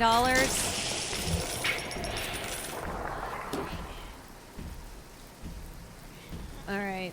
Well, I guess that's pretty nice.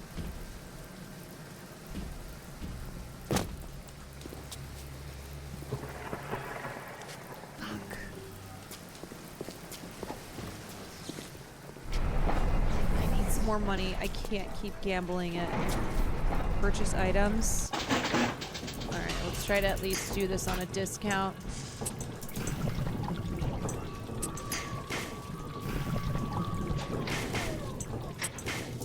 Oh, shit. Oh, no. I'm dying. Okay, boom. Shoot. Oh, I don't have it. My brain is dying. Okay, okay. Come on, come on. There we go. There we go. There. There. Boom. Boom. Okay. Yeah. Yeah. Yeah, yeah, yeah. Fucking hell. Okay. Curve. Curve. Yes. Curve. We're good. We're good. Okay. I didn't think I was going to make that first. Okay, first aid kit. Let's do some buck. Some buckshot. Okay, I'm broke again. Damn. I'm always broke. It's sad.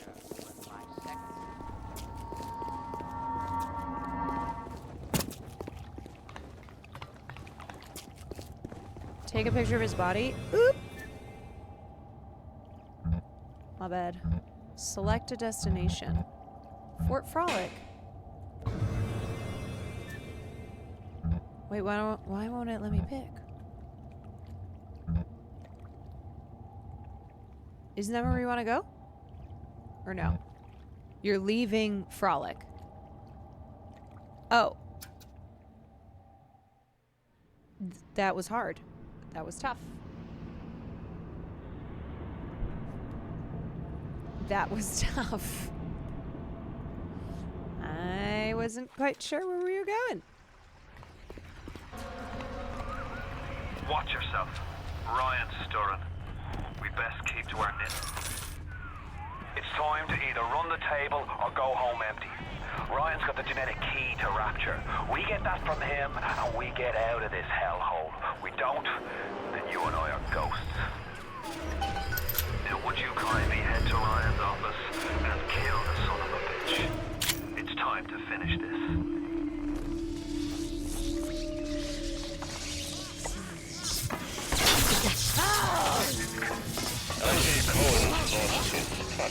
Why is she not dying?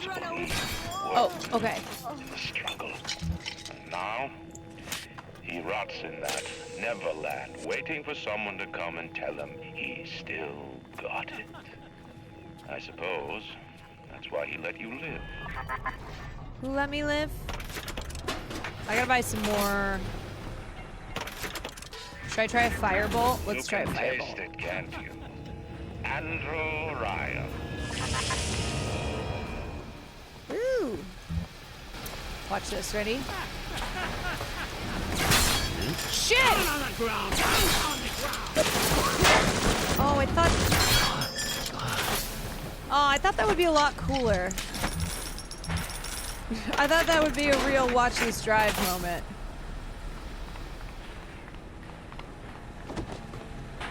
I guess not.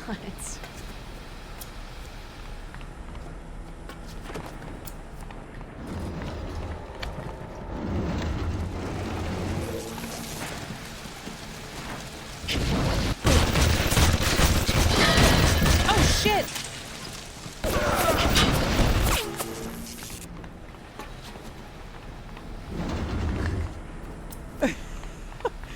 I don't know.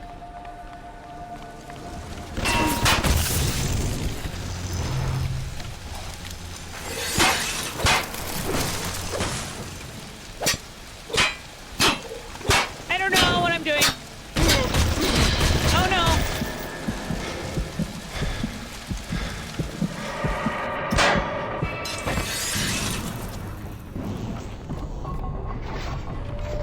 I thought maybe that would work. I thought that would be good. I thought that would save weapon bullets.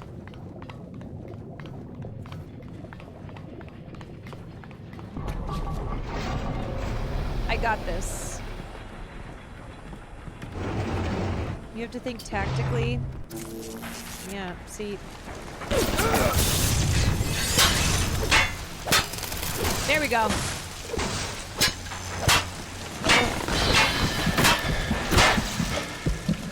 Oh my god. Oh, Jesus. Oh, Christ.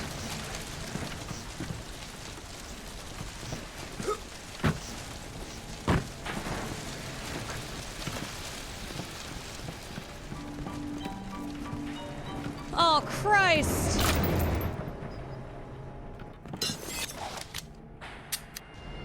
You are wounded. I'll be fine. How do I like this game? It's pretty awesome. Pretty.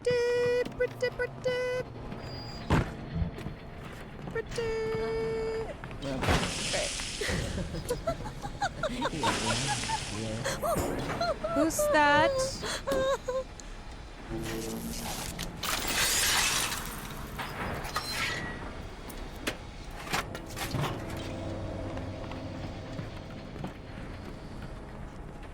I'm just gonna get this ready in case I need it.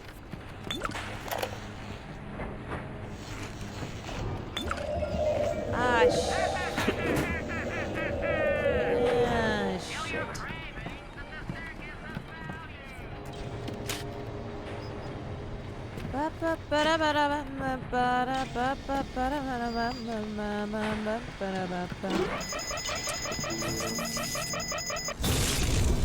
Okay. Ready? A worm looks up and sees the face of God. No. It's a regular convention of worms in here. They all had mothers, fathers. Oh people no! loved them, they got married, terrified. What makes you think you're any different? I haven't chosen the spot for you on the wall yet. Let me know. Oh, I'm just gonna search these corpses real fast. Oh no, it's so sad. Oh no, it's so brutal. I had to go jungle style with that filthy ape for 3 weeks, but he finally spilled the beans on how to get to Andrew Ryan. Generate a sympathetic overload in harmonic number 3. That's simple. Now all I gotta do is figure out what the hell a sympathetic overload is, and for that matter, a harmonic core number 3. Hello. Piece of cake for an electrical engineer. Too bad I designed ladies' shoes. Gonna go see the grease monkeys left alive in heat loss monitoring. Oh. See what I can shake out of their trees. Did you see the trailer for the new game for the BioShock creator? All parasites who ever tried to walk Not in stolen yet. shoes. I'd explain the science that renders what you're trying to do impossible, but Oh, that what is would be like this? playing Mozart for a tree frog. What is? Oh no!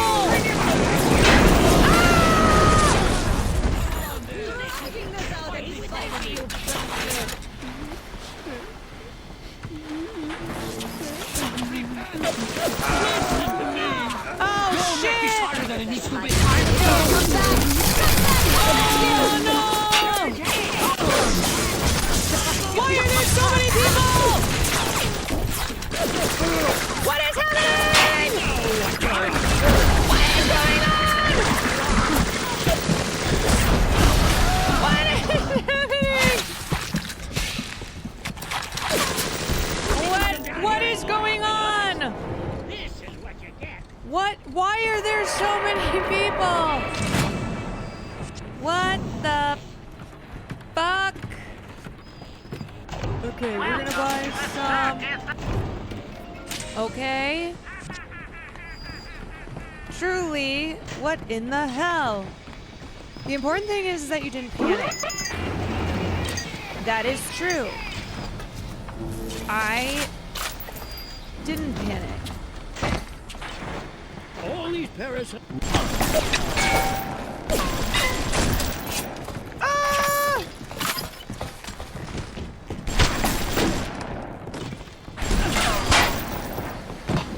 Why am I chasing after this guy? Rapture is coming back to I don't life. know. Even now, can't you hear the breath returning to her lungs? The shops reopening, the schools humming with the thoughts of young We minds. got a runner. My city will live. My city will thrive. And when that day Wow, where did all these people suddenly come use your from? tombstone for pavement tiles.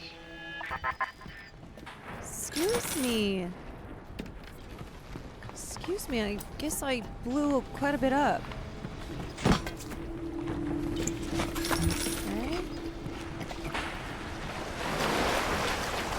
Excuse me. Brass tube, okay.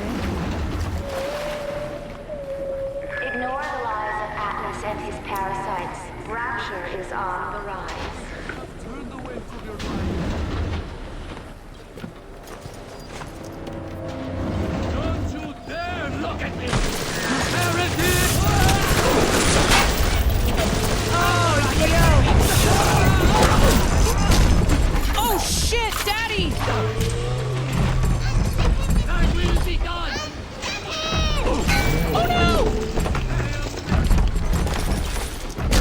Oh, my God! Don't do that to me. Don't do that to me.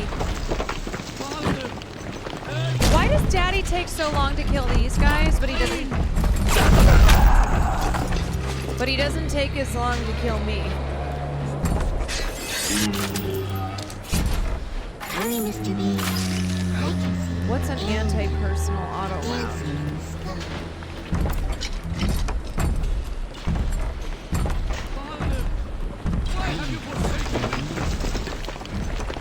T-Blues, thank you for the tier 1. Go through the fastest core, follow signs into heat loss monitoring. Someone may have left an interesting diary behind. I've turned away from your life. Excuse me, little girl. No, I don't want you, little girl. Lily Poppy.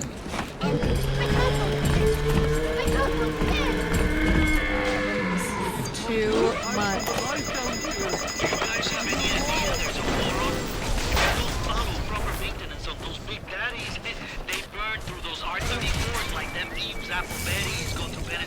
I've got Atlas's goons hitting us non-stop and 2 death mechanics just this week. We need to control costs. See, I don't even know how to blow these bad boys up.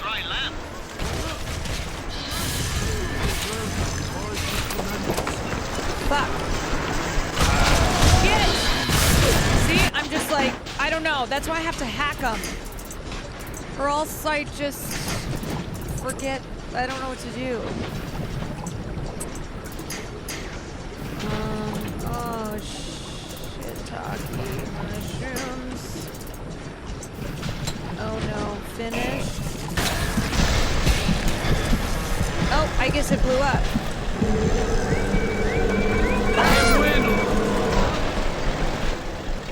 Everybody just killing me all the time. Juggerblob, thank you so much for the 1,000 bits, mate. No gods or kings, only man.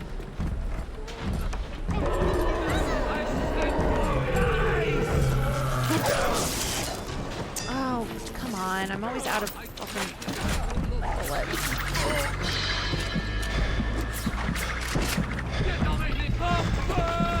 Come here. Always dying. Ah, come on. Shit. There's only one of me. It's not fair. Hold it!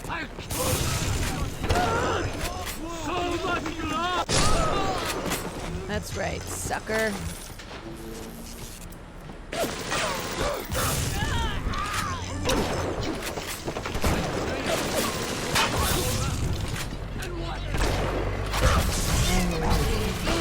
Oh no! You guys, is it normal to die 1,000 times? Oh no! Daddy! Stop!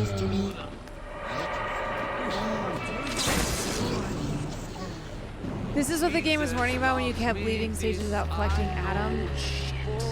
I'm too weak. Is that what it is?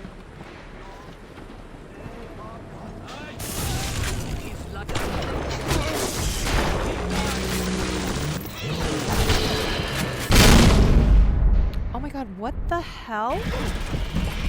No, stop it! No! Lord have mercy on your soul! Oh my god, okay, you know what? I'm just gonna have to do this. Why is he moving like a psycho?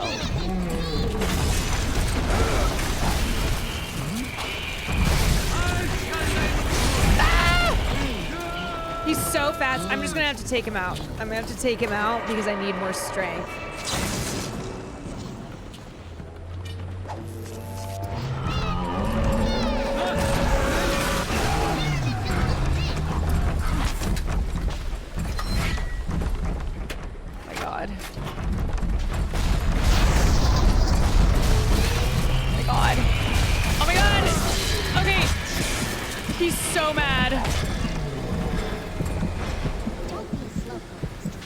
Wait, am I blowing myself up? I can't tell. Where is he?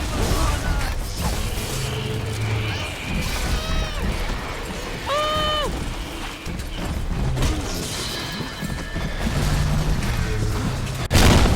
Ah! Okay, one more hit. One more hit. One more hit.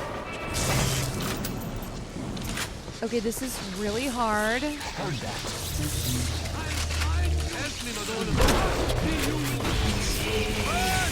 Wait, why do I keep going like blurry?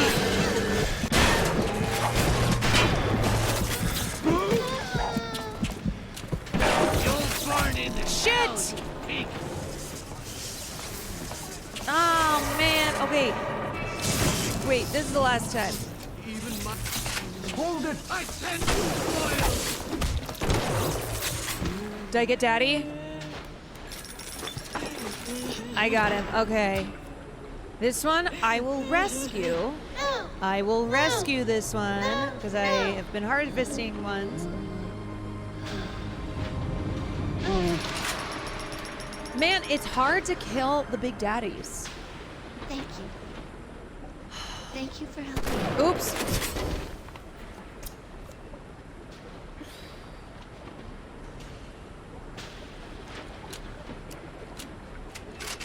Oops. Kill every big daddy you see from now on. You need more Adam from Little Sisters. You shouldn't be dying this much. Okay. Look at all this shit everywhere.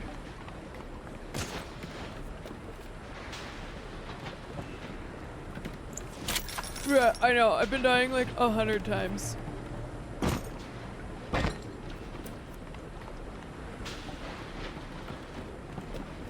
You can freeze them?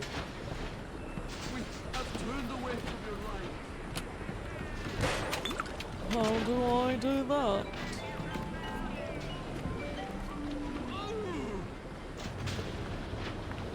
Oh!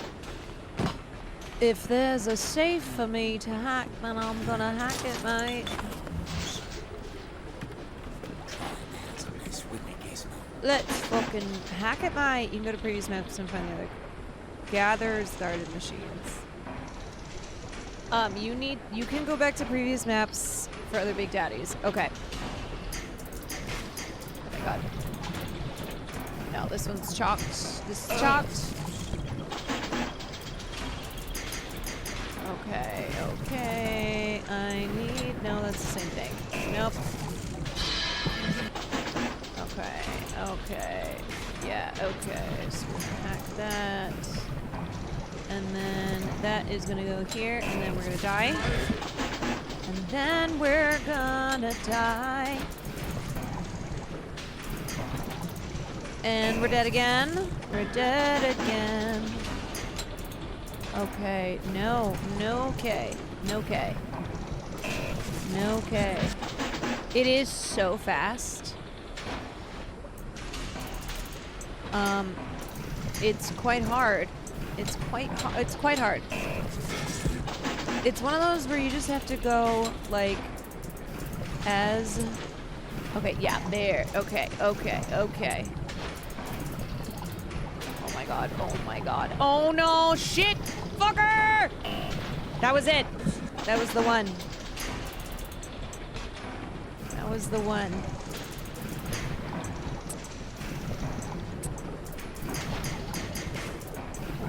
Oh my god, Caroline. Caroline! No! No! I really want whatever is in this stupid safe. No, that's fucked. Okay, that is gonna go down. I need one. I need one. Nope, that's gonna blow up. Boom. Oh my god.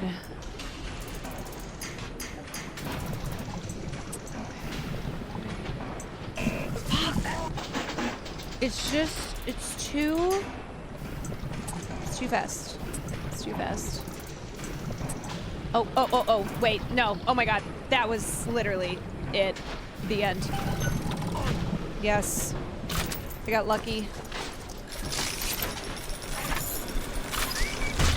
Oh! Those bastards! Hit me while I'm down. Hit me as my back is turned. Those sons of bitches.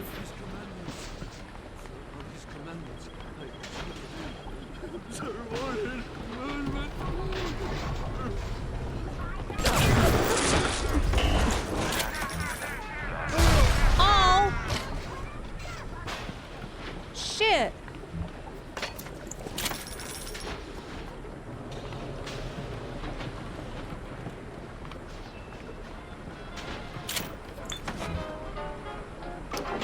Weapon upgrade. Yes. Crossbow damage increase. Let's go. Legit salvage, thank you. Doo-doo.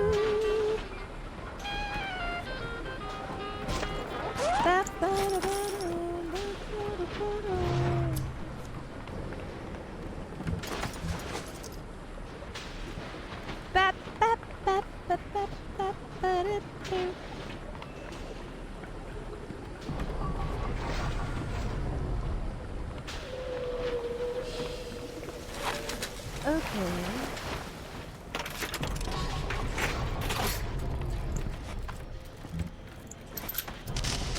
Oh no!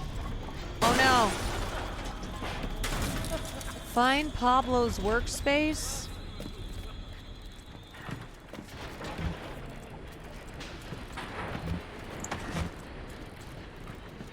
Who the hell is Pablo?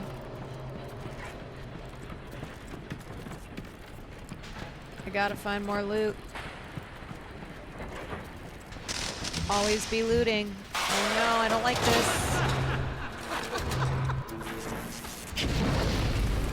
Always be looting. This way.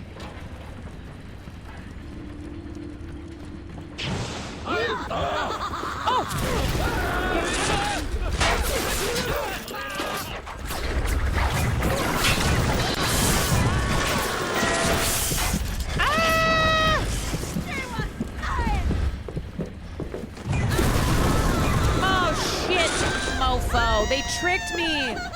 They tricked me. They pretended to be dead. Oh no. This sucks. I have to keep starting all over because I keep dying. I keep dying. I can't stop dying. I can't stop dying. Loot upgrades. Hey. Little tricksters. God.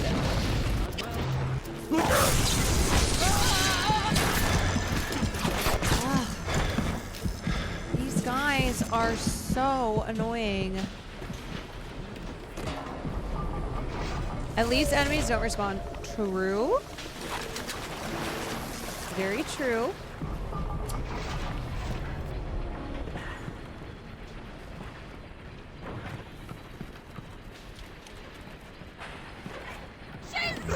Oh! Are you afraid of Imagine the will it took to create a place like this. And what have I you? want to try doing Nothing. a trap roll. Loot, break. I don't know what that does. You're just a termite adversary. Oh, I died! Oh no. Oh no. Oh. Excuse me.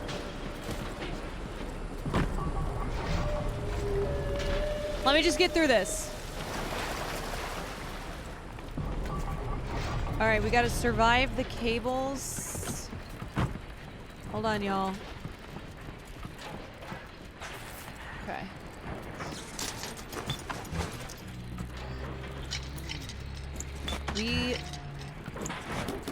We're gonna get through this, and then I'm gonna go here, and then I'm gonna go over here.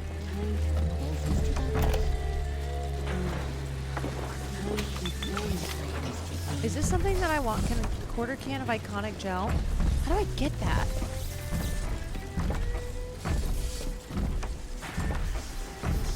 And like, oh, here. Oh, some supplies under the stairs. Sneaky.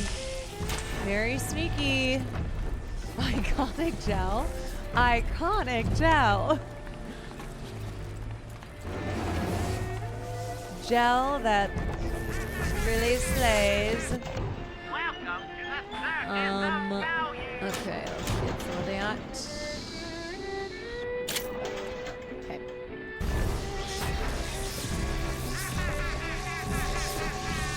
Oh.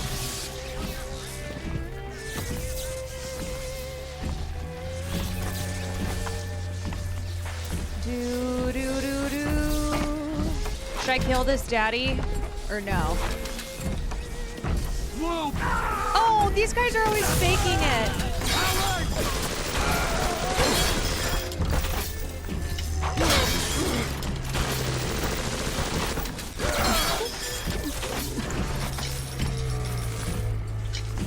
Should I get...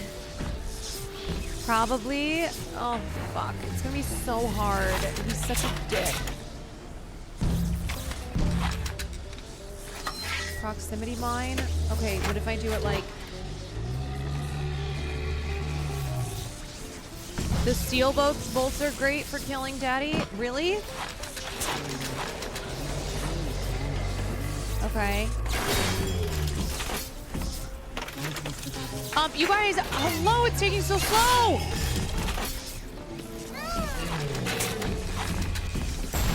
Ah!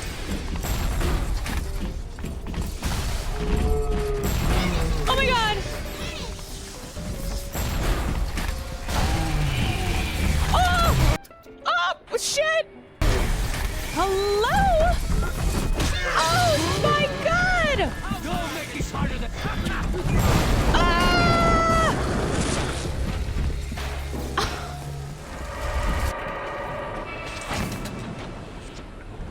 Alright, was that good? I don't know. Is this the same Daddy?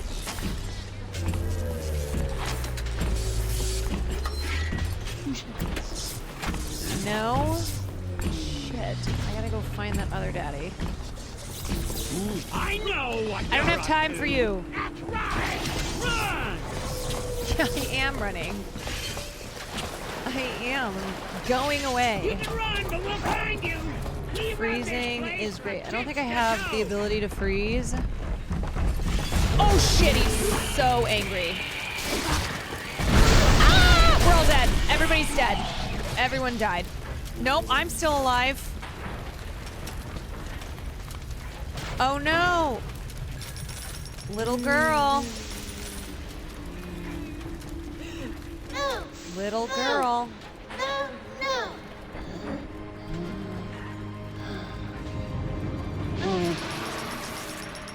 Do I get more money from saving them? To my little ones, but are you really a friend to us? Regardless, No, I don't think the little so. one brings you a gift. I don't think I am. Demonstrates our appreciation. No, you get less? Bro, shit. I need more money. I gotta have more money. I need money. I need money.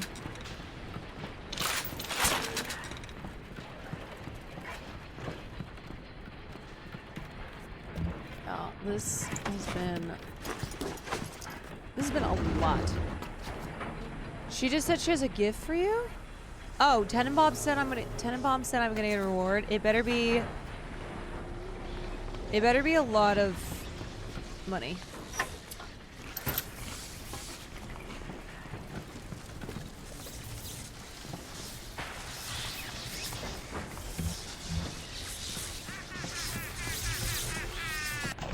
Welcome to the circus of Bum ba da ba bum bum.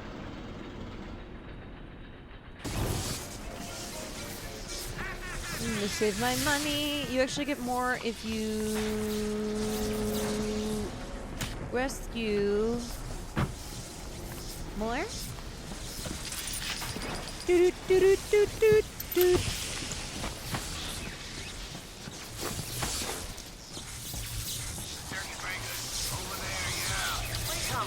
Disable electrical current. Oh, an auto hack? Nice.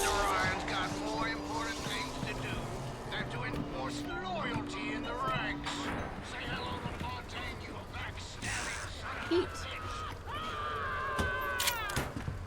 Why can't I see anything? Oh, I hate these guys.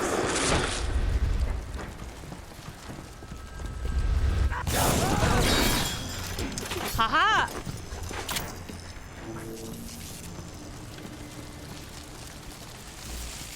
Such a good move. Frag grenade.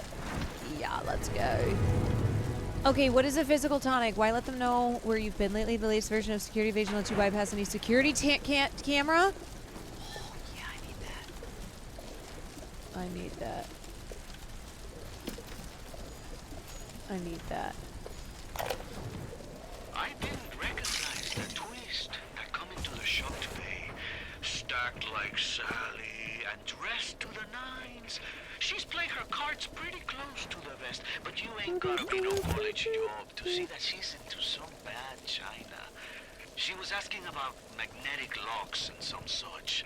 I played it coy, but she took wise. Wait, what's the After she cutscene? showed me What? round her backyard, What's the cutscene? I gave her directions to Why am I always skipping them? shop. Rapture's gone to hell. I don't even mean to. Sometimes the great chain still cuts you a break. I don't even mean to! Let me tell you something about keyboards and all them university types. They're so smart, except when they ain't. So the screens got blurry while you were in a ghost cutscene. A lot of FPS games see cutscenes while in gameplay. Oh. Look out the window. Australia Day. Oh. Now's every weeks I slip in real gentle and nick a buck or two from the till.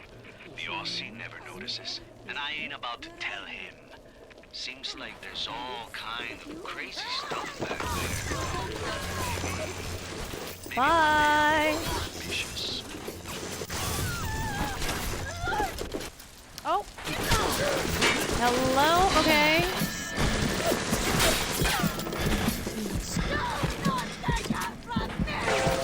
Oh my god! Ah! Oh no! Oh no! I've skipped so many legendary sex scenes. Wait, you guys, I'm seriously fucking back here? It can't be. It can't be possible.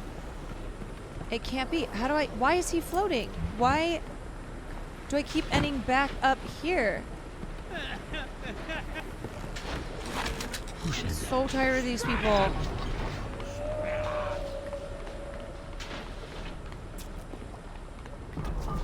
Could it be? What am I doing? I don't know. Go to Kyber's workshops. You haven't found another respawner. You have another respawner. You know? How many of these do I have? Not a lot. Can I buy? Hack only. Okay, we're gonna hack this. We are gonna hack. Oh shit. Oh no, we didn't do it. Okay, okay. Bum ba da bum bum bum bum bum bum bum bum ba dum. Oh no, my brain circuiting. My brain.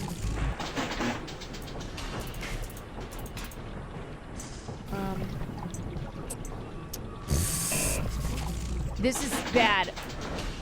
We're doing a bad job. We're doing a bad job. Oh no! Shit. Okay, we gotta go up. We gotta go up. Yeah. Okay, that's what I'm talking about. That's what I'm talking about. Oh my god. Oh no! Oh my god. Oh no!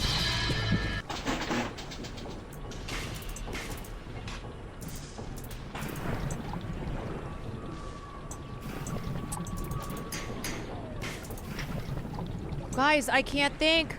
My brain is not working.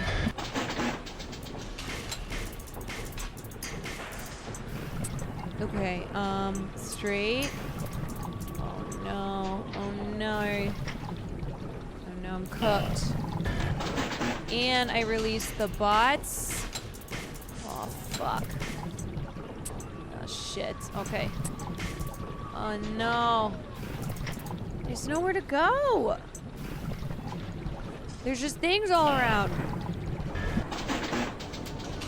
Okay, I think I have to go up. But now I'm scared. Oh no.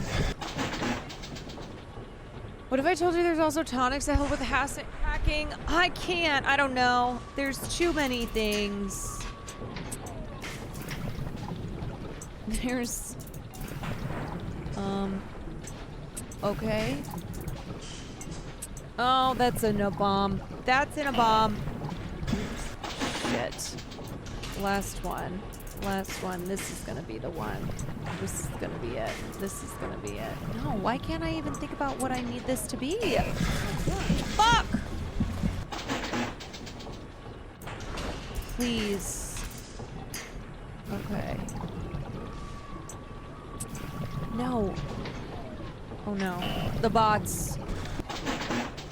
Sometimes it's just impossible. Okay. This. Oh. Shit. Shit. Shit!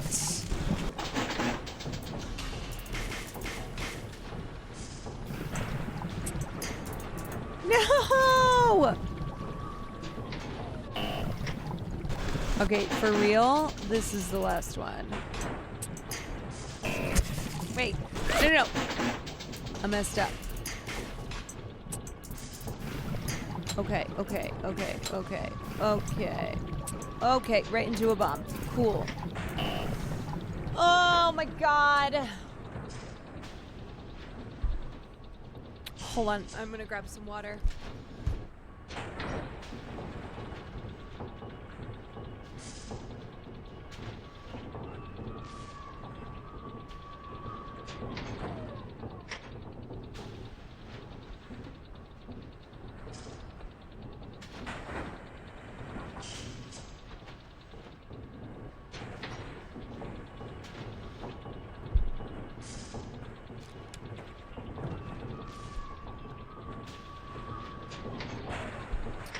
I'm sorry, girl. I think the firefighter who played New Vegas can own you on this one. I'm telling you, a lot of those guys who we talk to, well, they own me. Okay, I quit.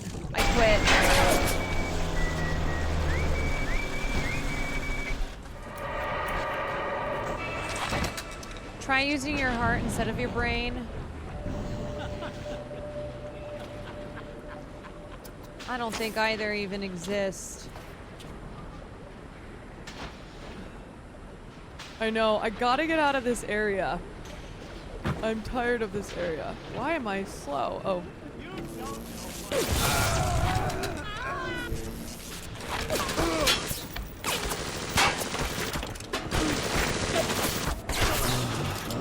God damn it. You know, I also need to be, probably need to be, like, reloading my weapons, because a lot of times I'm just caught empty-handed. I'm ready to dream. Oh my god. Please, just, I'm not gonna fuck with you right now.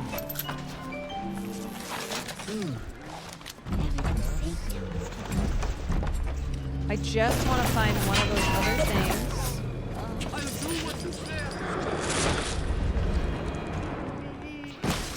Okay, where am I? Where am I? This is a new room. Okay, I got some napalm. What a balmy dream. Some kind of fruit tree spinning like a top. And it was pouring juice down Ryan's throat, choking the bastard. Another frag grenade. But it wasn't a tree, really. When I looked closer, it was the core control. The gizmo that feeds the mag locks on Ryan's gate. You can't cut off the power. It comes right from the volcanic vents. Ryan always gets his juice. Is this guy Australian? I suppose you could drown the son of a bitch in it. You can't turn off the power. Carry your analysis further than you thought?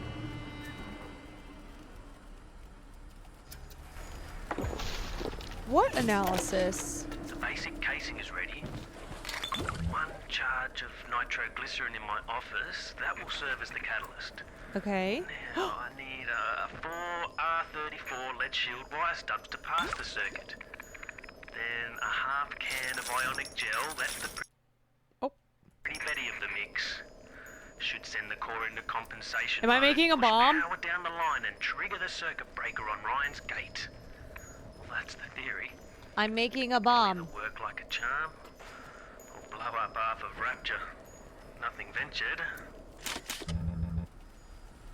Okay, let's make a bomb. Let's do it, mate. Oh, we don't have the things. Finish Keeber's bomb. Find 2 quarter cans of iconic gel. Oh, ionic gel. Iconic gel. Find 1 nitroglycerin charge. Find 4 R34 wire clusters. Those are words. Okay. Those are words, mate.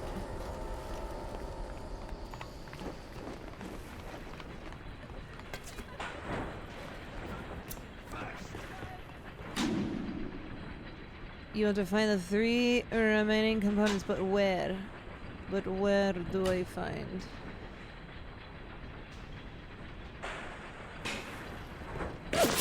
Oh.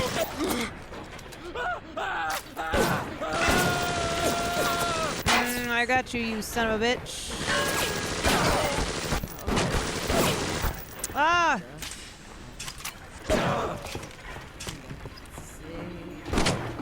God! This guy is just tanking bullets. Oh, I got something. Okay, I got something. Did I not pick up some iconic gel? What happens if I shoot this? Okay, nothing. I know, bro tanked like a bunch of headshots. Oh, hi! Look, we're both wearing the Pokemon jacket.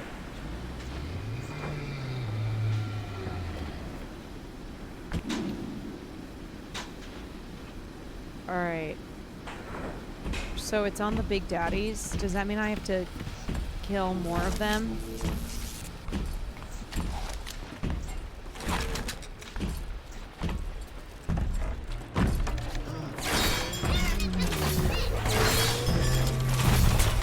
Oh my god! You know what? Daddy...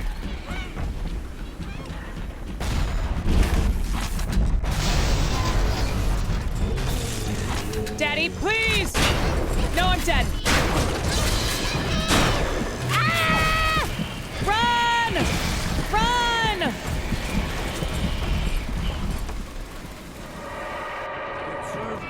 God damn it, I'm always... Do I have any other weapons? Oh, fucking me. Fuck. I almost got him.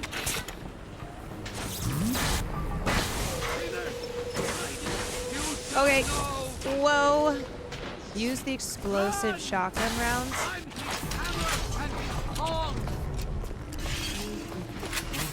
Okay, okay.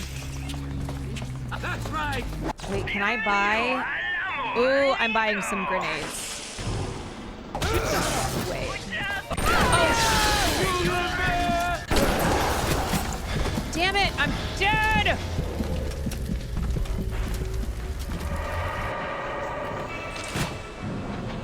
I'm so annoyed. Okay. At least we've got some more grenades. Hee hee.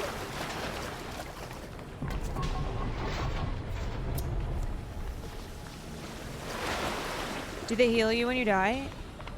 No. Oh. Nice. Where's that daddy? This way? I hear him. Oh, he sounds like a whale.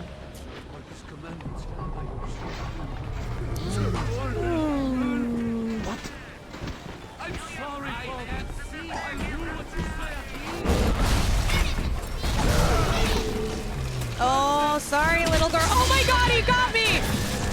Oh my god! Oh, I just wasted. Shit! Oh, shit, fucker! Ah, man!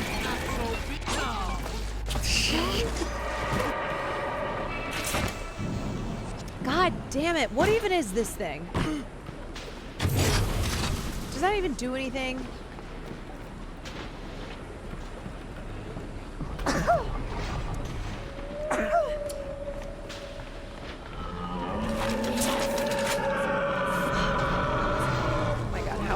guy still alive. Okay, now he's dead.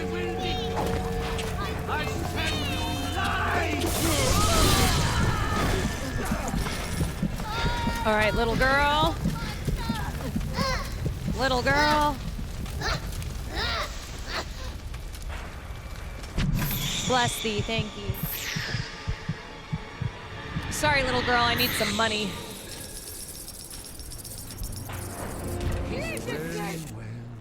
I need some dough.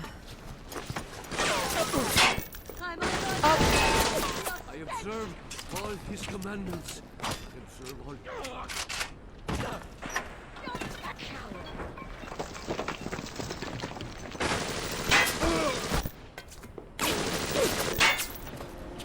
Don't touch him, he's mine!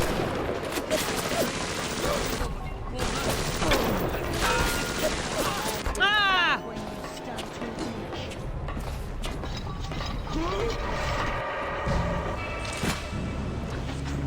You are so evil. Look, I need some cash. It's tough out here, okay? I've been saving some of them.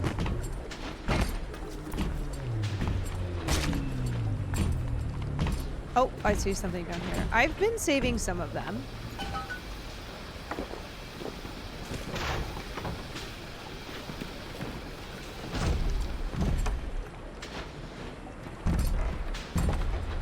I don't kill all of them.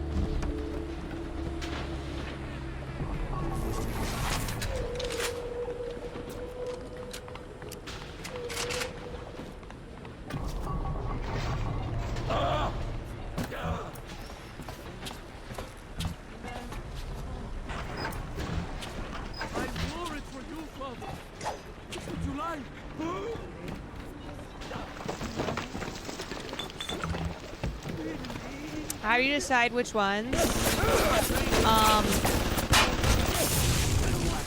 Yeah, vibes.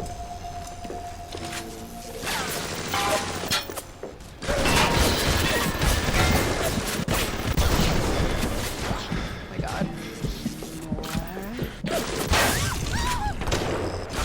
I'm always dying! Oh, I'm so tired of dying.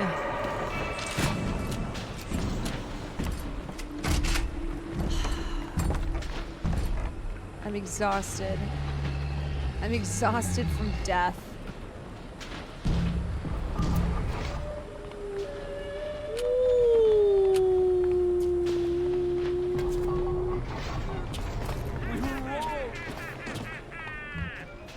All right, how many of these do I have?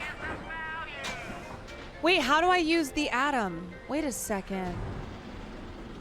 Wait, how do I use it? I didn't know that I had to do that. I heard that. Yo! Now that is what I'm talking about. Oh no. Okay, so I have to go to the Gatherer's Garden. Okay. Okay. Bienvenido.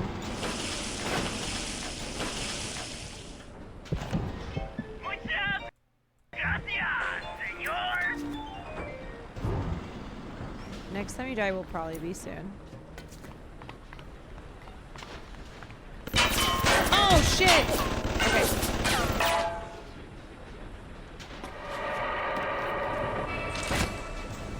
I'm sorry, Father. I'll do what you say. Father! I'll do what you say. You think you can hide? Okay, let's go to the Gatherer's Garden right here. Harry! Get over here! Fucking hell! Okay, how do I do this? Health upgrade. Allowing you to take more hits. Adam. No. Where is... Where is the Adam?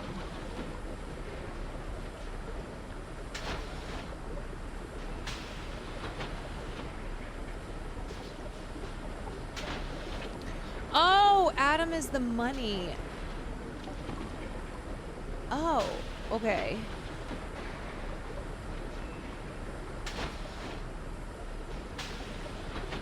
What's another good one? Plasmid slot?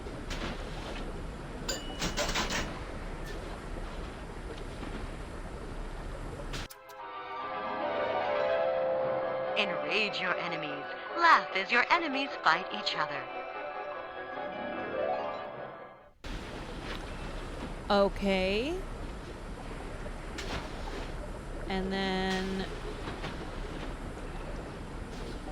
tonic slots will make you combat tonics will make you deal and resist damage. Oh, select a combat tonic to place in your new slot.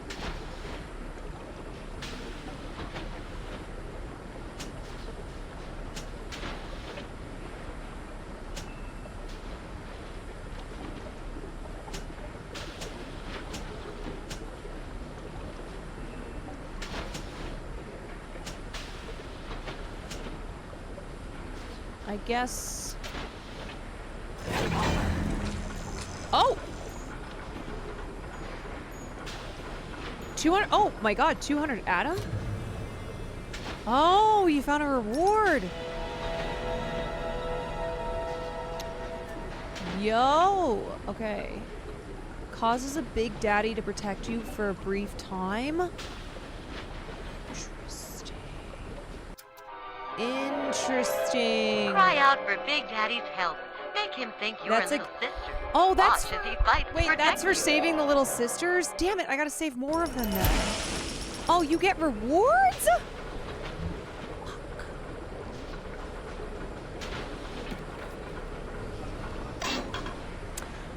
Okay, I have a lot. Unlock a physical time.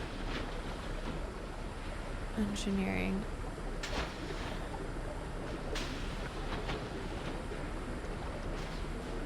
What else is good?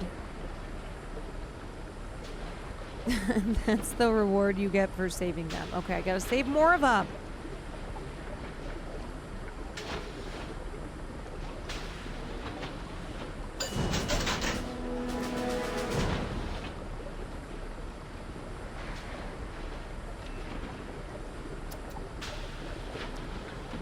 Cha-ching! You gain a little health and a little Eve. That seems good.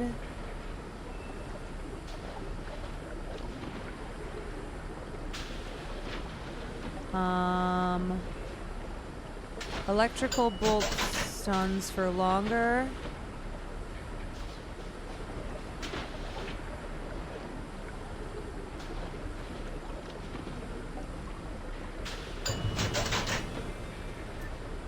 Set.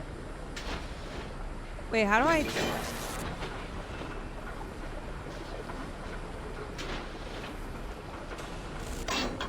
Just buy more slots?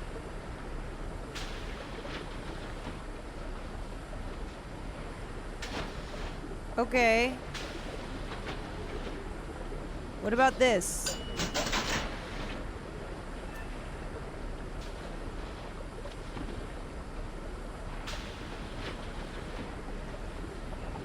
Slots and Eve.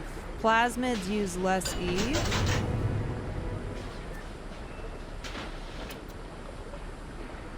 I feel like I'm buying stuff that I can't even use.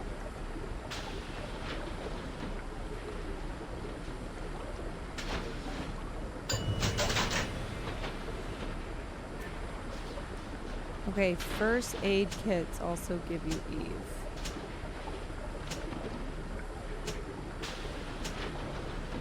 Move. Every time you hack something, that's pretty good. Choose.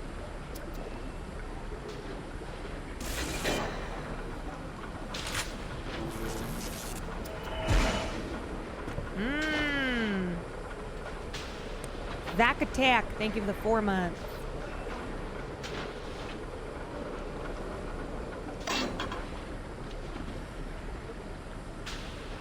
Wow, I've been kind of not using anything, huh? Good night, Hannah.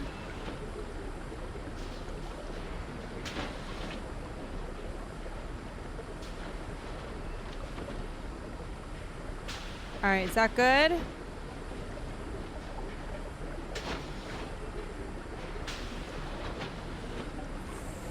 Is that good?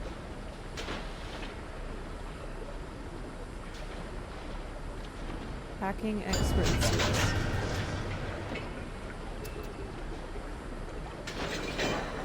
Okay.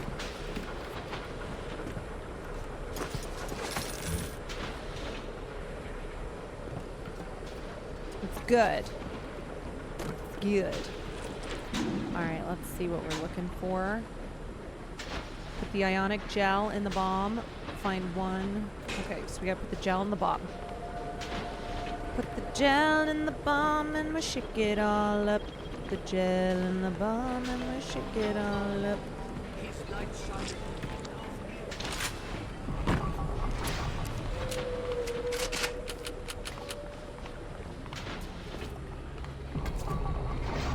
You go to the previous maps? Yeah. I feel like I'm rocking though.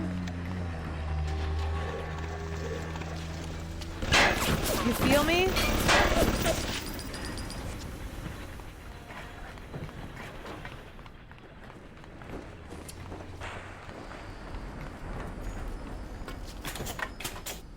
All right, the iconic gel is in. Now, next, find one nitroglycerin charge. Yeah.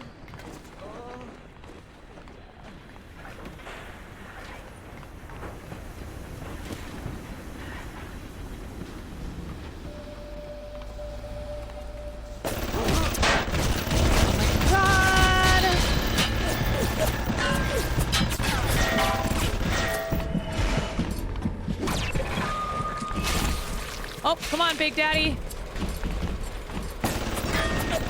Oh, Big Daddy, shit. Oh no, that was totally a waste.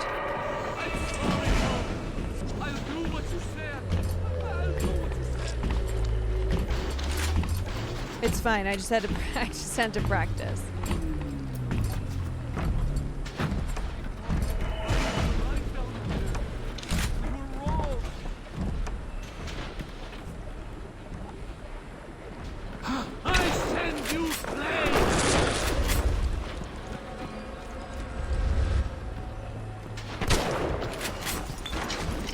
Okay. Just had to do that.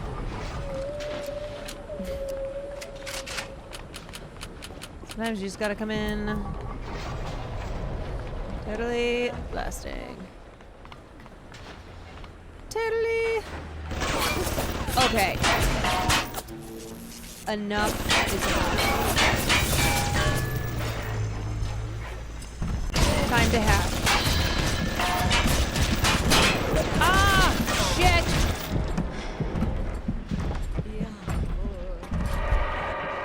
Oh my god, I just want to finish making this bomb, you stupid asshole. Oh, there's 2 turrets? Oh, that sucks. I didn't know that. I thought it was just one. I thought it was just one turret.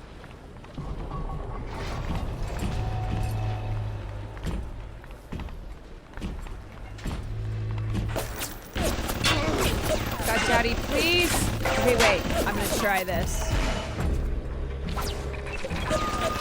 Take him out, Daddy. Take him out. Take them out, dummy.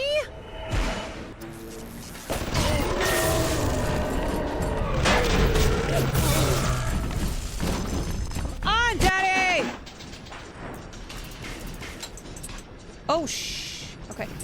Boom, boom, boom, boom, boom, boom, boom. Boom. Okay, this has gotta go up. And then that goes like that. And then...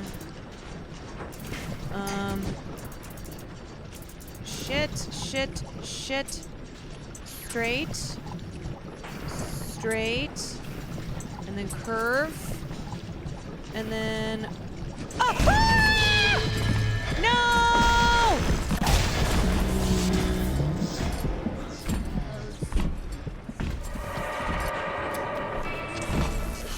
God damn it. Daddy sucks. He's not doing anything. He's not helping me at all. How do I get that? I hate him.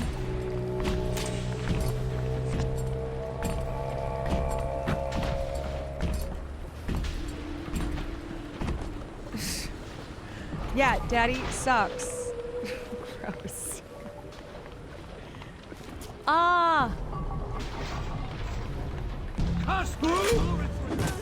Coward! Oh my god, these guys are the worst. It'd be nice. I'm sorry. Come on.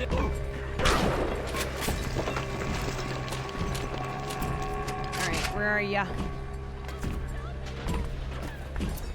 Oh, did Daddy actually take him out when I was dead?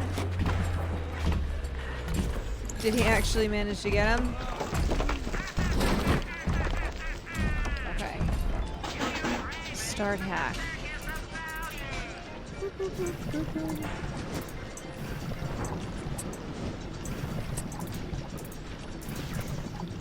No. Guys, I can't hack anything anymore. I can't do it. I can't.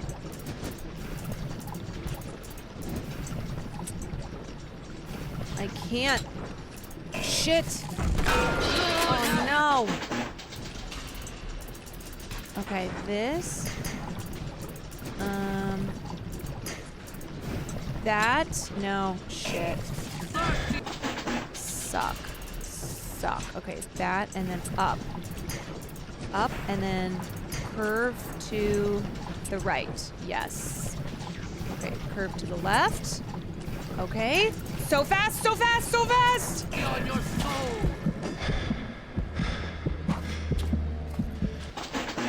You guys, this is crazy.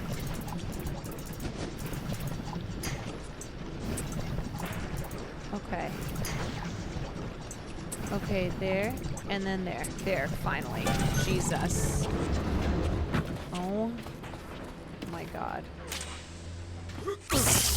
Shit.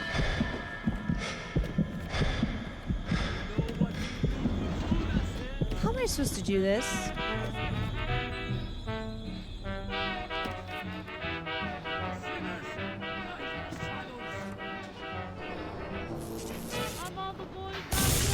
Oh!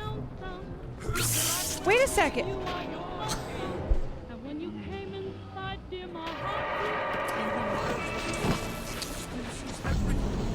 You know, that didn't really work.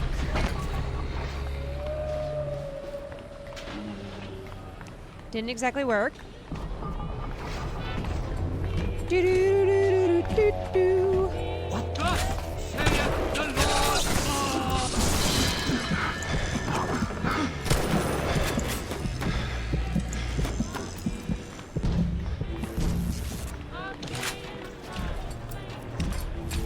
Okay, I need... Oh, I've got plenty of these.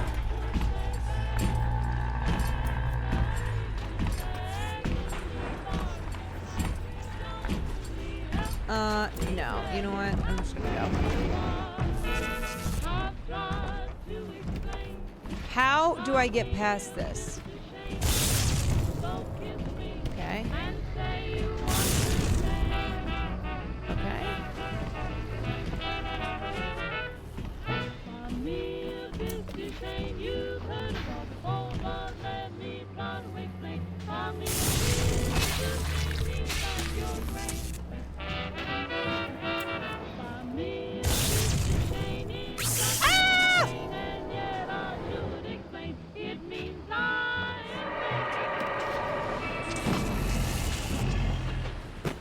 This is terrible. I am dying to... I'm dying to these wires. You have to shoot the end with the arrow on it.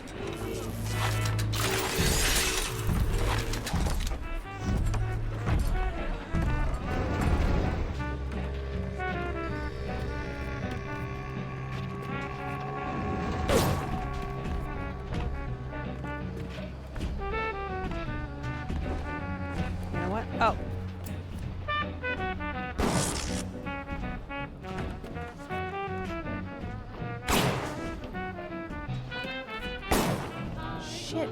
Come on. No!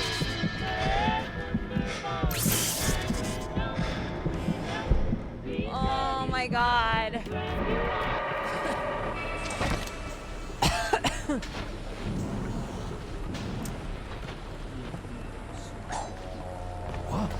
I send you pestilence!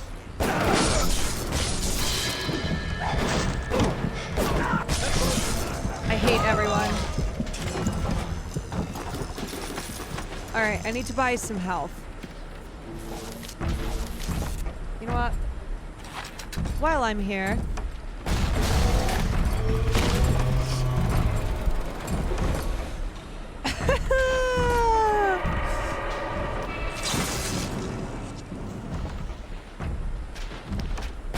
Might as well.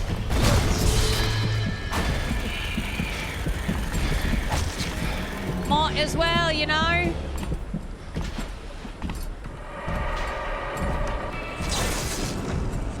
Oh, I have died so many times.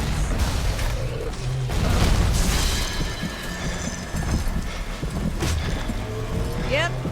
Nah, I deserve that for sure. Absolutely. Oh, there's no need to kill him if... Shit, really? Oh, it's kind of useless? Damn. Oh, no.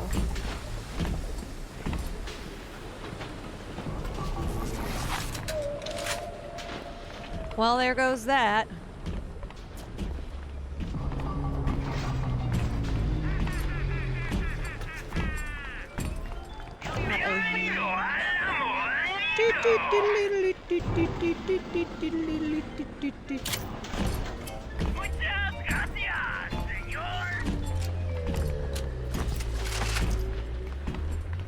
Alright, where am I fucking going? Oh, I can't even get past this. That's right.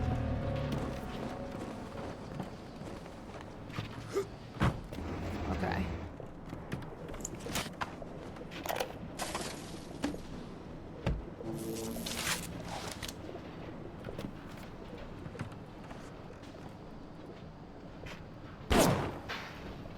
Why isn't it working? Oh, okay. What is this? Nitroglycerin. How do I get that?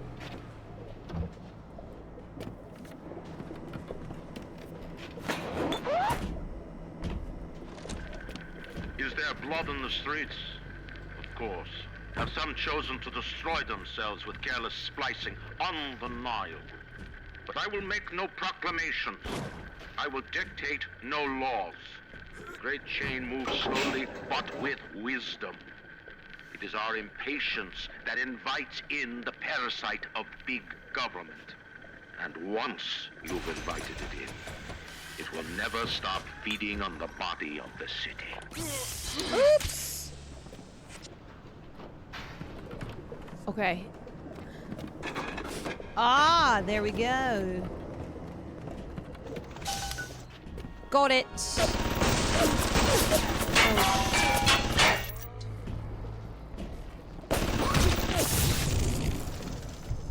Ah!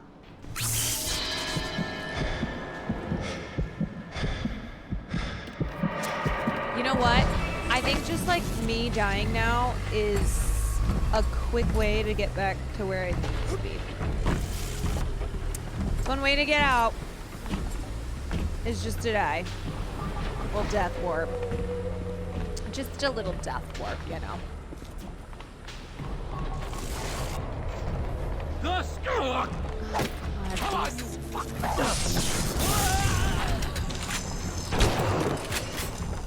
I don't understand how these guys keep just popping up. How are they doing that?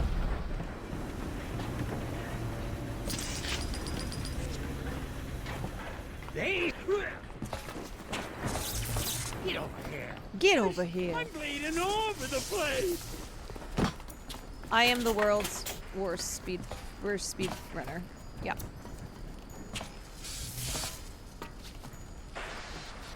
Okay, last find 4 R34 wire clusters. This is called speed dying.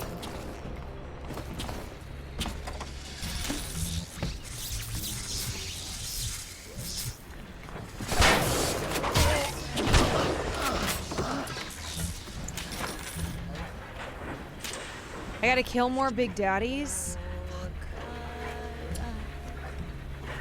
Alright.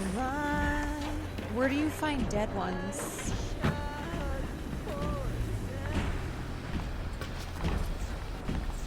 I gotta kill some more.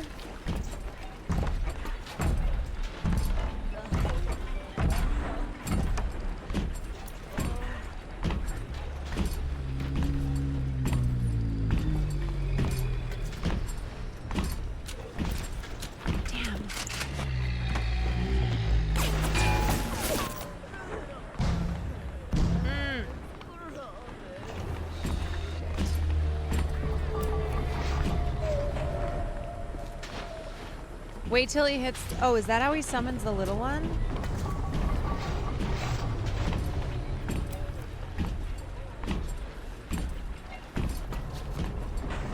He just summoned one. Alright, I'm gonna get my stuff ready.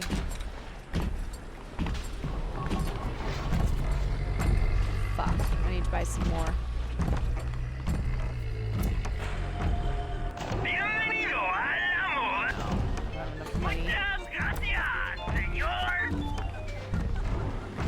Oh, there's only 3 per level.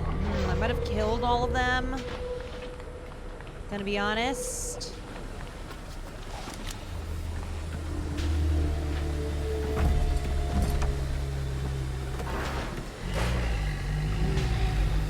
Gotta find some...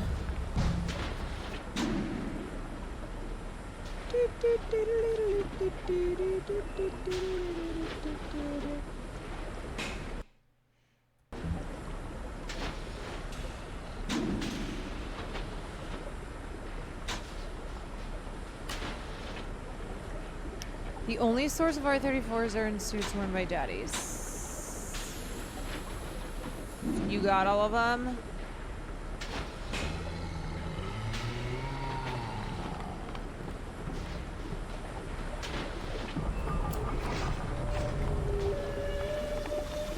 Let's just check this way. Let's go this way.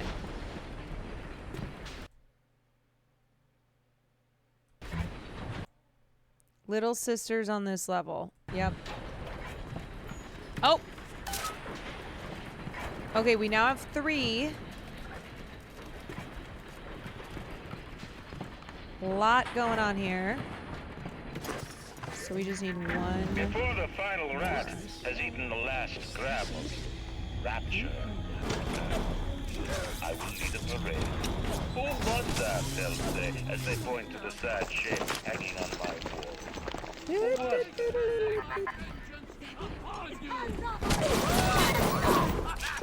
Run from the...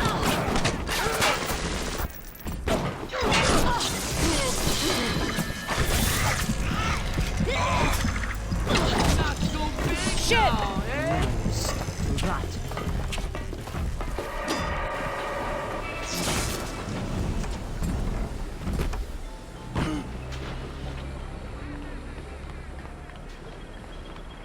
Alright, we're almost done. We're almost done. I just have to go get this last daddy.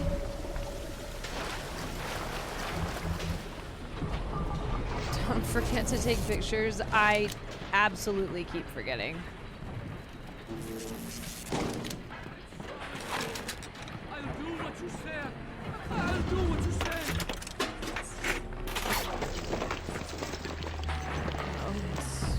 Cursed shall be the field of that battle. No! You'll find nothing but darkness.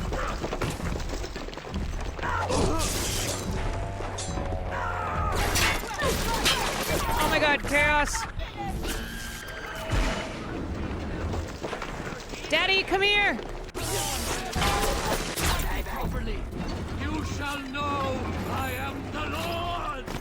Come back!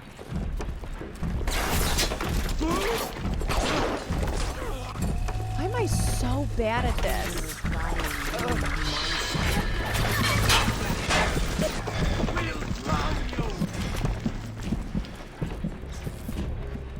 I need help. Welcome to the circus back when you get some money, buddy.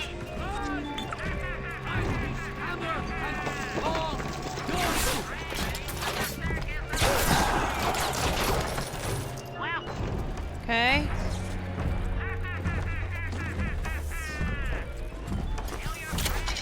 Oh. Let's bring this bad boy out.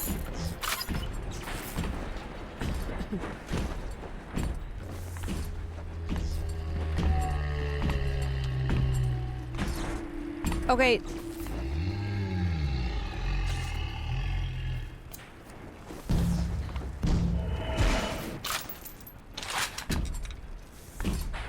Is it time?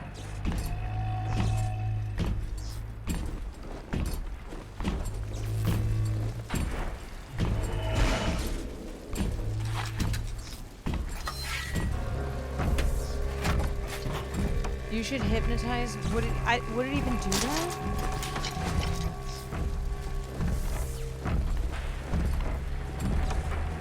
Check if there's other dead ones. I don't think there are.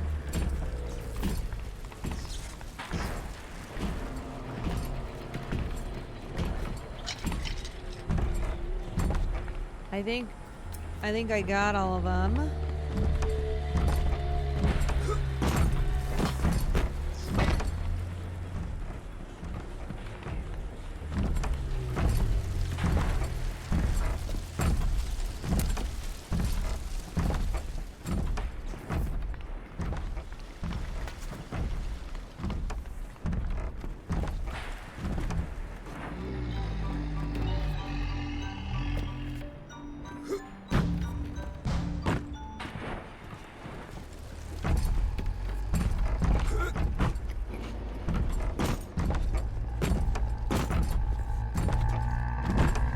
Okay, I'm just gonna go for it. I'm just gonna go for it.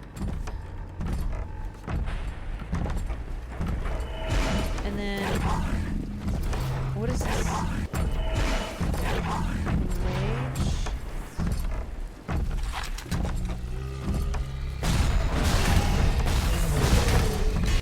Oh! Fuck me!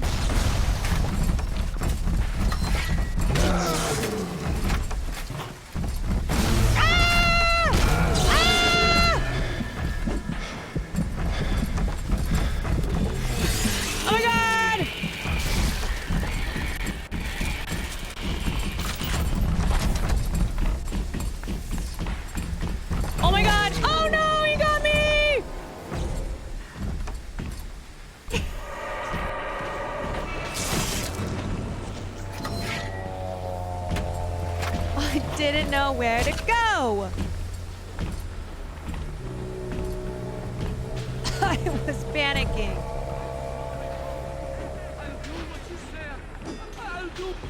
Hold it, heretic! Okay, I'm gonna go back and finish this one because I think I'm almost done. I've almost got it. Oh! Oh, shit. Scheitze. Yeah, I guess I could have killed that one right there, but you know what?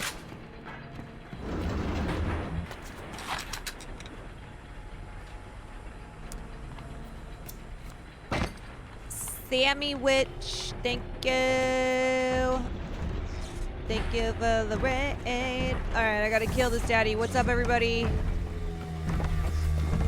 What's up? God, where the fuck is he? Come here, bitch. Okay. I'm gonna hit him with that. And then I'm gonna run. Fuck! I can't see. I can't see. I'm scared. Please! No! No! Stop it! Did I get him? Oh, I did it, you guys. I did it.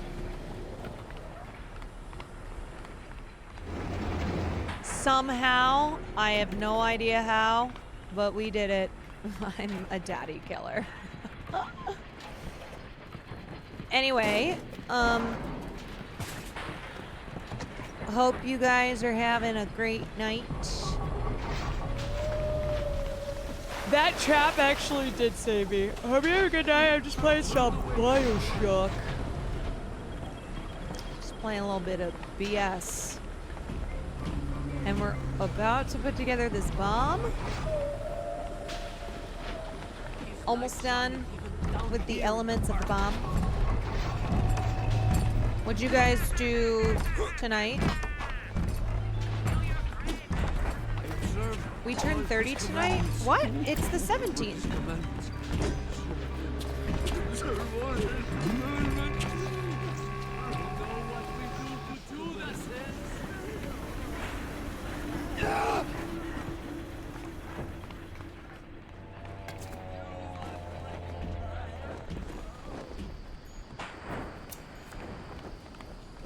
Wait. I don't get it. Wait, you guys are freaking me out. It's the 17th. That's her birthday. Wait, stop it. Stop, stop, stop. We turned 30 today?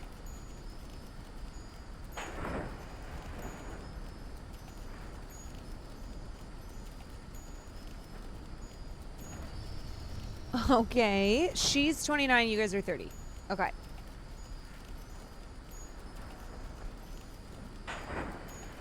I got it. Yeah, you freaked me out for a second. I was like, today was my birthday. Crazy you didn't text me. I got scared for a second. I was like, no way. There's just like simply no way. This is a lie. Unless I either have missed the last 2 days and it is in fact the 17th, or I got it wrong. In which case, I suck. Her B-Day's on the 17th. B-Day stream is tomorrow. Forcibly made us 30 today. I get it. Yeah. She just has... You know what's the crazy thing? The crazy thing is she's going to turn 30 and be like, oh... Wait, this is awesome. What was I even freaking out about? Why was I even panicking? Jesus loves me. Jesus loves me. Oh, shit. Okay, wait. First aid. First aid. First aid. All right, wait. What am I doing? To get to the core, follow signs to geothermal control. Take the elevator lower level. You can reach the core there. Aye, aye, Captain. Oh, God. Oh, my God. Oh, you... Ah! Ah! Why are all these people here?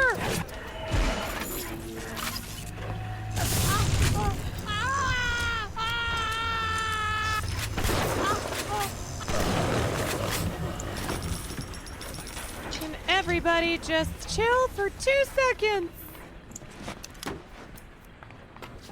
Ah.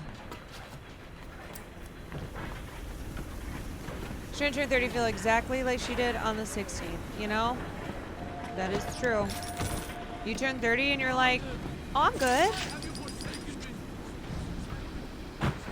I'm totally fine. No, I already killed enough daddies. I don't need to kill you.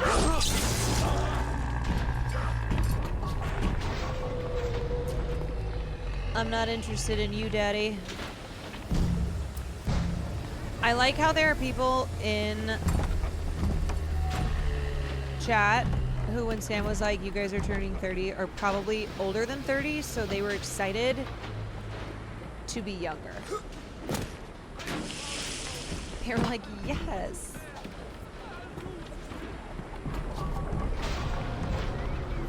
I'm aging backwards.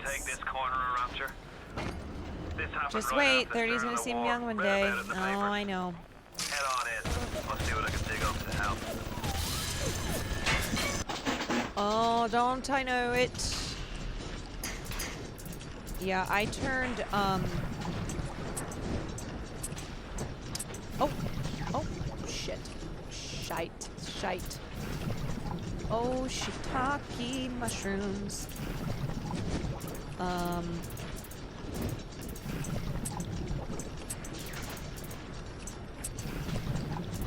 I turned... How old am I? 32. I turned 32. And I was like, oh, shit! Fuck! You can channel that magma flow using the redirect valve. It'll boil off that water right quick, and you'll be able to reach the core. I'm so tired of this guy. I'm sick of him talking to me. I don't even know him. I'm doing all the work. I'm exhausted. I'm exhausted. He's not doing anything. He's not doing a fucking thing. He's just telling me stuff. Chase, thank you for the prime.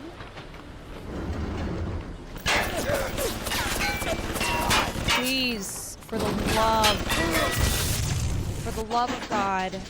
I'm just always hacking these guys because every time I try to kill them,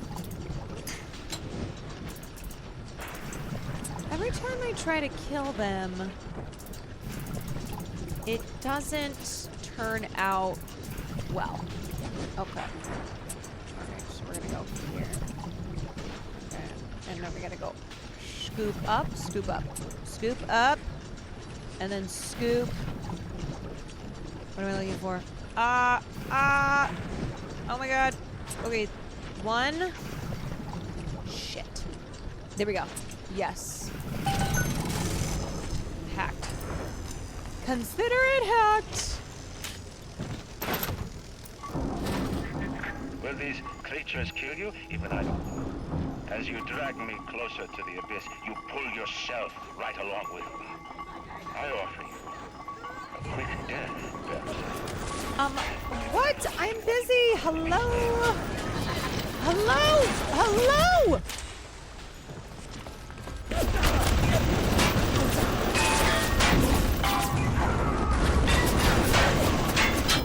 Oh my god.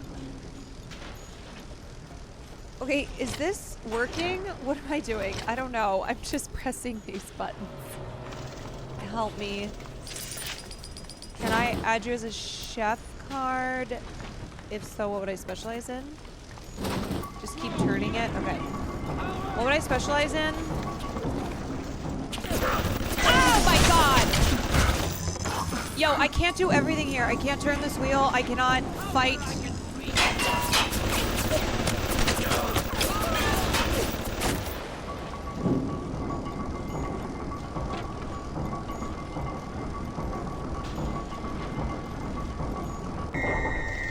I would specialize in pasta.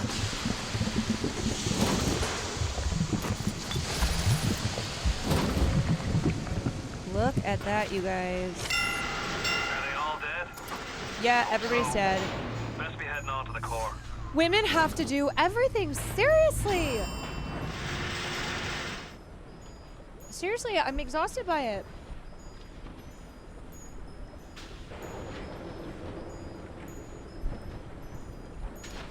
Any pasta in particular? Honestly, I feel like I make really good carbonara.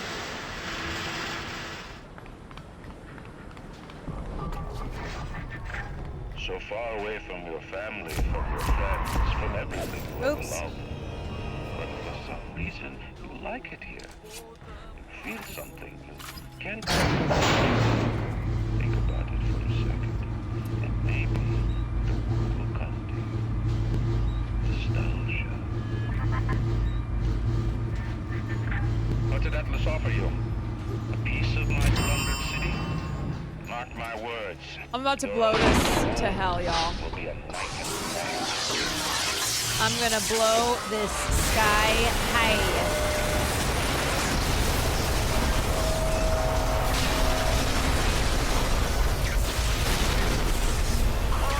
Going down.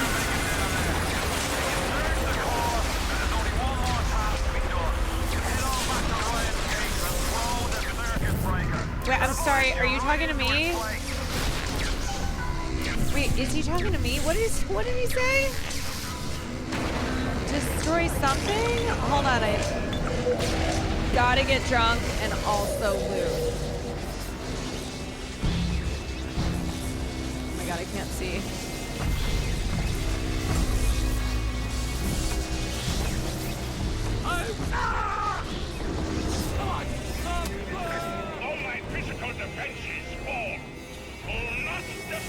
BioShock with Caroline is a refreshing break from Will playing Minecraft. He is addicted. Okay, wait, what are you yelling? Oh! Oh my god, I have this? This is the weapon I have? Seriously?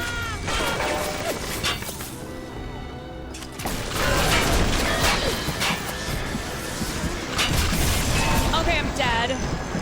Wait, there's a timer. Shit. MFers. MFers. Wait, where am I? You know what? I think it's time to bring out...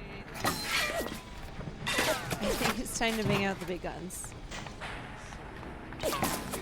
Psycho Jenny, thank you.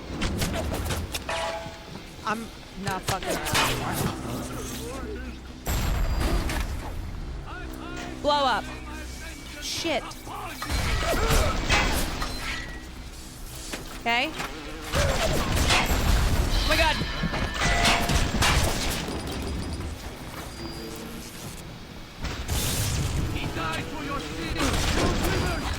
Okay.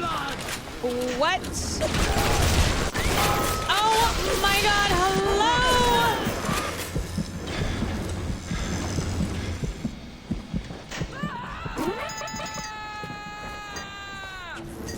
Hello!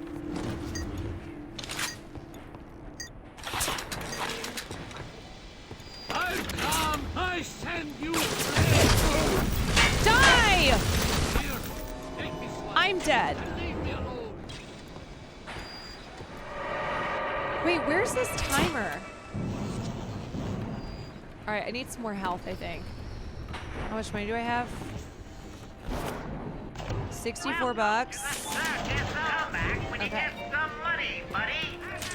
You get some money, buddy. Wait, the timer is gone because I failed? This guy's like, why is this the guy that I have helping me?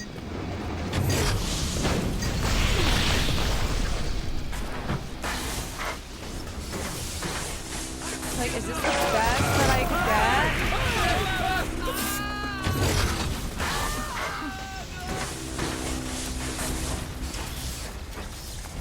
And I'm like, yeah,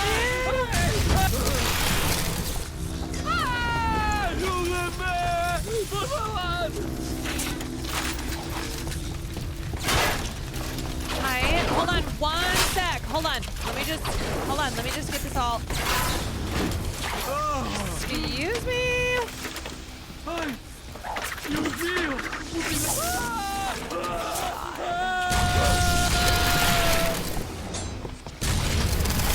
How do I like kill this guy? Okay, we're using. Okay. All right. Awesome.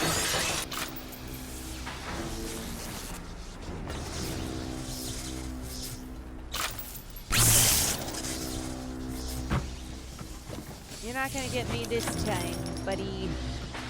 Oh, buddy, oh, pal.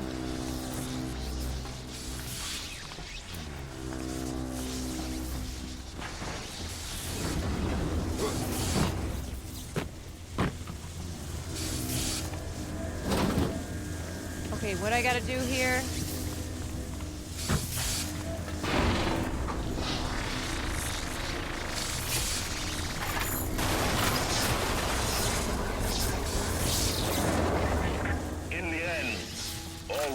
matters to me is me. And all that matters to you. Alright, proximity mine. Liquid nitrogen. Let's get this trap bolt.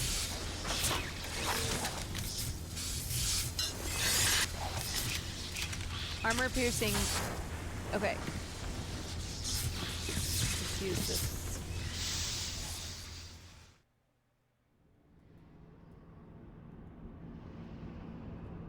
Okay, are we fighting the big guy?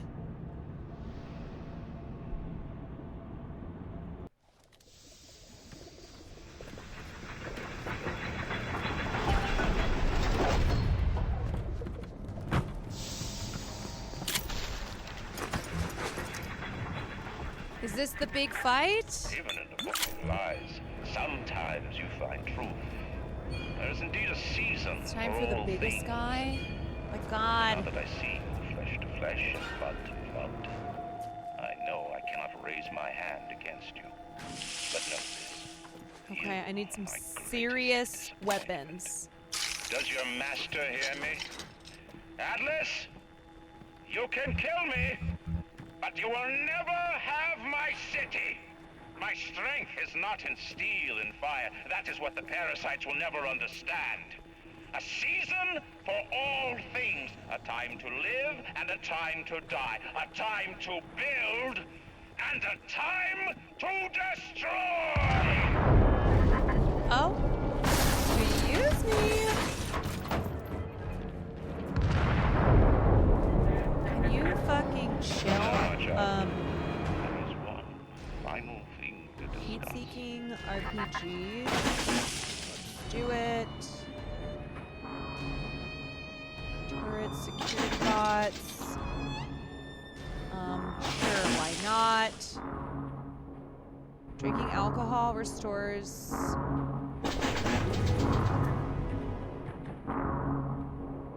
Okay.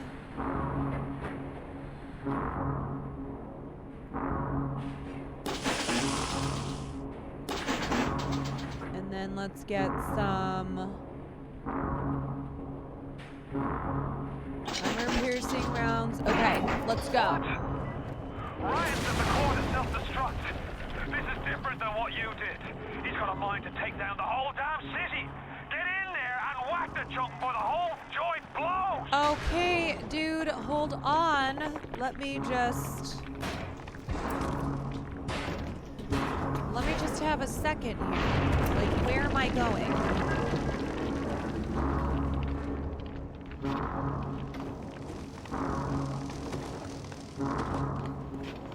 Bum. Bum. Bum. Bum. Bum. Bum.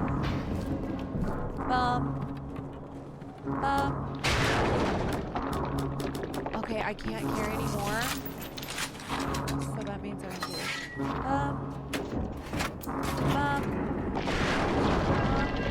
Ah, but like, where are we going, dude?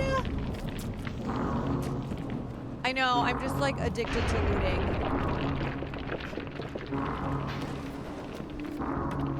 How do I leave? I gotta touch this? Core access. What does this guy want me to do again?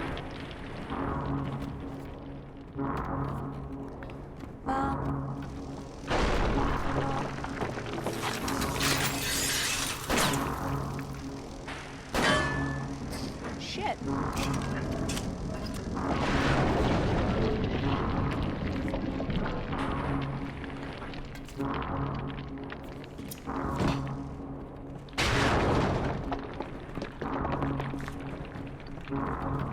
Go to the vent.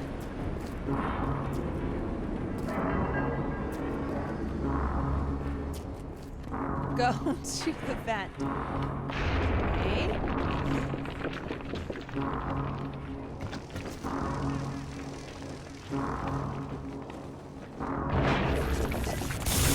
Oh! Whoa! Hello, excuse me. Oh, I found like this is like the thing. This is like the room where they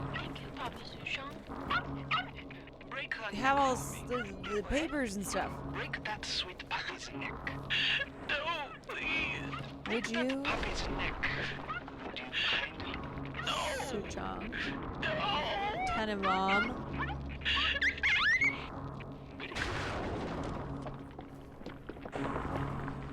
Andrew Ryan's favorite gal. Ew.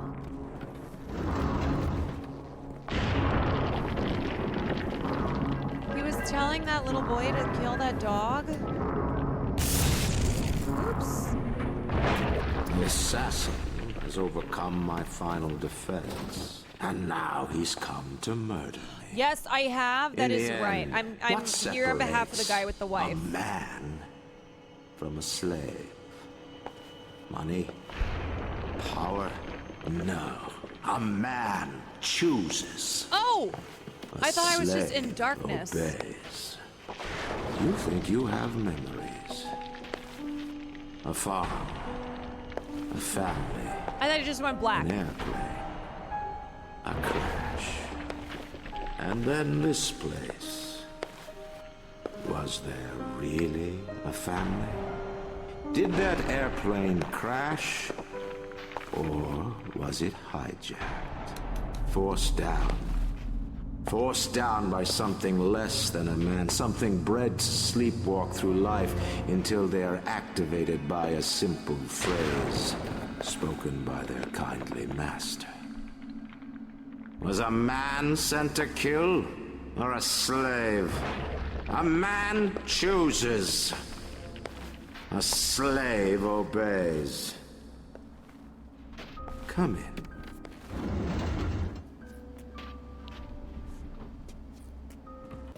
Stop. Would you kindly? Powerful phrase. I don't like this guy. Familiar phrase. Would you kindly? Would you kindly get this? Would you kindly find that? Would you kindly find that? Would you kindly find? Would you kindly get this? Would you kindly head to Ryan's office and kill the son of a bitch? Sit. Would you kindly? Stand. Would you kindly? Run. Stop. Turn. A man chooses. A slave obeys.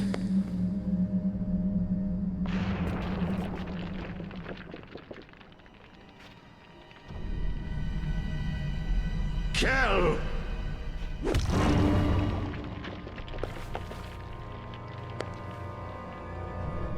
What?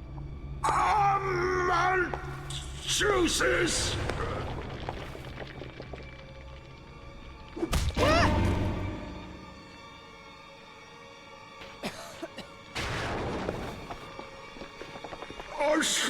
I'm kind of beating his ass right now.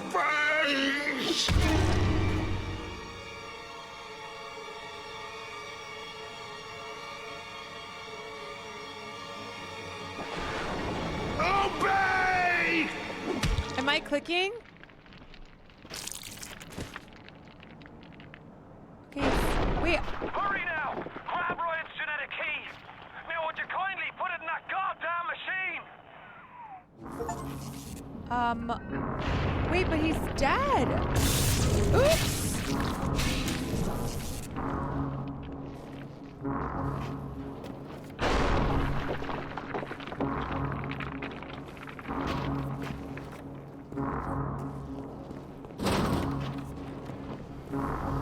What am I supposed to do? Am I a man or a slave? I just gotta get some last loot. Gotta get some loot.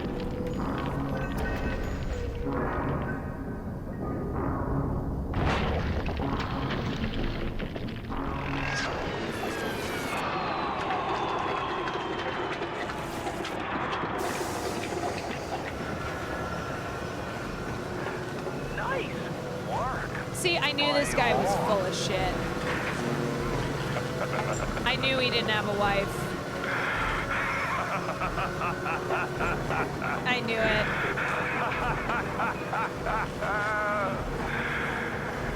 It's time to end this little masquerade.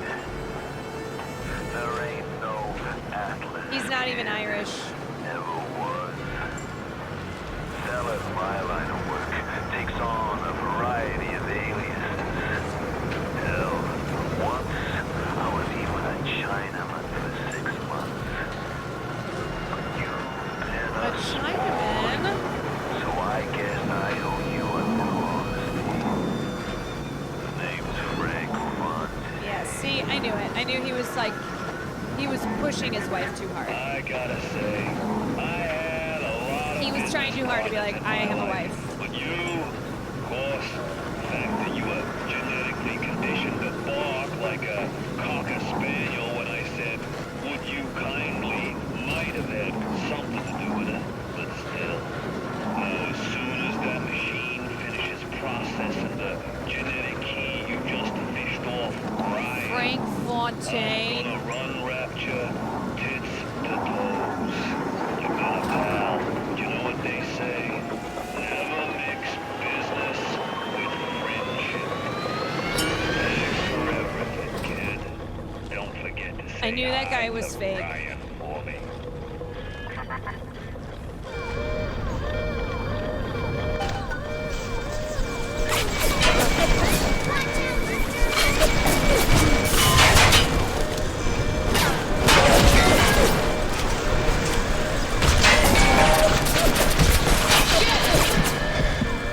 Fuck me! Oh! Wait, the little girls are helping me? Wait, what happened? Where am I? Oh, I died? Oh. Oh, I died. Oh, my bad. Wait, did I die? No, I think I'm still alive. Welcome back, child. Welcome to the city where you were born. Oh. You are angry at Fontaine, yes? Now you know the truth. You are his tool, brought back to Rapture to save him. Yeah, I knew that guy didn't have a wife. You have committed many sins, but perhaps you can find some redemption. What did I do wrong?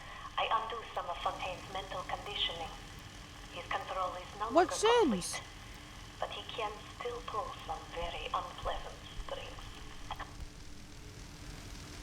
Oh, I guess I killed some of the girls. With many locks and keys. Fontaine has most of those keys, but not all. Suchan designed your mind, taught Fontaine to control you.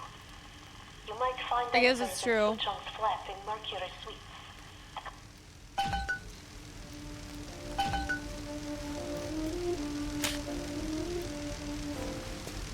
Because I did do that. All right, you guys. I'm gonna finish the rest of this tomorrow.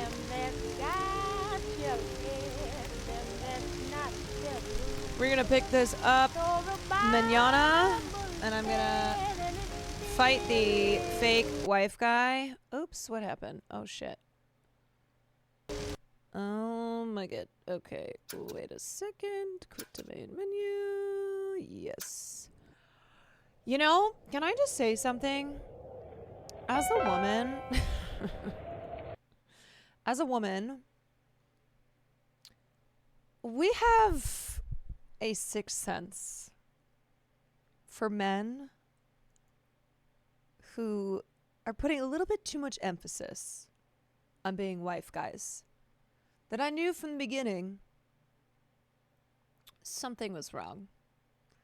It was like, I don't like this guy. I don't even think he has a wife. That Andrew Ryan monologue, though, it was great. No, it was so good.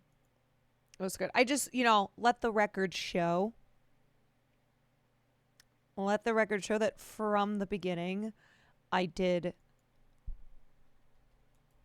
was onto that guy. That wall you looked at was pretty cool too. I seriously thought it was just like it had gone black. I would not have turned if you didn't tell me, if you guys didn't tell me to. I thought I was just like, it was like a cutscene or not a cutscene, it was like a transition to the next scene. Didn't know what was going on. Did you like the twist? I did like the twist, but I am saying that I knew that guy was a phony. I do not trust wife guys. So I'm going to say, you've turned away from almost every cutscene. I have not meant to, is what I will say. I have not meant to turn away from the cutscenes. Did you enjoy the twist of being a genetic experiment, though? Yeah, I mean, do I love being a genetic experiment? No. I would like autonomy, right? But it was a good twist. It was a good twist. There was a Pavlovian response. Would you kindly not trust wife guys? Shoot.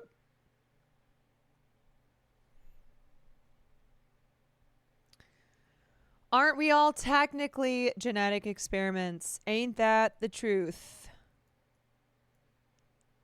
Kieran Culkin is like the only wife guy that I excuse. He's the only one I excuse. Everyone else, I'm like, I don't trust you. Maybe it's the first game she's played where it's possible to not look at the cutscene. Yeah, I don't even know how I did it. You guys know that I don't know how I do these things. Je ne sais pas. Anyway. Anywho, I'll see you guys tomorrow. We'll probably finish this tomorrow, yeah? Yeah? What are we thinking? We thinking first game of the year that we finish? Maybe? Close? Close? I think we should finish it before Japan. Let's say that. We'll finish this before Japan. Yeah. Cool. Cool. All right, y'all. Take care. All right, I will see you guys